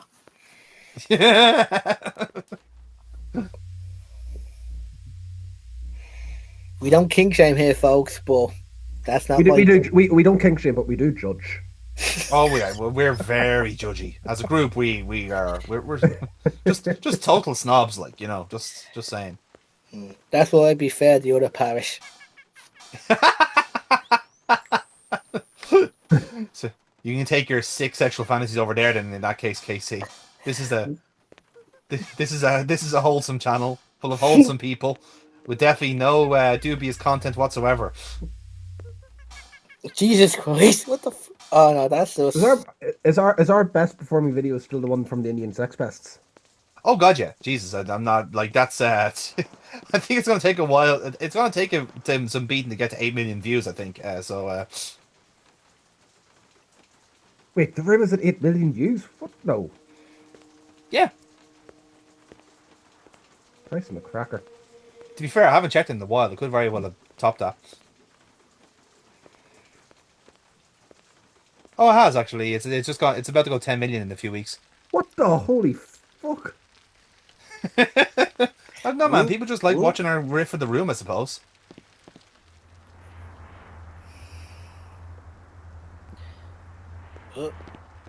Was that corpse there? Or? No, it's just something in the silhouette there. But yeah, like again, these kind of things where like this could possibly have had a replicant once upon a time if one of the ones were ticked to be true. But again, like it could be because like we've like one of the cases is not active for us, so therefore there's nothing here for us to look at. But in fairness, Sebastian was actually quite helpful there and giving us a few kind of plot threads, mainly to do with the twins, which were other kind of biodesigners that the replicants are looking for. It wasn't a rep and it wasn't human, and it still gave me the willies.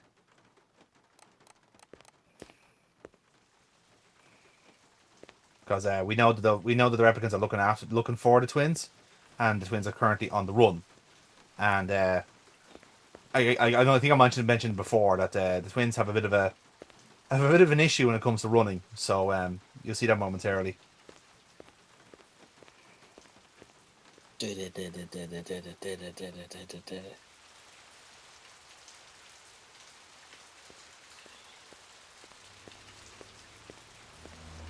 Like I will say, it's got the Irish weather down fairly well, doesn't it? Like it's almost perpetually raining.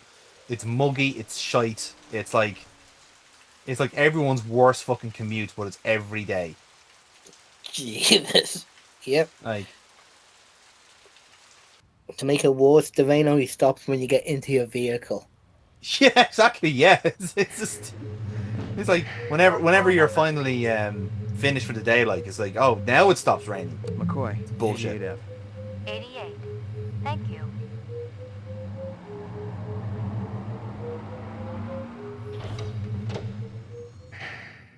There's a doggy. The doggy's still here. Who's the best dog in the whole world? Tina Here you go, baby. Dinner time. Plot twist: the dog's a replicant. Just starts like transforming like a fucking Autobot. So, who's a good boy now? I can call on it. Did you evolve from good boy to the best boy? Exactly, yeah. They've gone for a little sleep. Another retirement in the 4th sector today as a Blade Runner shot an alleged replicant in the middle of a crowded street. Lieutenant Edison Gusa, supervisor of the LPD's Rep DTEC unit, had this to say. It was a good, clean takedown. The public should thank us for retiring these skin jobs before they get into any real trouble. You want to get that thing out of my face? Yeah, we've heard about this one before. This is referring to Deckard's takedown of the stripper in the movie. With my friend. I told my wrath. My wrath did end. I was angry with my foe. I told my wrath. My wrath. So remind me, is this slightly before the movie or slightly after the movie?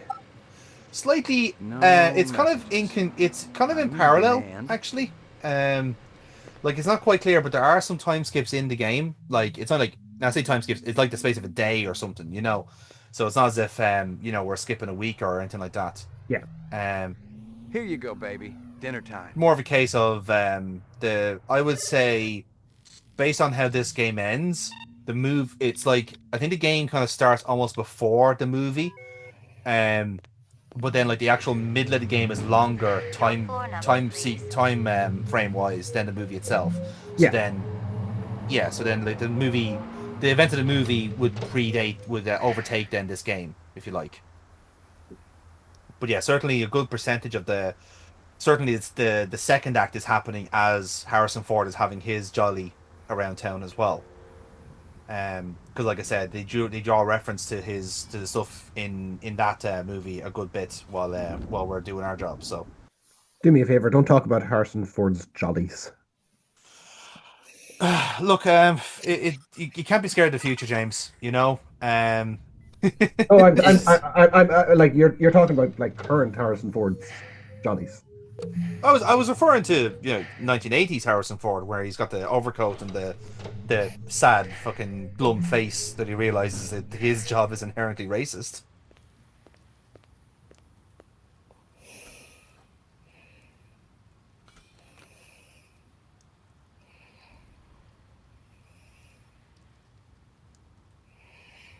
Whoop, whoop. Sang the police.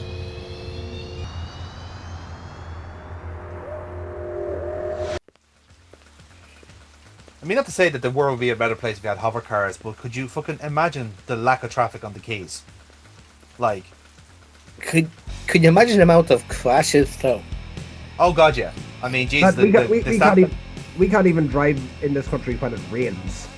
Oh my god, I've never seen such a panicked level of driving when there's like a light drizzle. Early's waiting on me. Sod off. You've got no appointment and you've got no warrant.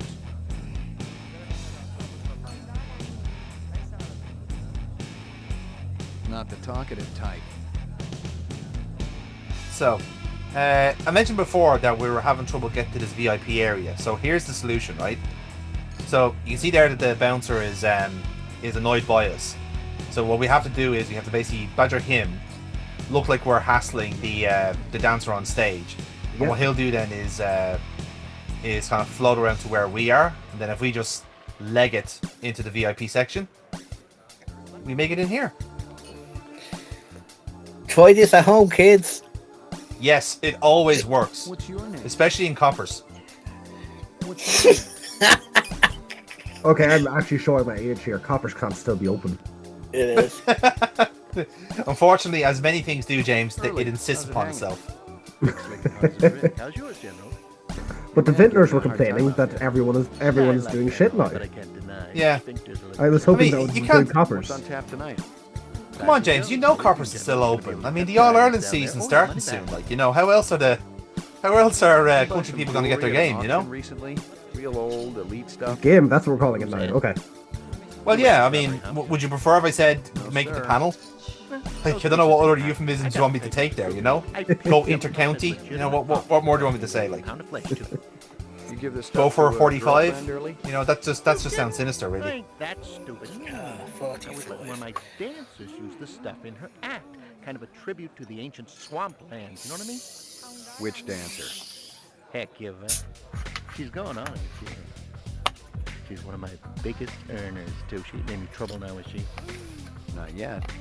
So this is Early, the owner of this bar. So we're asking him about the dragonfly kind of Hey, Early. the dragonfly we found in one of the crime scenes. So he says the dragonfly belongs to one of his dancers, which is conveniently going to be up now shortly. So What's your pleasure, sir? The highest octane. One Venus eye trap coming up. The highest octane. Number 8.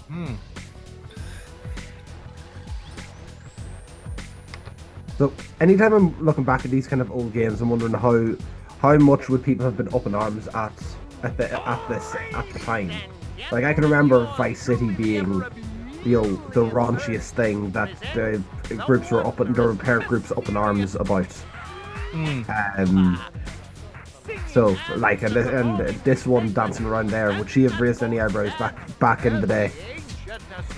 It's hard to say actually, because this again, like, there was a point where like video games didn't have an age rating because it was just such a new field and was so kind of almost age specific that like adults and like, you know, kind of like governors and all this sort of stuff, they wouldn't have known what to do with them because they just like, it just wasn't in their field of view, you know. Yeah. Only because you had these kind of games like Mortal Kombat and Night Trap and stuff like that that made some level of mainstream attention, you know. Like Mortal Kombat was clearly like ridiculously like over the top violence. Off of this so far, I will say that the Great Fairy from Zelda showed more than she did. Oh god, yeah. Again, like I'm not like, that shouldn't be a surprise to anyone because like this is such an awful like, you know, world to live in that like one of the most regular jobs for women is being an erotic dancer. You know, like I wouldn't blame them for not having their back in it either. You know, like they are literally earning the most basic of living, and they could very well just be like, you know, the fucking mistress or you know, in the thrall of like some other like, you know, rich pimp. You know what I mean? Like it's not a nice, like, again, everything about this whole world is meant to be unpleasant, and it shouldn't come as a surprise that women suffer from it. You know, but on that point about the whole like the, you know, would this have raised eyebrows? I'd say no, because ultimately this game would have been made for fans of Blade Runner. It wouldn't have really kind of like, you know, it would have kind of stayed in its niche of like, you know, being a kind of like an adult oriented game. Whereas I think with Mortal Kombat, because it was an arcade machine, it was kind of seen to be having, you know, kids could play this arcade machine and get like, you know, tainted by its violence. Likewise, Night Trap would have been a console game, so therefore it was theoretically possible. From the box art, you wouldn't think it was anything kind of like, you know, too controversial, but you could play it as a child and then get, you know, weird ideas about strangling women, which is genuinely what the fucking thought process was at the time. That's strange. Part of me wonder if this game got put out today. You were on like fire. a game of this caliber got put out today alongside a film. So I don't know what Ray McCoy. Is there something I can do for what has come out recently. Like, I would have to imagine, like, I'd have to wonder if a game could get put out alongside a film, and then the game have to issue out an apology for the caliber of the game. Again, like, games have pushed the envelope more since. Like, again, like if the likes of like Manhunt and kind of GTA games can get away with a certain level, this is like Manhunt actually got such controversy at the time. Did any other pieces and the second Manhunt in particular just like went beyond the fucking pale, you know. So like the envelope has been pushed well enough that like, this would actually be quite banal. You know, like in a way, for an adult game, you're almost like expecting some level of partial nudity or like something erotic. Like this, you wouldn't even call this erotic in a sense. This is just like a very depressed woman doing a job she doesn't want to do. You know, she lost her car there. You didn't ask. Animal murder's pretty horrible. Yes. So, any murders. Her responses are quite stunted. Some are worse than others. But death's the same for all. No argument. Same for all. There's a little. She's a replicant killer. Do you think I'm a replicant? Oh, Casey's gonna go for it. She thinks it's a replicant. I don't think she's a replicant. I think she's just suffered trauma. Okay. Let's see. This is insane. I have a family, a daughter, for heaven's sake. Look, I'm willing to testify against Early Q. A replicant wouldn't do that, would it? A replicant doesn't necessarily care about what happens to another replicant. Then you must be a replicant. I'm sure I'm not. How do you know you're not a replicant? Did you ever take that test yourself? Sure I did. Long time ago. Well, that just sounds like go around with false memories? Those cliche, like, ask a robot what love is. Yeah, essentially, yeah. Don't even know about it. Interesting idea. But I'm still going to give you the test. Okay. Here's another void contest. Right. I'm going out and I'm saying not a replicant. So please pay attention. Okay, and Casey's saying yes. I don't see why you need to know that. So yeah, you want to check the I'm going on record saying I believe women. Look, you're not sticking me with that one. That's an interesting gambit there, James. Let's see if it pays off. I'd call animal services and keep away from it until I arrive. So again, check the gauges there on the left-hand side. So if there's a disparity there between what should be a human and a replicant response, that's when you know you caught one. I'd leave. You wouldn't report him? So far, we're on par. No, not if he was my friend. Again, we're trying to find questions that would trip her up. Why? Do you mean what makes me afraid? Answer the question. So when you were playing this, like, was there options of what to ask? No, the questions. There's 3 buttons on the right-hand side. There are basically low, medium, and high emotional okay. When all of a sudden you look down and see a tortoise. I'm sorry, it has been a hot minute since we played this, so I just wanted to remind you. Yeah. So yeah, whatever kind of permutation you think would work, essentially. Back, its belly baking in the hot sun, beating its legs, trying to turn itself over. Is this going anywhere? But it can't. Not without your help. But you're not helping. Why is that? You mean you don't know? You create these situations and expect a response. That's a different one. You're at a restaurant with friends. So the high emotional ones seem to be making a difference. The tub of boiling water while you watch. I'd leave, and I'd report the restaurant to the authorities. Your child comes home with a black eye. I'd ask him who did it. And I'd call the boy's mother.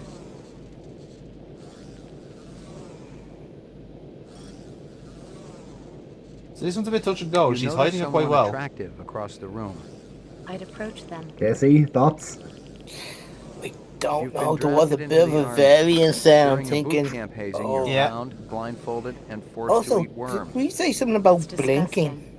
The army doesn't do that kind of thing anymore. Blinking is one bit of it, but it's also the pupil dilation as well. Yeah. You'll notice there now, her pupils didn't dilate with that response.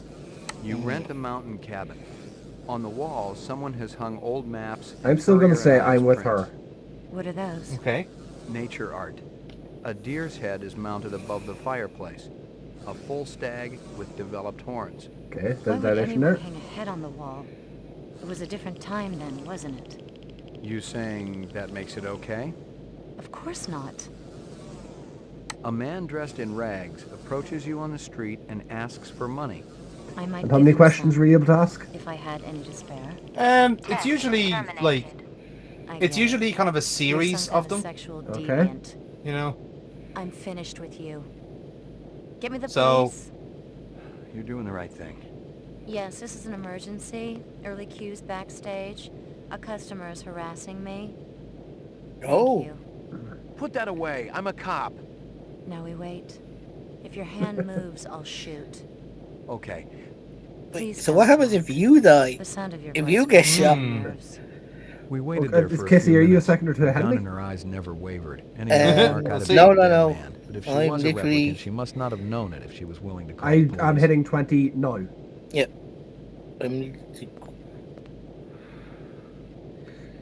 Sorry, I thought you reacted to the gun a second before I saw it.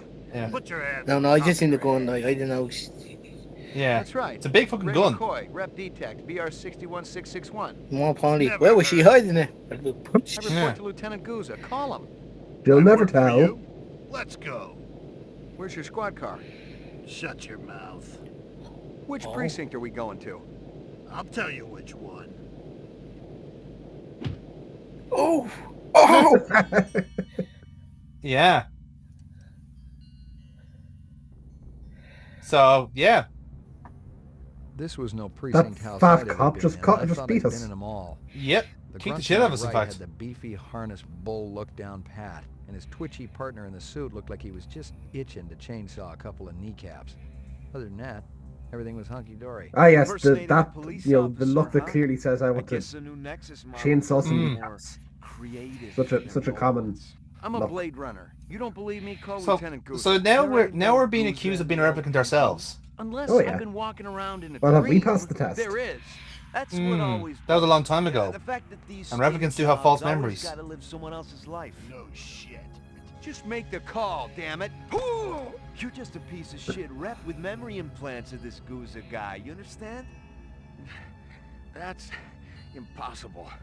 Rep ain't sounding so creative now, huh? You want to avoid comp me? Be my guest. Oh, very good. Very good. Very convincing. Where you been hiding? The Kipple? Gregorian bring you in? Who else is working that side of the pool these days? I don't know what you're talking about. What about that bastard selling all that stuff downtown? Hey, shut your trap. I'll tell you something, McCoy. I don't even care how you go out. But I know you. Please tell me you shout out, I'm the real McCoy. And on that... That's a wasted opportunity if he doesn't. About everyone you met through cars, and I'll guarantee you will go real easy. Your breath smells like you wiped your ass with your teeth. You're gonna wish you was neck deep in an off-road reactor vessel by the time I get through with you. Fire up the chair, Holly. You know what I'm gonna come back as in my next life? A priest. There's something holy about how good I am at this. Mm-hmm. Freeze! Oh, hey, our friend. Hey.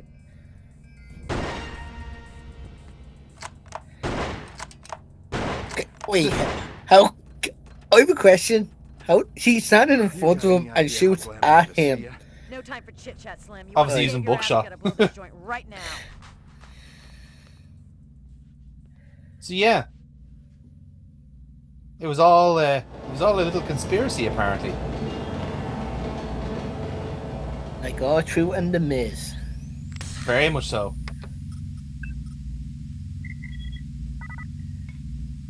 So yeah, we get to a little fun. We get to quite a fun bit of the game now, where we're basically on the run. So what's happening here is that basically the replicants are gonna try and convince us that we're one of them. That all of this has been like, you know, false memories and all that sort of shit, you know.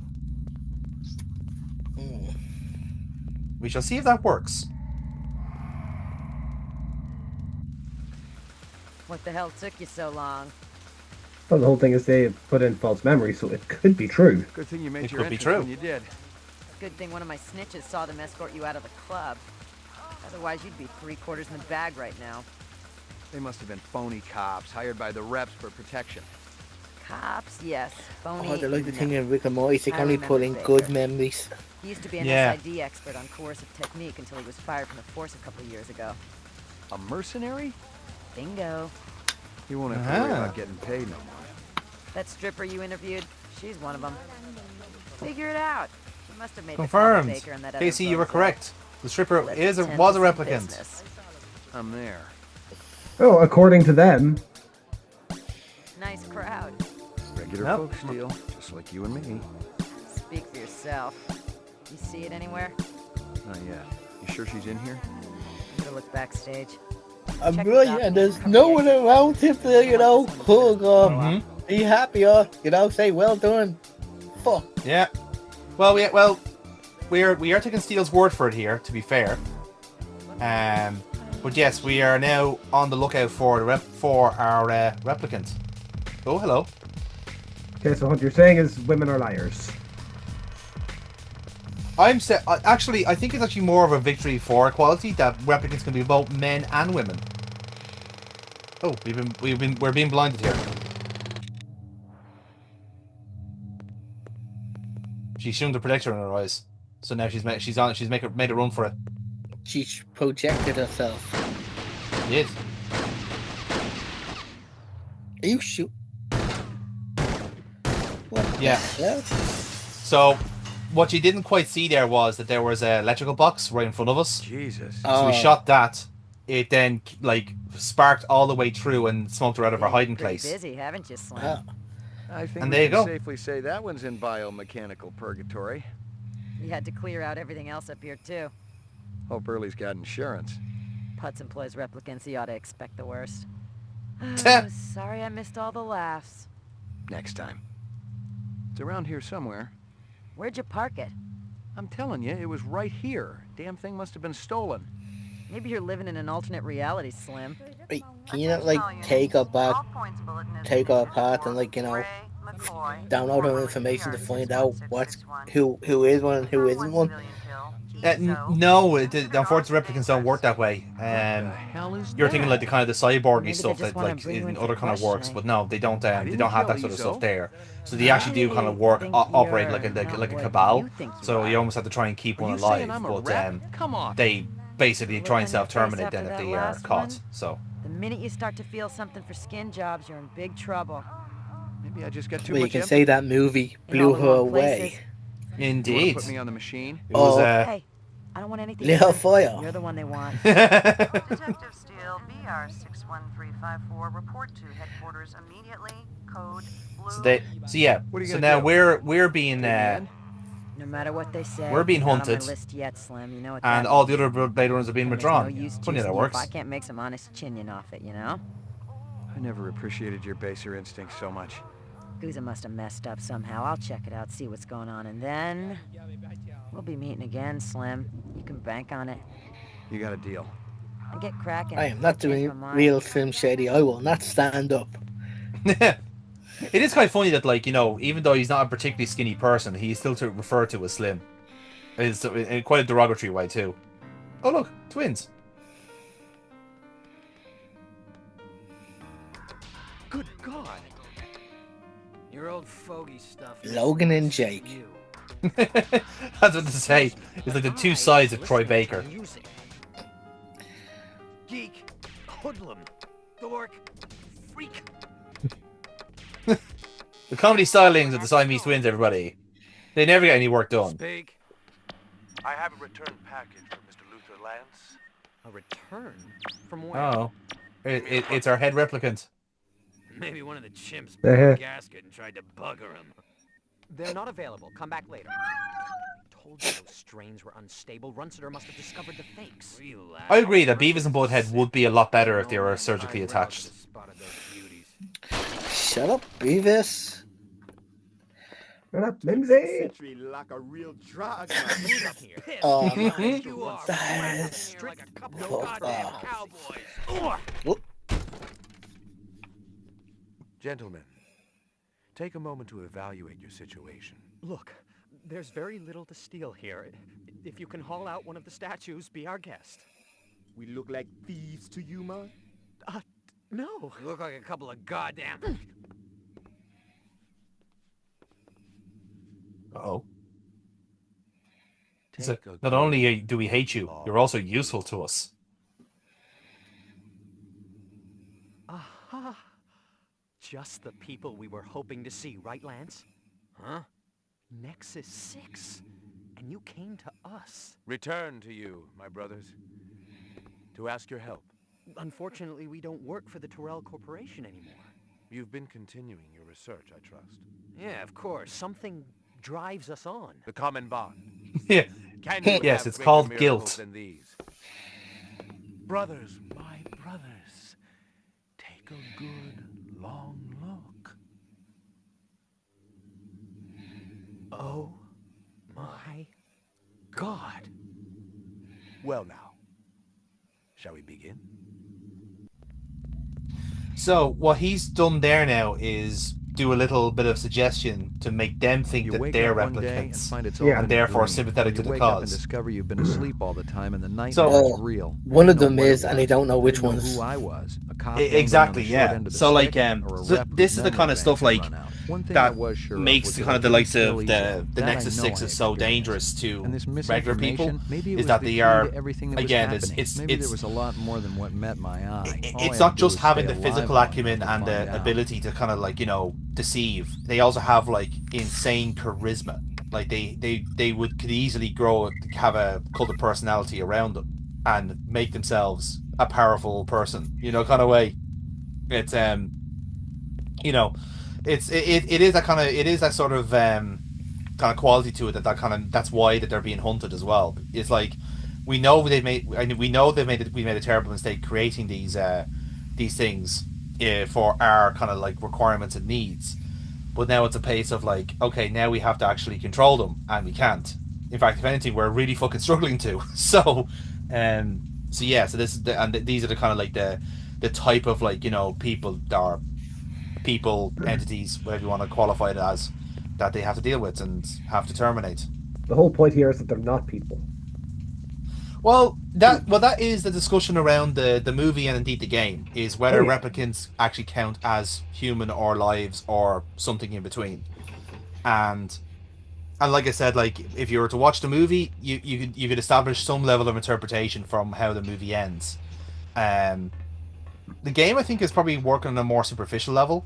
Like it's more of a case where um, like McCoy is kind of getting I wouldn't say the other side of the argument, but he has a little bit more free will in terms of like how he can feel about this whole thing. I hope you get paperwork for all these vehicles.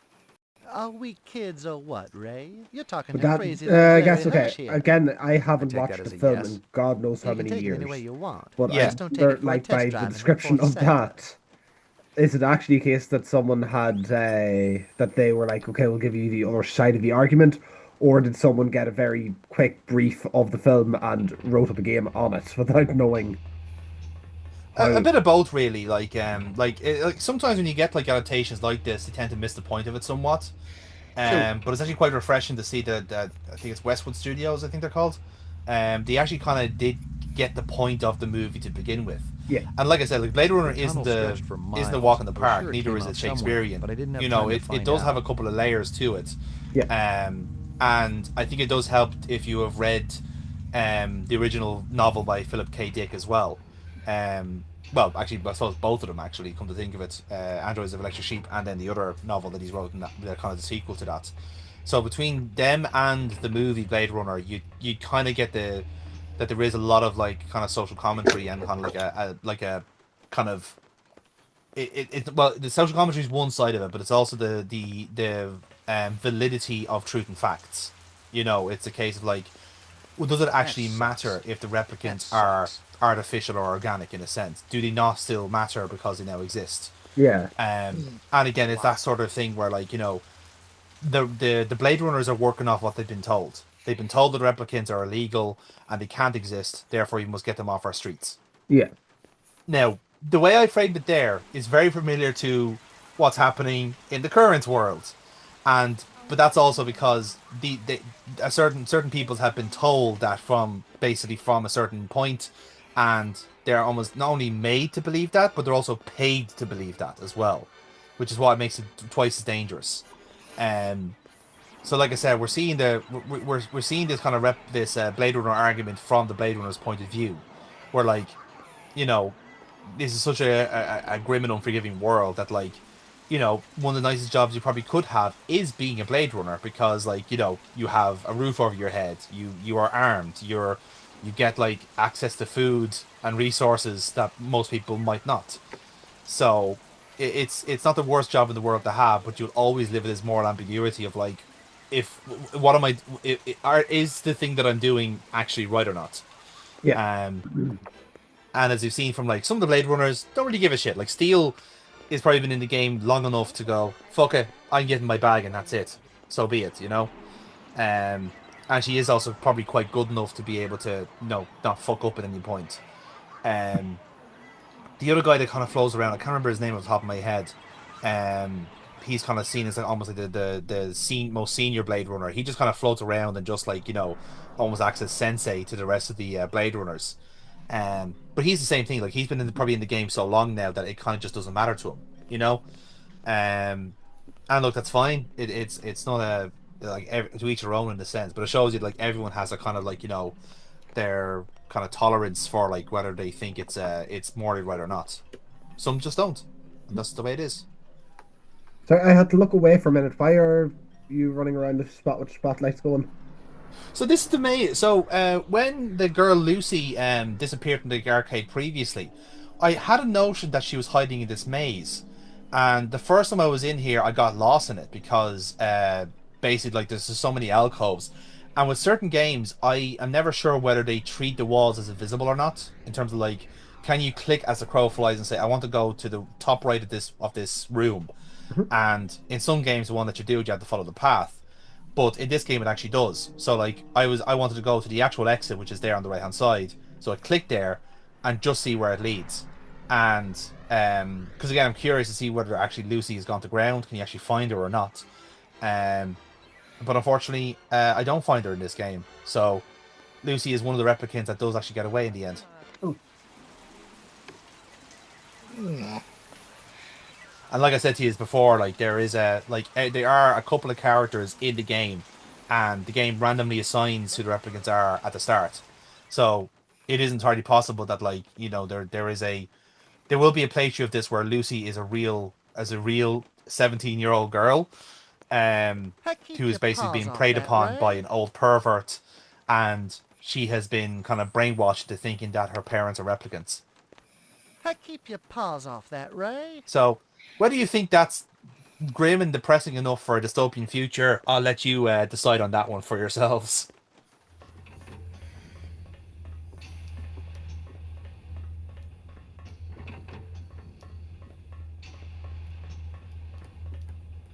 So I think in terms of this playthrough here, I think there are obviously there are four replicants at play. We've already terminated the chef, or retired the chef, I should say. So he was the first one. He's, I think, like everyone's kind of first replicant anyway, just to kind of do the proof of concept.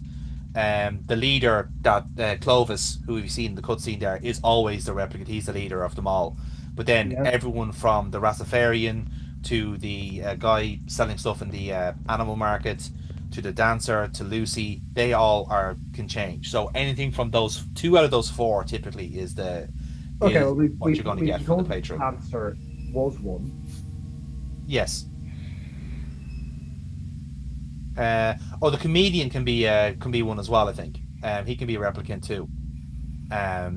As far as I can remember, so I think it's maybe 2 from 5 then perhaps. Dental nightmares. It was an old-time LPD soothsayer, a torture device used to elicit confessions out of hardened criminals. Its use had been banned for 10 years now, but most cops knew it hadn't totally. I'm very impressionable here. Of the earth.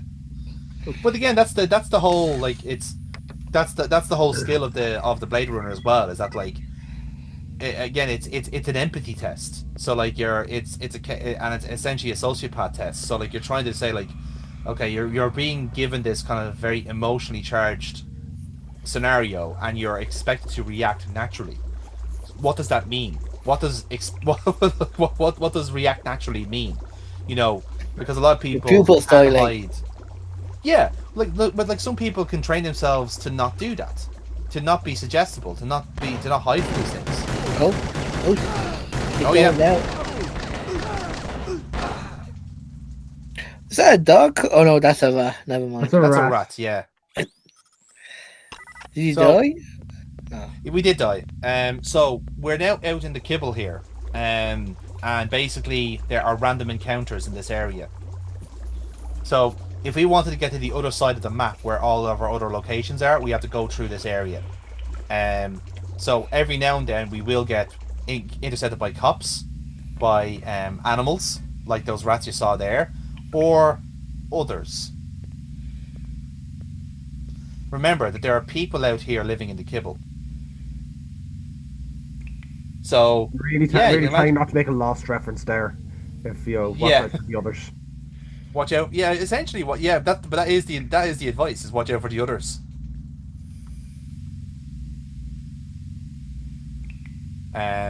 And yes, you can imagine how.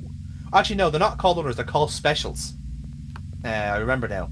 So the specials that live out in the nuclear fallout-oriented environment. Again, you can imagine how well they are. You're just describing LA. I mean, it is Los Angeles. The game is set there. Yeah. It's some things have changed and some things have not. Art imitates life. Exactly. Floor number, please. So now we're back in our apartment, McCoy, which is a nice little bit of solace. 88. Thank you.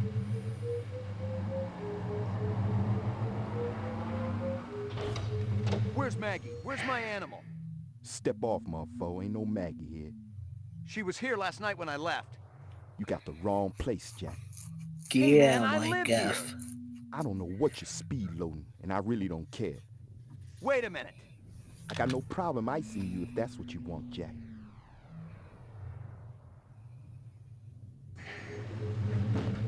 Your floor So apparently number, someone else lives there now. Destination locked. Your And we don't floor have a number, car. please. Ground floor. So the mindfuckery has well and truly begun. I'm So telling did you, we just? it's going to be the real McCoy. There's gonna be another McCoy appearing and going like, I'm the real. Shoot him! I'm the real McCoy. Yeah. Yeah. But yes, they've really they've ramped the whole false memories thing could is starting to look quite interesting now. Yeah, like The police station is locked, so we can't even turn ourselves in. We are quite literally on the run here, lads.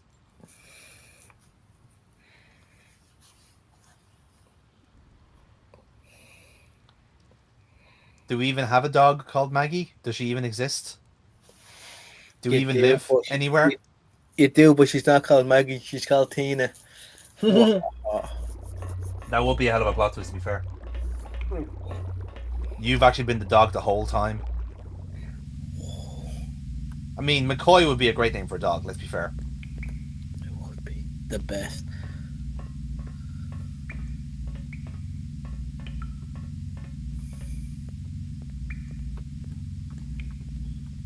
So yeah, when I said I mentioned there that basically they're all kind of random encounters. So it is possible that so that corridor that we got shot in there, those two guards aren't guaranteed to show up there all the time.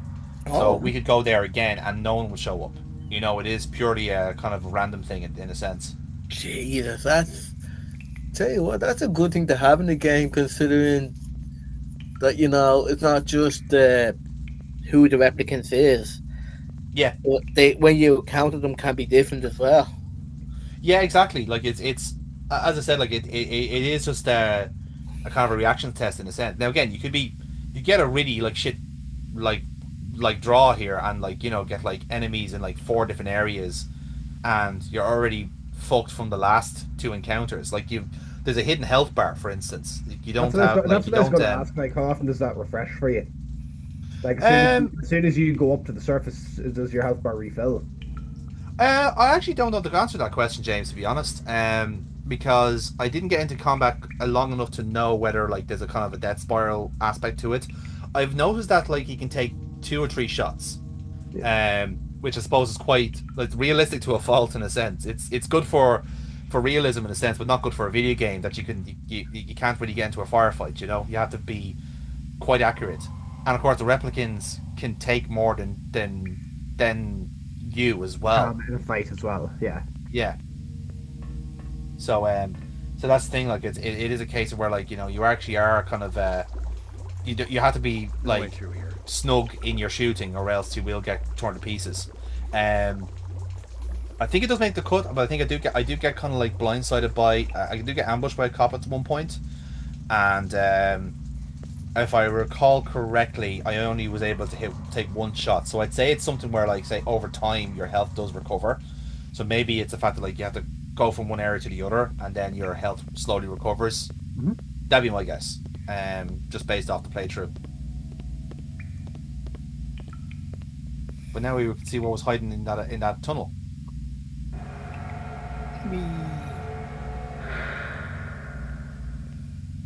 Oh, this looks nice. Ain't you ever heard of private property? So lads, remember the hobo from the start of the game that we could have shot by accident when we were chasing the chef? Yeah, that's him. This is his house. Yeah, cool. Yeah.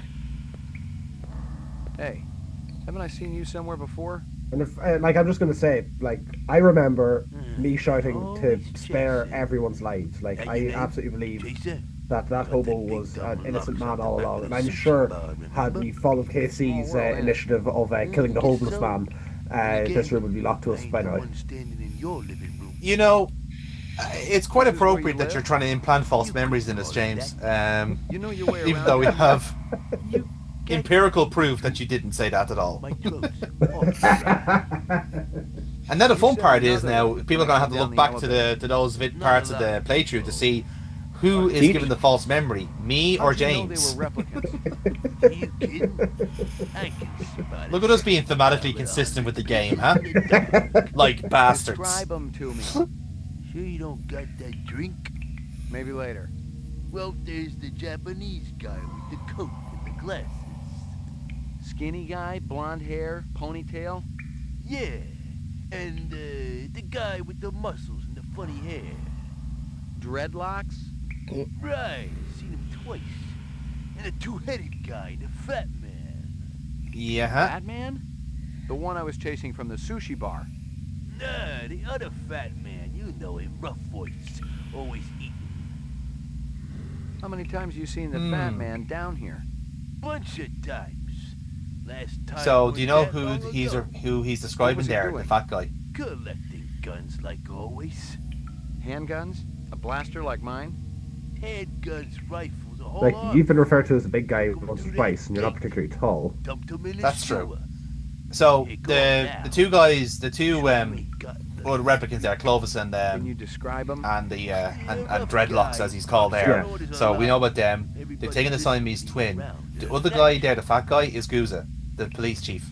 Let me ask you something. The guy that I But referred to again- as being fat earlier. No. He's just grown. Well, once you see him again, you realize, oh yeah, he's fat. He's a fat boy. Again, that could be because like it's been a while since you lads have watched it as well. So Yeah. But yeah, it means that they have been down here, which also means that they're close by,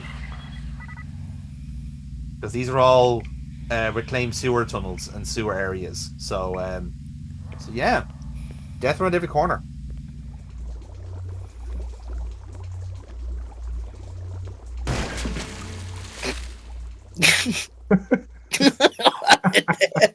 Yeah.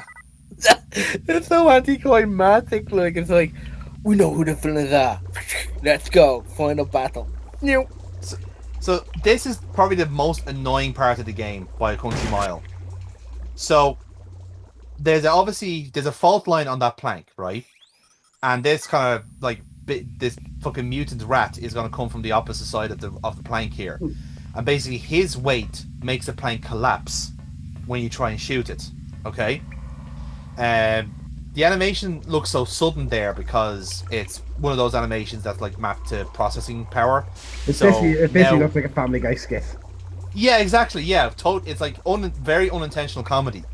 So I don't know how many times I keep it in the edit, but it is a particularly frustrating thing because like you have to try and coax out the rat to shoot it, but you can't shoot the gun while you're standing on the plank because that also counts as like recoil, and then the plank, like you fall into the fucking drink either way.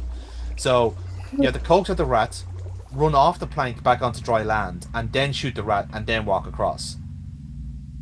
And yes, that does sound extremely finicky and flimsy. You know Case in that? point.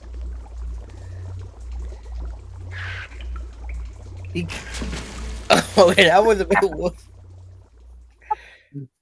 Oh wow. That was a variation of the skit there. That was when I let the mutant rat bite me first to try and gain its superpowers.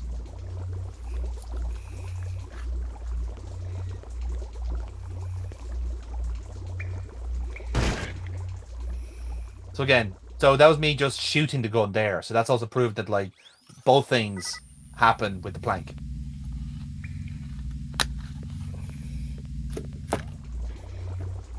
What if you just stand still the whole time?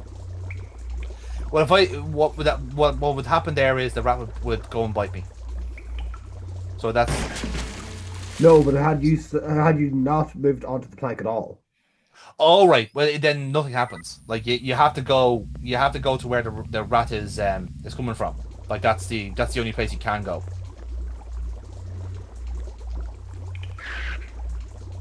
So even there now, I tried to actually do something else, and the rat just immediately kills you. And then obviously, you end up dying one way or another. So there's only one way to do it, and that's just to do what I said there, which was get on the plank, get off the plank, shoot rat. So we're down in the sewers.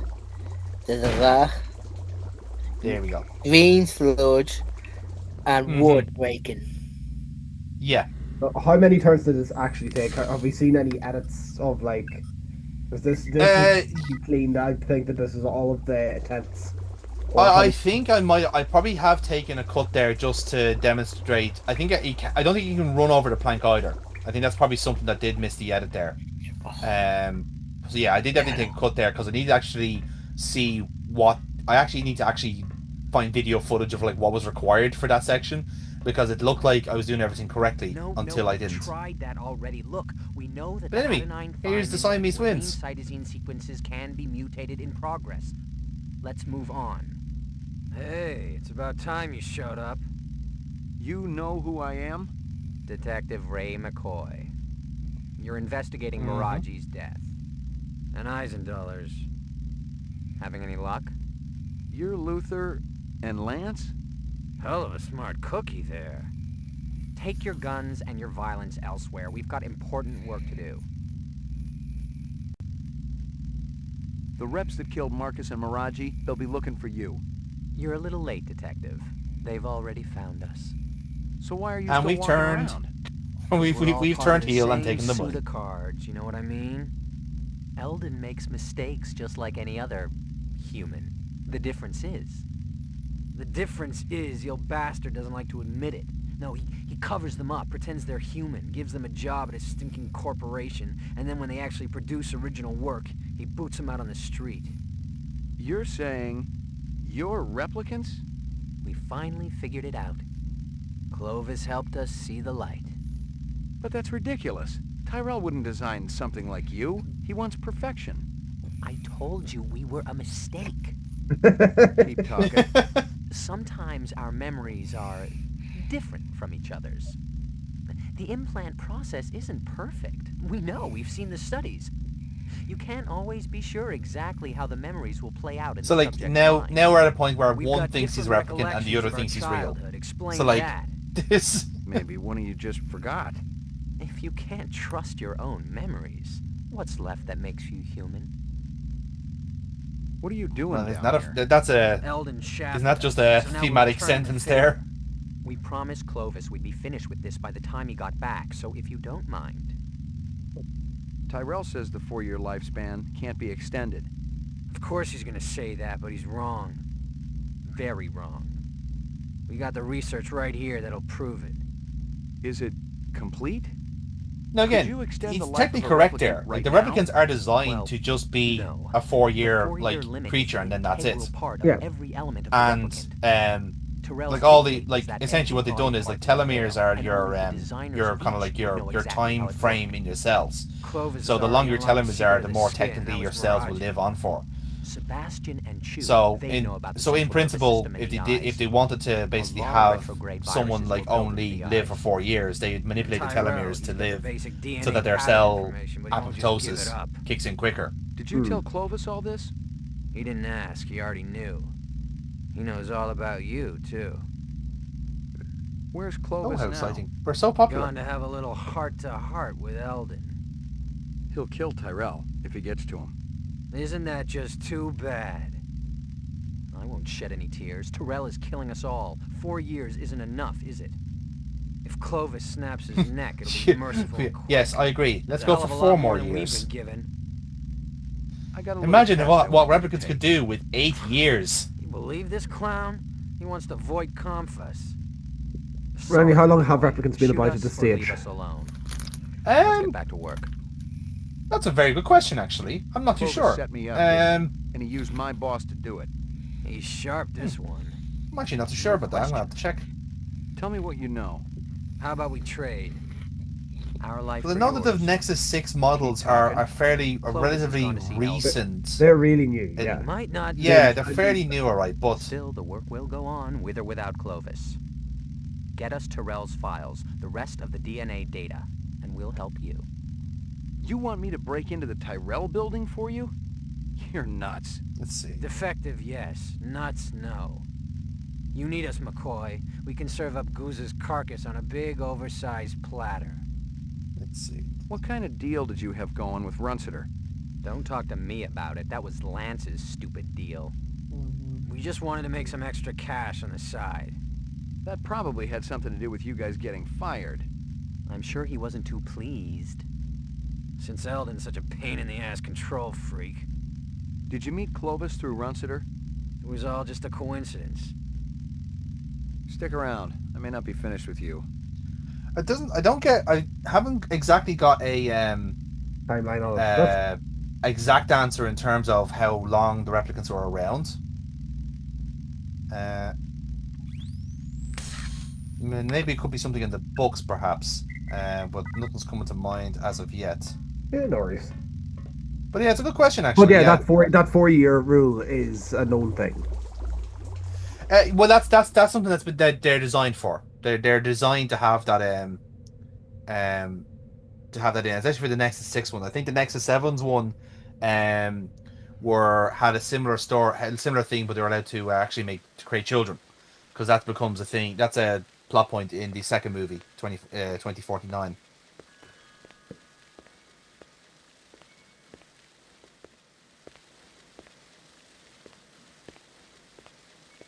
I'll put it this way, right? So if there was a nuclear, I would say, just based off the events of the games and the movie, I say the replicants have been around for total 20 to 25 years. Grand. So about a generation's worth, I'd say, because yeah. This is okay. It's basically there's no reason to question this 4-year rule. No, there isn't. Like the way I look at it is that like there's obviously been a level of nuclear annihilation. So we get to the year 2019, and we need like some level of like slave labor in order to, you know, get rid of the nuclear waste, but also we need to mine Mars for resources. And humans can't deal with the strain of space travel, so we're going to design. I think I got what you we're going to wanted, have Madam specifically Tyrell's designed creatures to do Check that it out, for us bro. The that little would man resist with it. the big gun did good.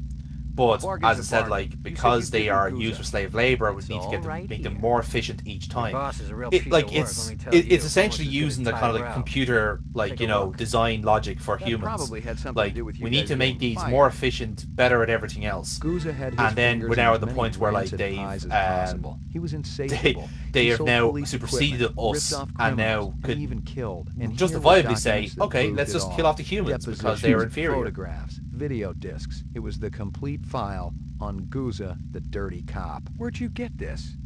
From Clovis. He told us to hold it for him. Come to think of it, I'm not sure you're supposed to see it. You want to give it back now? Not a chance. Let him have it. Clovis said he was finished with the policeman anyway. A little light started to flicker Shreds, in you my say? brain. Guza was the one measuring me for the frame. When my stomach stopped churning, I realized I had everything I needed to force the bastard to play ball with me. I knew that he would listen to reason. James, I finally have an answer to your question. Pressure. All I needed to do was call him. In the Blade Runner universe, the first generation of Stick around. replicants, the I may Nexus not be 1s, finished were with you. released by the Tyrell Corporation in the year 2000. And the film's events take place in 2019. So, okay. therefore, at this point, they are 19 years in Whoa. Show your maths working out, please. Yeah. Yeah, the game is set in 2019, lads. I've gotten all I can from that. So in universe, everyone remember when LA became a hellscape 6 years ago? Oh wait. Yes, I do actually. Where the hell you been? We've been looking all over for you. Yeah? Am I wanted dead or alive? You don't know what you are, kid. Bon Jovi reference. You can sell that Yep. replicant shit to everybody else, but I ain't buying. I'm sorry, I think replicant so many times in the subtitles, I'm thinking Republican. I'm through listening to it, but now it's your turn. There's a correlation there. One set of they're very similar actually. So one set is a bunch of completely unemotive slaves to a political ideology that doesn't exist, and the other are replicants. Oh yeah, the department's gonna eat it up when they hear just how deep that corruption goes. One has a heart, the other doesn't. Exactly. Let's hope for your sake Bryant and the brass feel that way when I lay this file on them. Otherwise, it's a one-way ticket to the off-world penal colony, fat man. Well, Casey is saying all Republicans must be shot. I mean, remove the frame, clear my name. They've got blood in their hands. Is all I'll say.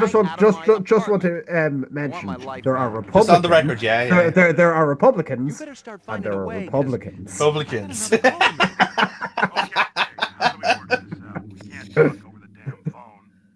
The sewers. I know you want to be comfortable, and I figure it's kind of like your second home down there. These creepy ass mannequins. Bottom of the old I elevator, know. there's a gate. Past it, there's a chamber. It'd be It's got better for a round jump scare, like one just fell over. I was going through this game expecting jump scares constantly, and they never came. There was like one really close one, which was probably the rat on the plank. But that was it, like, and that wasn't even a jump scare. That was just the animation being like too snappy. So yeah, so now we're blackmailing Guza now, properly, just like Mama used to make it. So now we're going to meet him here in the sewers and have the confrontation we so rightfully deserved. So the question is to you lads, is Guza a replicant or just a corrupt cop? Fuck the police. Okay, that's one vote for a corrupt cop. Hold on.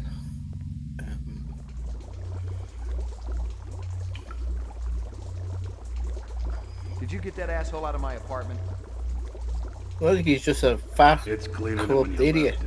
I'm with James. Yep. My dog. Okay. Yeah, your pooch is there too. Fuck that. Yeah. There the dog is safe, lads. There are the dog is still confirmed to be maybe safe. 2 replicants that we haven't accounted for yet. I need to clear me. There's a lot. I gotta tell you, kid. Those insects. It's only not meant to be 5. Let me guess. Well, it can be any. It doesn't have to be always 5. That's the thing. Like, it is always the permutation. Jesus. But typically, I think it picks 4. He came down in the moon bus with all of them. Yeah, damn. He said, oh god. Yeah. Like, you hadn't been on the job too long, so I thought maybe. You screw with my head? How convenient. So now this also confirms that McCoy is a real man. It was all false memories they were trying to throw. They were trying to do a mind trick on him and it didn't work. You're too smart for me, kid. this is not the McCoy you're looking for. Exactly. This is Hank. No. This is Patrick.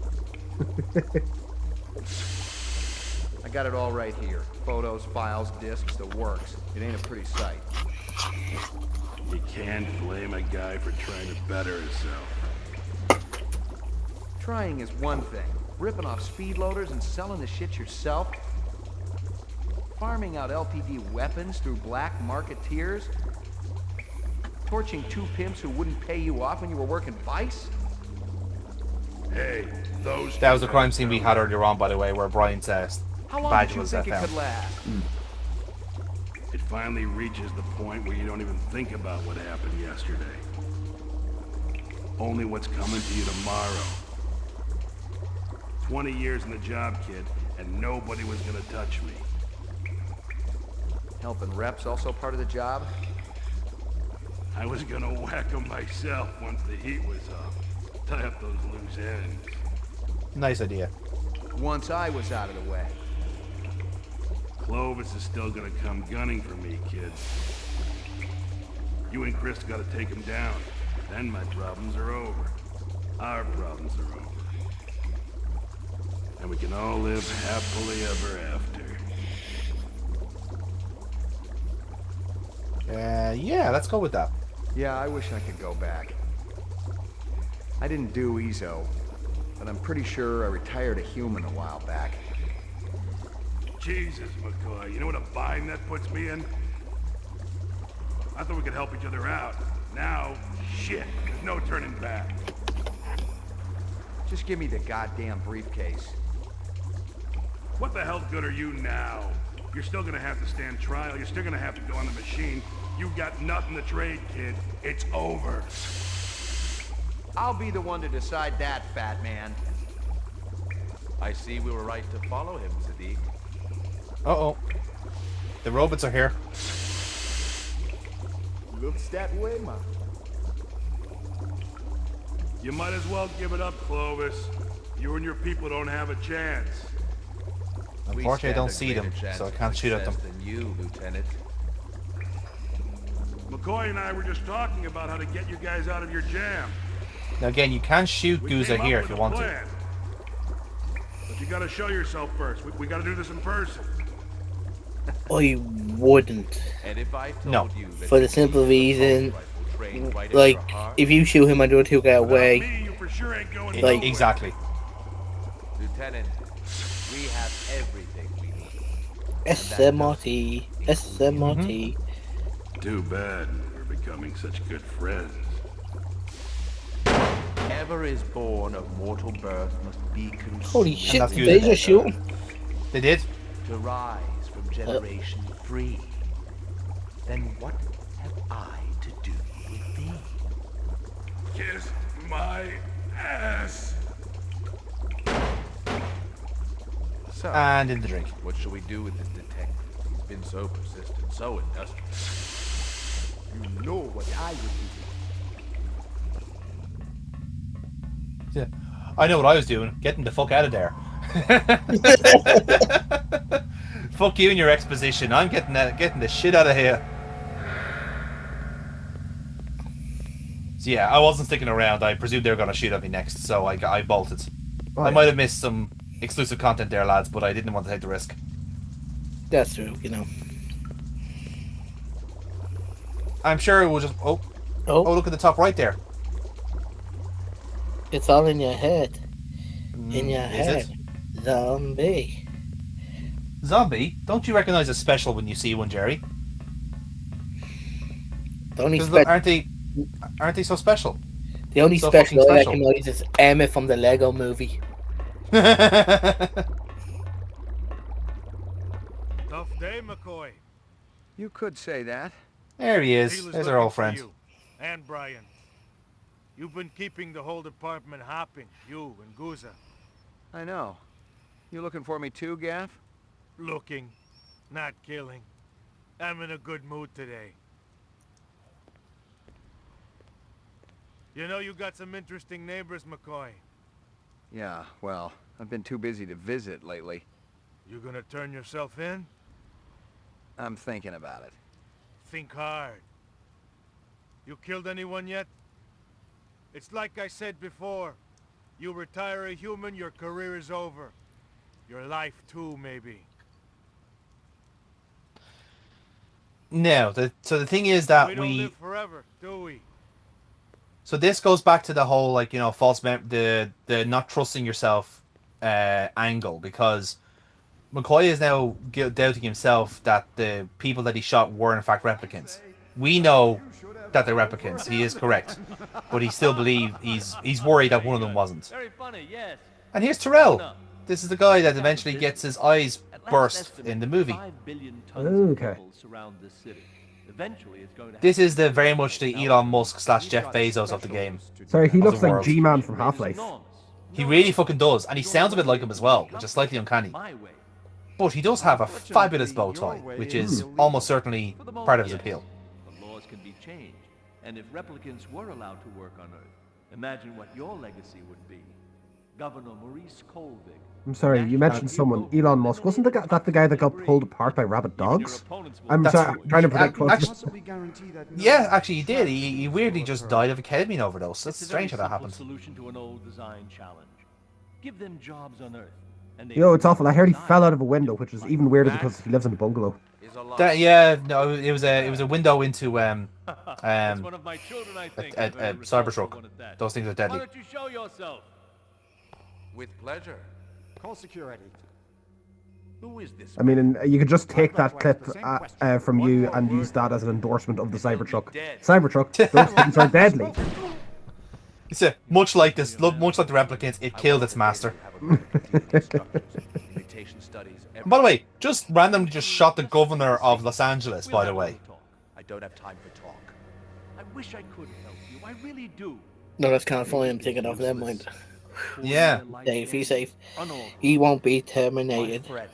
Mm. My family dying before my very eyes, and all you can say is, there is no hope.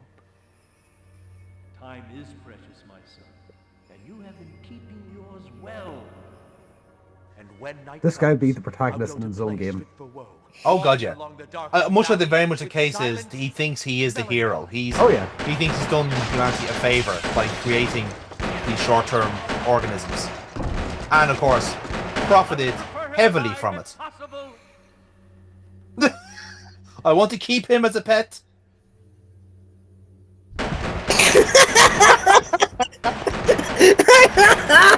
Okay, I didn't see that coming.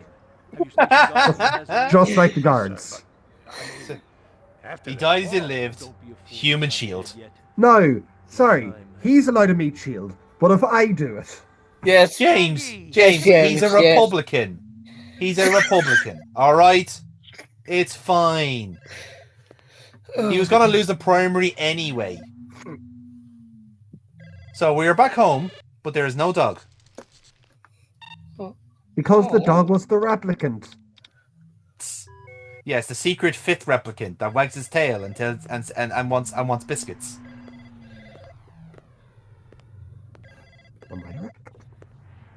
So yes, our phone is ringing in our bedroom, in case you're wondering. Oh, sorry, I have the audio off of this, just going off the subtitles. Ah, fair enough.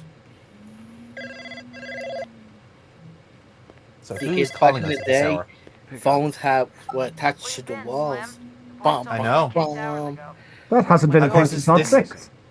And this is even a video phone as well. I got something that'll really rev your engine. That's so uncomfortable because that's mixing technology up a little bit. Yeah. Yesterday's news. Technology really didn't go the way that we thought it would. No, it did not. Where they crash landed at. 5 will get you 10. They'll be licking their wounds there. Excellent. Where do we go? Wait, how about walk? Here's a hint, Slim. It's way the shit out there in the Kindle. Way out. How are they getting into the city? They've been accessing through an old sewer tunnel. We gonna air out the reps together or what? I'm liking your style more and more. First come, first serve. I share my bonuses with nobody. See you on the other side, Slim. Okay. So, No so this is the actual end game now, lads, I'm in right? demand. So the way the endings are split basically is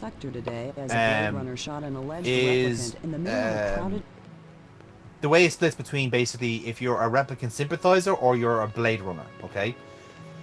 Which means that that kind of little bit of dialogue there basically tells us that we're in Blade Runner modes. Because like, you know, McCoy basically goes, fuck yeah, let's go and get them, you know? So we're now going to go out into the kibble now and go and get our fucking get our money, get folks, rescue our dog, all this sort of shit, right? So that's the one path that we're on. And again, there's all different permutations for who are the replicants in this story and all this sort of stuff. Mm-hmm. On the other side is when we're the kind of replicant sympathizer. So that would be the case where basically Steele has kind of taken a more aggressive approach with you and doesn't trust you. And in that scenario, she kills your dog. Floor number, please. Fuck. Destination. Oh. Your floor number, please. No. Yeah. Fucking no. Sorry, but that's not the pathway we're on now, so the dog is fine. No, that's the case. No, she would have shot it in the. You would have come into your apartment and she would have been there, and the dog has been shot because the animal attacked her. Oh, wow. Now, when I say animal, in that scenario, the dog was bioengineered.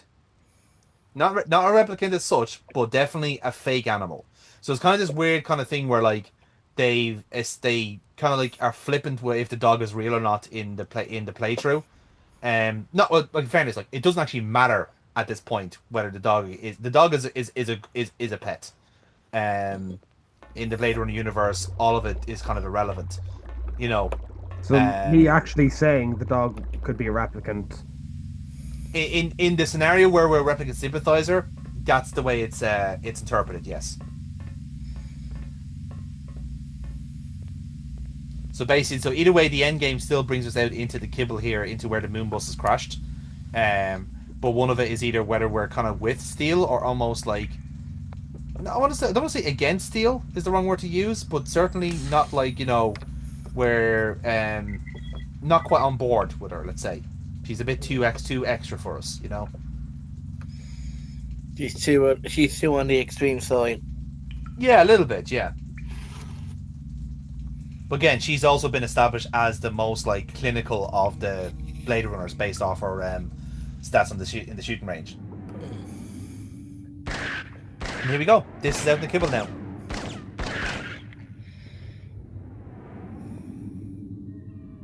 So yeah, we need to defend ourselves until we get to the crash site.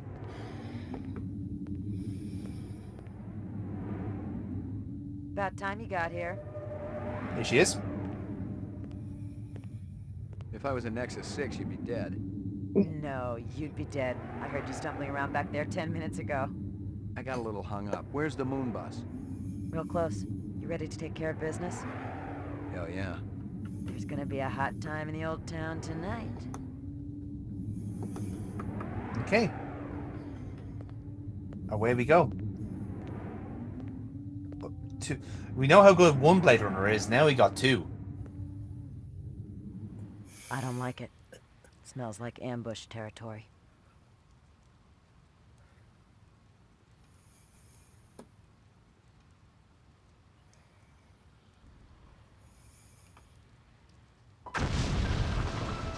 Kaboom. She was right. It was an ambush. Always hated close spaces. Hold on. I'll get an ambulance out here. I screwed the pooch this time, Slim. Promise. It's a bit worse than shooting it. Waste Clovis. Taught you pretty well, didn't I? And that's Steel Dead. Damn. Maggie! Oh, come here, girl. Come on. And look, the doggy's here. Why is the dog out this far?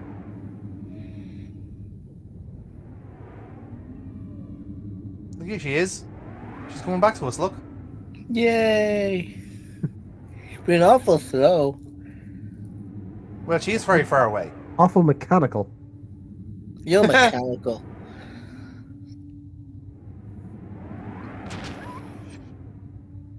Kaboom. How could they? Fuck. They blew up the dog. God.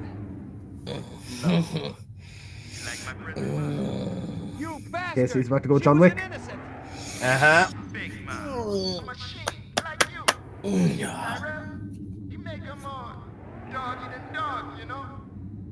That's a lie! You don't remember it, I'm thinking. None of it. Them false memories. They really worked you good. Come on out and show yourself, you coward!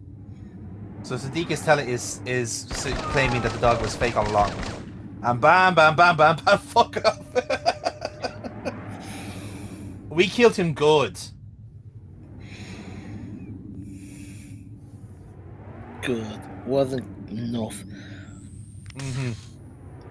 So again, whether the dog was real or not is I don't secondary. I don't give a shit. You shoot him again, shoot him right on the nerve center, and then just the nerve Exactly. with a screwdriver. Mm-hmm. In any case, we only have one Blade Runner or one replicant left, and it's the big one. Well, yeah, right. You only have one Blade Runner left as well. Yeah, it's true. And here he is. Look, he's tucked up in bed, reading. They're all dead. You're the last one. I wish I could just leave. Just power up this ship and fly away. But there's nowhere else to go. And no more time. You want me to feel sorry for you. But after what you did to Maggie, no way. And what about you, Ray McCoy? After what you did to my family, to my friends, do you not also seek forgiveness? I don't need to. I thought I could cheat my destiny. I should have cherished what little time I had instead of wasting even one precious minute on revenge. My hands are labor day and night. Now you can shoot. You can take over now and shoot him at any point, or you can let him finish off his book. I'm almost because this kind of completing is showing me that as a gamer. It's like I want to see, like, just in case he says anything kind of cool or profound. Yeah. We are not warmed with night. Oh, I know he killed a dog. Fucking kill him. The measure's not the time to me, nor yet the space. I do see. My mind is not with thy light array. Thy terrors shall not make me afraid. They could just like keep him around long enough to see if the dialogue repeats, and then that's it. Oh. He's dead. He's done. Well, revenge denied. Yeah, We didn't go for it. Like, yeah, at any point we could have just shot him in his bed. I would have done that. Why didn't they do it? Yeah, I just wanted to see what I was with Jerry. I wanted to see what he was going to do. Like he was dying. I could have used you about 10 minutes ago. You didn't need any help, McCoy. Chief Bryant wants to talk to you. He says you're really ready now. It never ends, does it? You're a real Blade Runner now. Full retirement bonuses and everything. You've done a man's job, sir. How come I don't feel good about it? Who knows? Buy yourself another animal, maybe. A real one, not a Tyrell fake. She wasn't fake. Whatever you want to believe, McCoy. So sorry. It wasn't fake to him. Yeah. Oh, no. Was it known to everyone that the dog was fake? Animals were fake generally, so yes, exactly. It's more difficult. It's easier to get a bioengineered facsimile of a dog than to actually find a real one that isn't like diseased. Okay. You know? Okay. Yeah. When you're right. But also the kind of point there. Also the point is that like he didn't really care if it was a facsimile. He was still his dog. Kind of way. Yeah. So the John Wick logic still kind of plays out there. But there you go. Also, fun fact, by the way, Steele could have survived there, by the way, if we were quick enough. Basically, when she says that there's an ambush, if we try and talk to her before she starts walking, we'll say that we've noticed some booby trap lines, and then she'll disarm them. So then she'd also make it to the end as well. I think she still dies in the end at some point, but I'm not too sure at which point. But I think she can also there is also a possibility that she can survive as well. So you can see why this game ends up having like nearly 16 endings. Yeah. Based on all the different permutations of like, paths and stories and stuff, So does this tell us as we finish who actually was Replicant and who wasn't? I actually can't remember. Funny enough. I don't think it does. Which I suppose is like kind of in keeping with the game, considering that it's all about like, seeing what you're believing and unreliable narrators and all that jazz. So yeah. You do that. You have to go by what you've seen.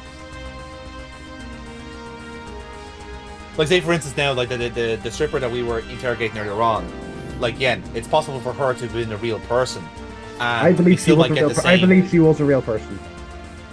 Well, I don't know. She did quite well in terms of like being on fire for a few minutes and taking a couple of bullet shots more than a human does. So Can you take bullet shots in this? I haven't tried now in the last while. I'll be honest. Maybe I will just to see if I can keep up.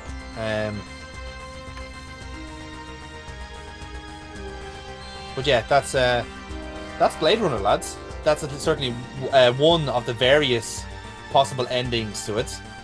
I'm sure if I played this game again, I would get something totally different, based on from what I've seen online and stuff like this. So, but you guys are watching along. Granted, it was a bit stunted.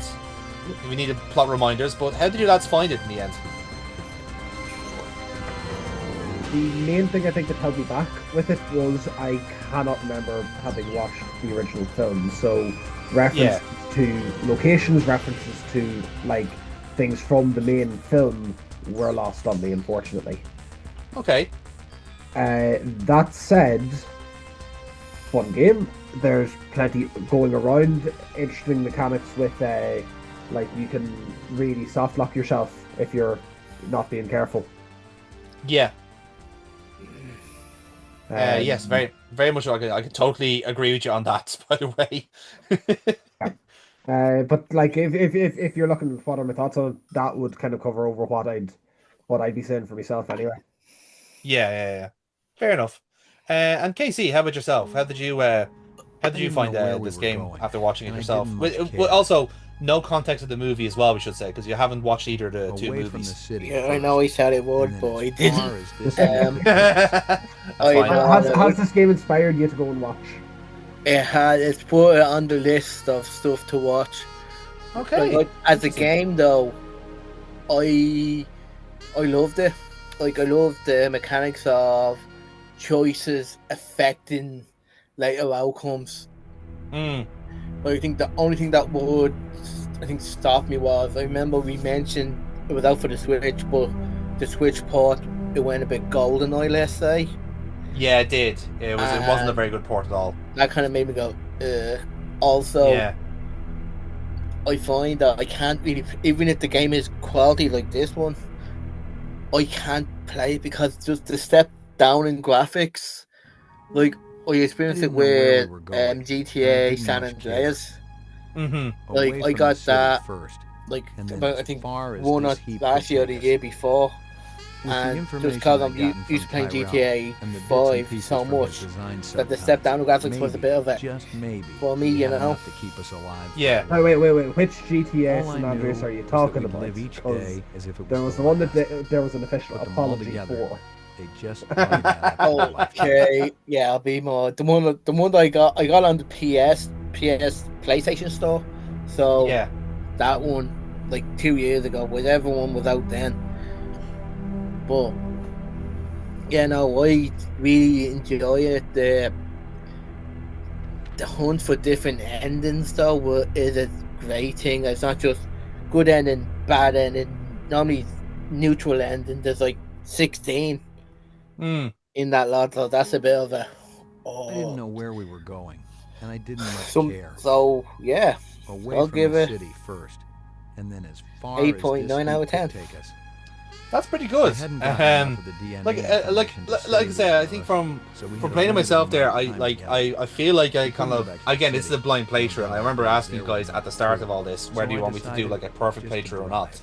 And I mean, yes, I probably missed like a good percentage of a case in the game, which is the one in the Trail Corporation. So we missed an entire character. Like we missed like talking to Rachel, for instance, who was like a big part of the movie.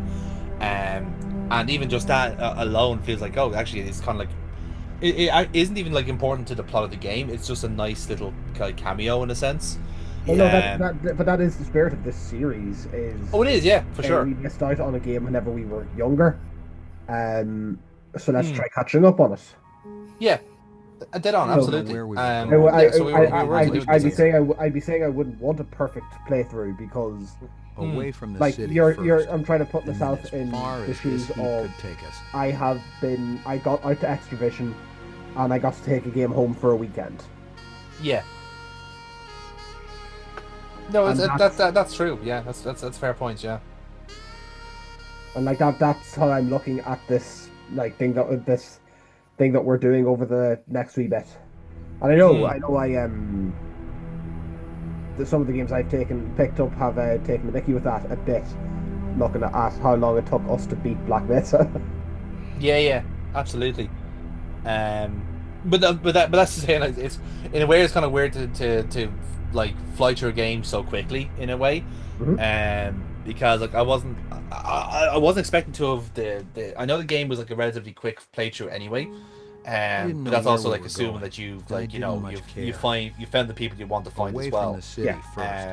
And then as far and of course, like for something like this as well, it doesn't have to be terribly long. I think like if it was, and the bits and I don't know how much you could have dragged something out like this. Like you could have like flooded with more cases and characters and other dilemmas and stuff like that. But it wouldn't have been just the same amount of gameplay.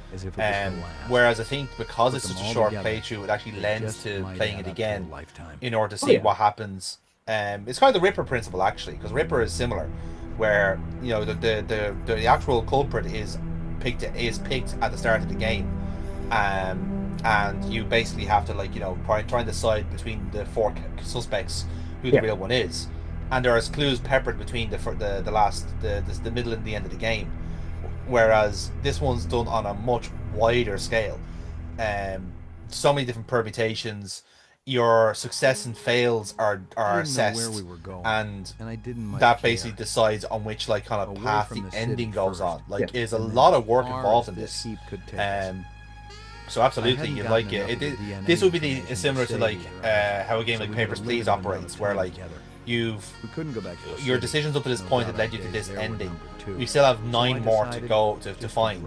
Go for it. And it's not as if there's a new game plus thing where like you have to say find all the endings to get the correct answer. Yeah. All of them are perfectly valid. You know what I mean? This is the adventure. This is the experience you had. So that's what that's your canon. You know, it doesn't have to be anything else than that. Yeah. So just even from that alone, I think that's just really fucking impressive.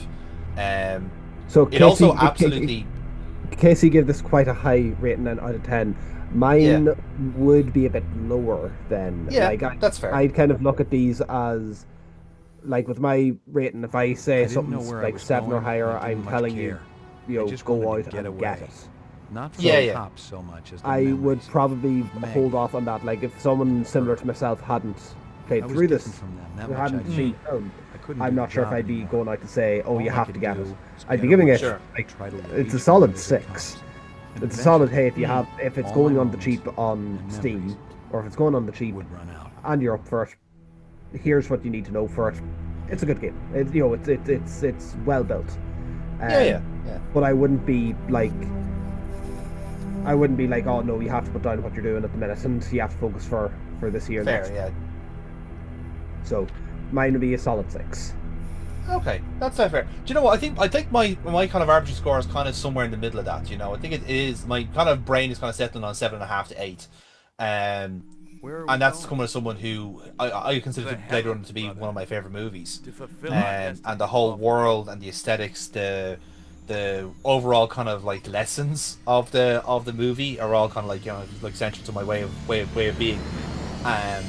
And it's quite nice to see, like, it's one of the few times I've seen an adaptation of a movie or a book or whatever you want to go with from movie to video game who actually gets the point of the source material. Yeah. You know, because a lot of the time, like we've all played tie-in games before, and a good percentage of them are shite.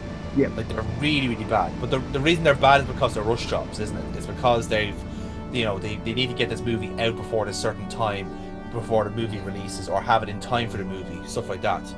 Whereas, kind of like with GoldenEye to a certain degree, like GoldenEye was like the game GoldenEye wasn't in any rush to come out with the movie. But what it did was it was able to actually, like, work on its basics and actually be a really tight shooter for the time for the N64, and to be really fun to play. Like I said, this movie, the Blade Runner, came out in 1982. So, unless there was a text adventure done around the time, it wasn't as if it was any kind of, like, urgency to get it out as a tie-in. So at least then it meant that the people who were involved in this game, again, convenient enough, it was like there's a 15th anniversary of the movie and all this sort of stuff, so there was a bit of a convenience to it that way. But at least it meant that like people who didn't watch the movie could play the game and then watch the movie, or again, you have a generation of people who might have watched the movie when it came out, and now here comes the game 15 years later, and they're back in the world again. It kind of catches a lot of people there. Where are we going? But certainly, it's nice to see them pick up on both the source material, the themes, the characters, the aesthetics, and the music. Pretty much ticked all the boxes. And even then, having the gameplay then of such a fluid list of suspects, a fluid way of finding the majority of them. Again, one of them is, 3 of them are inevitable, 2 of them inevitable really. Clovis and the chef at the start. Yeah. Everyone else is entirely up for grabs. Like, even Sadiq at the end, Sadiq could have been a real person there. He just could have been a sympathizer. You know what I mean? Or someone who got mind tricked into thinking he's a replicant. So like the fact that like you had so many permutations there available is pretty fucking good, and I think that's in keeping with the theme of the movie as well. The fact that like of not trusting your eyes, not trusting facts and truth, and just going off your good instinct type of thing. But yeah, pretty fucking good. You've had me wondering now. The tie-in video game has like died Hey, Slim. as a What? like You as ever a think of working with a partner? Oh, it has, totally. At what stage did that happen? Like, that was happening strong in the There's a first PS2. for everything. I think PS2, like Harry yeah. Potter games I'm came much better out. company than a Matrix dog, had you a tie-in game to it. Star Wars has had tie-in games to it. When did that like stop happening? Like, was it with the PS3 that stopped? PS3 makes sense. I think certain. I don't recall an era coming into the PS4 era certainly. And I'd say that has a lot to do with the fact that the development times for games have just got so much longer than they should be. Yeah. Like even like to the extent where like even your kind of annual games like your Maddens and your FIFAs of our current kind of generations are kind of struggling to keep up every year. Yeah. Like trying to find some arbitrary innovation or some sort of gameplay that can come into this year's one. They're genuinely struggling to put something in those over a year. So they've even a lot of these studios have come out and said like, listen, we have this idea for like a new gimmick for this game, but it's not going to come out this year. It's going to come out in 2 years' time because that's how long it takes for us to develop it now. Between all the bells and whistles of like all the other gameplay like concepts we have to do per year, you know.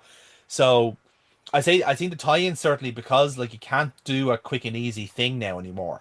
But what you can do now is do something like say what IO are doing with the 007 game and make just something completely original with the license. That is going to be so much better than any other tie-in because it's going to be given time to cook and time to be hopefully good. You know what I mean? If it's a Yeah. disappointment, so be it. But it won't have anything to do with the fact that it's a James Bond game. It'll Yeah. have to do with the fact that they fucked up at making the game. You know? So I think I think that's the aspect of it that the tie-in just kind of died with the ramp up in technology and budgets, and also the fact that like they were like a good percentage of the tie-in games are all fucking terrible, Yeah. and were guaranteed and just market analysis will tell you that is always typically a bad idea unless you looked out like GoldenEye.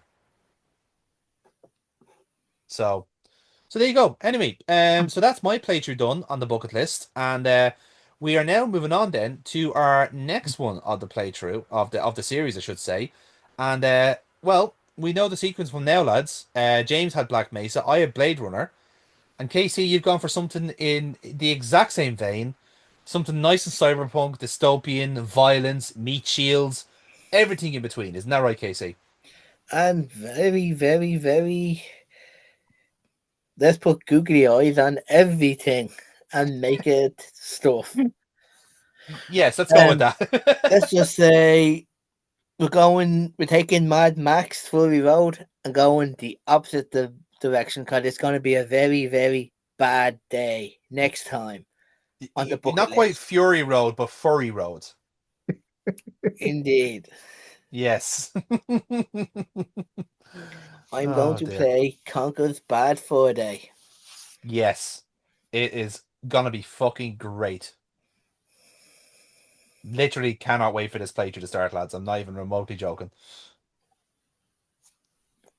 Have you've heard of Conker's Bad Fur Day, James, haven't you? I've heard of it. I've never played it. Excellent. So excellent. I have no idea what to expect from this. Yeah, I think that's a good way to start, I think, and to keep in that kind of vein, I think is the best thing to do. Yeah. Yeah, absolutely. But yeah, and Casey, you've been waiting to play this game for yonks as well. Am I right in saying? Ever since, it's kind of like a thing of, yeah, pick a game to play. I was like, what game I haven't played ever? Yeah, exactly. Yeah. That's what we're here for. So, in any case, guys, right then, we're going to leave it here then for tonight. That's Blade Runner done and dusted on the bucket list. And when we come back, then Casey's bucket list we're going through, and we're going to be playing Conker's Bad Fur Day, which is a perfectly wholesome family fun game. And don't ask questions. Bye, definitely don't ask questions there. But yeah, until then, guys, we'll see you for the next one. Until then, good night, everyone.